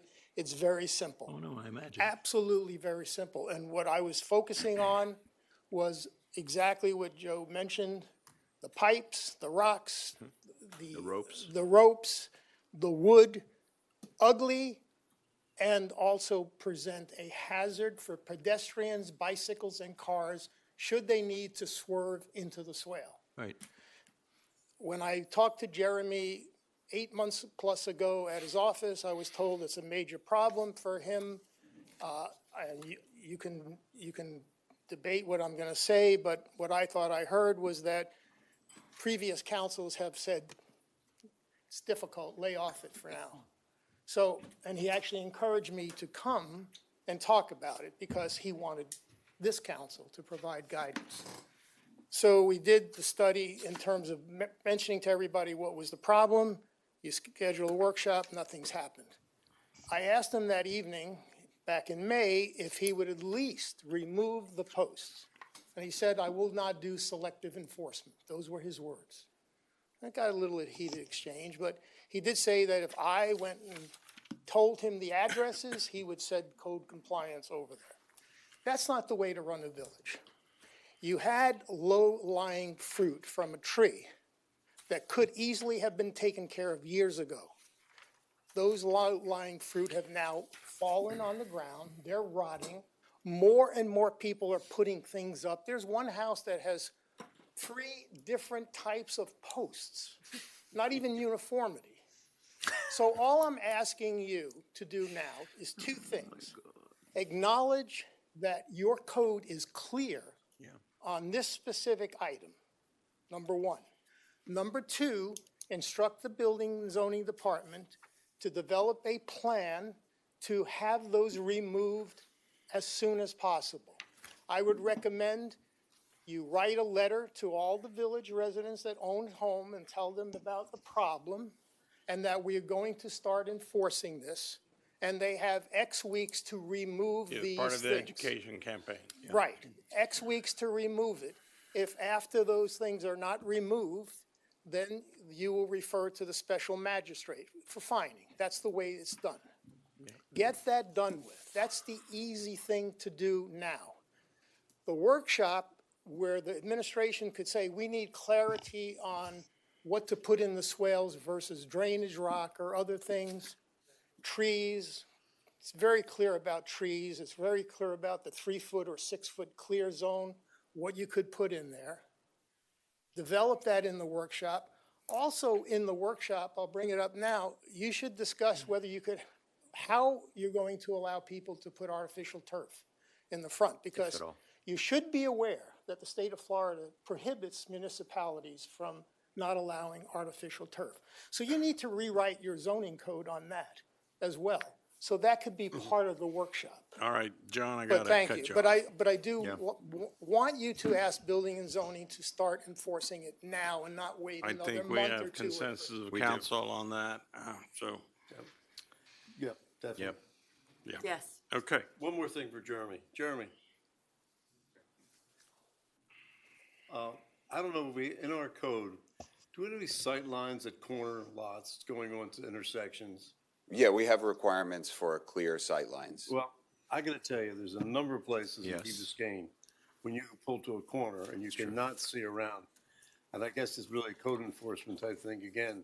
So I would like to, again, if people have whatever they're putting out Yep. there, to have them, the code enforcement, go ahead and say, listen, you have to remove that. Well, maybe they're putting it out and they have no idea. When I we don't know see what that, the when code we enforcement- notice those issues, we act on it. Well, I'll send you a Are few we pictures supposed to go out, tomorrow. are we supposed to go out and tell you?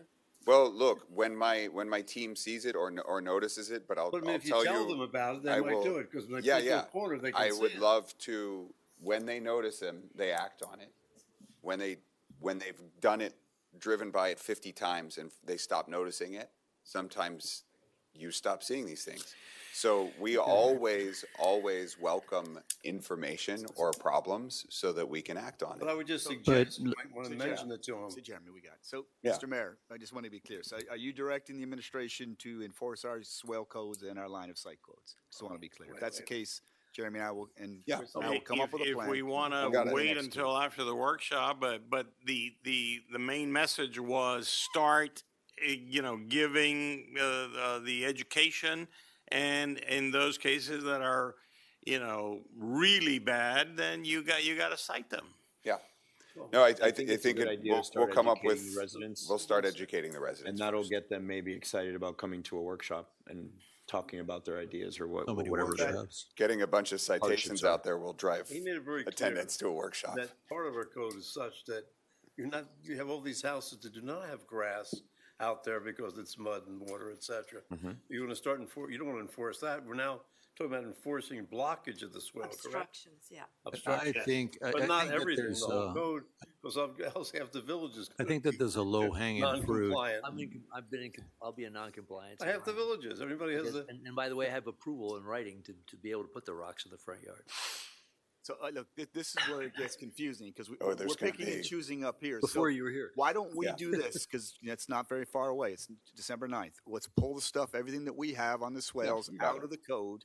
We'll bring it to you, show it to you on December 9th, and then we can take a look at it and then talk about how we're gonna move But start the education Yes, process. yeah, no, we will. I mean, We can't part wait of on that. education is educating ourselves as well as you Yes. as well. Right. Because All right. we're already talking about selective enforcement up here, so we're either going to do it or Um, we're not going to do it. Okay. Nancy, you want to take 12B and 12C? Okay, we'll see how long this is gonna take. On 12B, I think our Board of Special Magistrates, having a board is not really serving the village very well. Everyone on the board is doing a great job, and it has nothing to do with who's on the board. It has to do with our structure.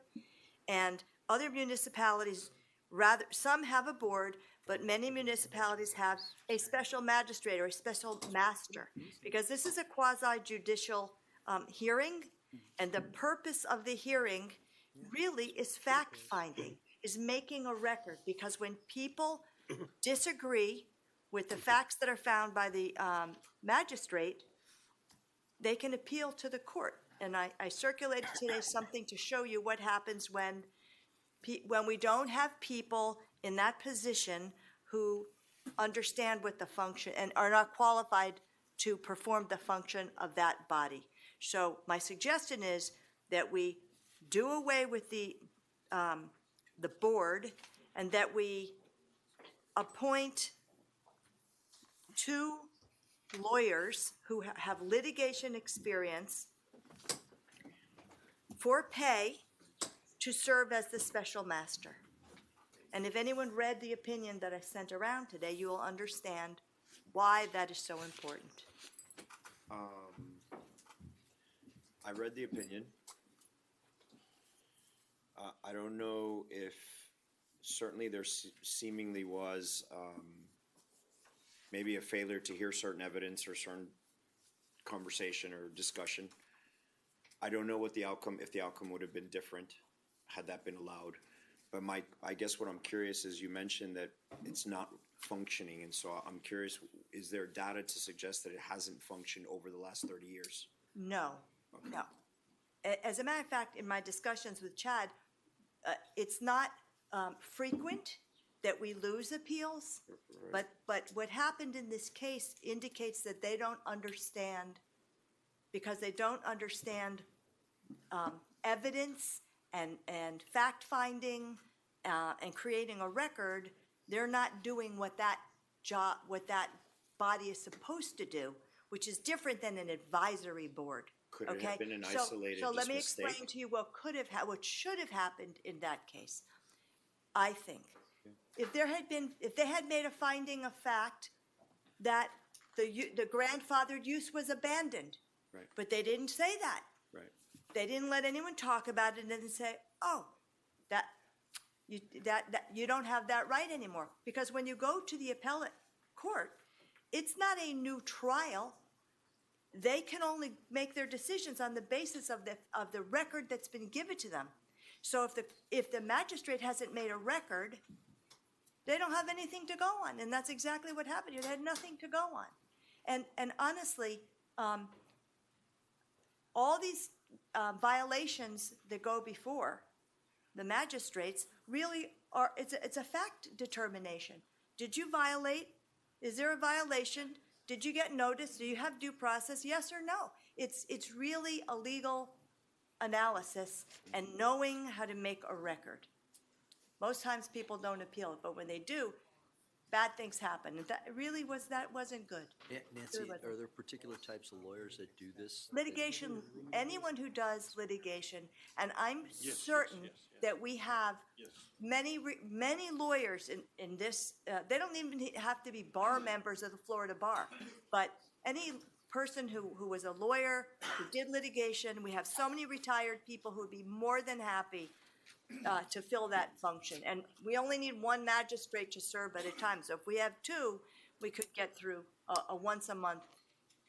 Okay, we're running out of time. Is there a lot of consensus to have something brought back, or you want to think about it some more, or what? I'm supportive of it. I'd want to think about it some more. I just haven't seen enough data to suggest that the system is broken, but this could just be an isolated incident and mistake. Or a matter of training, because Nancy's dead right about the function. Yeah, no, I agree. Was our 100%. attorney present? Our attorney was present, and his guidance was disregarded. So he advised them. Yes, he advised them to allow the testimony, to make the record, and Right, and it and they wasn't followed. disregarded his And it wasn't because anyone was intentionally doing it. They really didn't understand what their function was. Do you think that could be resolved through training? What do you mean? I mean, how no, often are it's not a magis- training thing. You have to understand a Oh, record, how to make a record. You have to really be a lawyer, so I think. And Nancy- that's why other municipalities have lawyers. Then the ramification of the result, what was the the ramification was that they could continue to use the docket incorrectly, or? Yeah. Okay. We lost, the village lost the case because it wasn't handled What we properly. can't really tell for certain is that if that testimony was allowed and heard, that it would have changed the outcome. It doesn't matter. I'm just In other looking words, at the financial but- aspect of it. There was a financial loss that we incurred because of something that wasn't done. No, I don't think we have suffered. No, there wasn't any, they there were just able wasn't, to use there the wasn't any monetary damages. They were just able to use the dog. In this case, the owner did send a threat of a Bert Harris claim against the village while the appeal was pending, which is, could result in monetary damages. But we haven't seen anything since. We had additional legal fees. We did, yes. There was legal fees in the defense. I mean, we, over the years, have had very few appeals of the Code Enforcement Board, and we have won, the ones that I recall, we've won several. This one was, as Councilmember Stoner said, was a little bit odd in that the court latched on to what happened and was not thrilled with the fact that the board did not allow the property owner to put their case on. Yes. So Chad, in other municipalities like Pinecrest or Surfside or municipalities of similar size, what do they do? So I'll tell you that like the newer cities have a magistrate, as Councilmember Stoner is saying. Some of the older cities still have boards. Some of the larger cities have boards, but most have a magistrate who is a lawyer who the government pays. So you would have to pay this person. Currently, you don't pay, the magistrate boards. And it's, it's like clockwork, and they act like a judge. Now, the difference being also is in those circumstances, typically, it depends, but usually my office so currently my office sits as the advisor to the board, just like I'm sitting with you. In the case when there's a magistrate, we would sit as the prosecutor. We would prosecute. So we would be putting on the evidence, like Councilmember Stoner is saying, whereas here, the staff puts it on. So there might be a structural change also. But we can provide you with a survey of what all the cities do. We can, show you what would change. I mean, we would have to change our code, obviously, but it's really a policy decision which way you want to go. Are the fees for people like this $20,000? No, it's usually like probably I mean, you probably $1,000 a month. Like it's usually not that high. And sometimes it's per case. I mean, we would have to decide on how we do it, but they're typically not very high. I also, just in closing, because I know we're going to wrap it up, I think it's important for the village to look like we know what we're doing, and to have the Board of Magistrates without people with litigation experience, really, it just doesn't fulfill the job of the task. So. I think it would be similar also, like, I think we have a red light camera magistrate, I believe. It would be similar to that. Okay, wish of the board. So, I'm sorry, what was that? Is it do we need a something that motion? we want to pursue? Yes, I'm I hearing. mean, definitely look at it more, for sure. Okay, look at it more. So, Do you want me to bring back some additional information on a survey of what the other cities do? Maybe figure out what they're charging, or magistrates are charging, as well as, and then you can start working with Nancy about how it would look. okay. Yeah, and maybe some type of metric that would talk to us about the performance of the current structure over time. Just Okay, because, let me check with, is it really broken, or was this a one-off? I don't know. okay, I'll check with Steve on that, and we'll put something together. Mr. Mayor, I'm going to defer my 12C. We can What take what that is it? another What's time. expatriate mean? Okay, I'm going to defer mine parte. too. What's ex parte? 13, 12 Ex each. parte means. Not in public. We're going to defer that one. Okay. Yeah. And I'm going to defer 12H also that I have on there. We need to get the 13A. 13A? Yes, indeed. Election of vice mayor pursuant to section 2.02B of the village charter. Looking for nominations? Yes. Nominate Oscar. To Second continue. it? I'm sorry, who's the seconded? Second, yeah. Discussion? Doing a great job. Fernanda? You guys are killing me. Still back there? I'll nominate Fernando. You said nominate Fernando? I'll nominate Fernando. No, I asked Oh. him if Fernando, he you would. want to be vice mayor? Oh, good. Oscar, all the way. Okay. Just checking, Fernando. Oh, this is to renew for For a year. Okay, okay. Okay. Can't say I don't love you. Still do. I still love it. So consensus, Oscar? Yes. Consensus of council? or- All right. Congratulations. Congratulations. But he's got to get the drainage done, though. He's got to get the drainage done. I gotta go. Get the undergrounding He's done. training for mayor. All right, since we've had so much fun, anything else? Mr. Manager, you need anything else?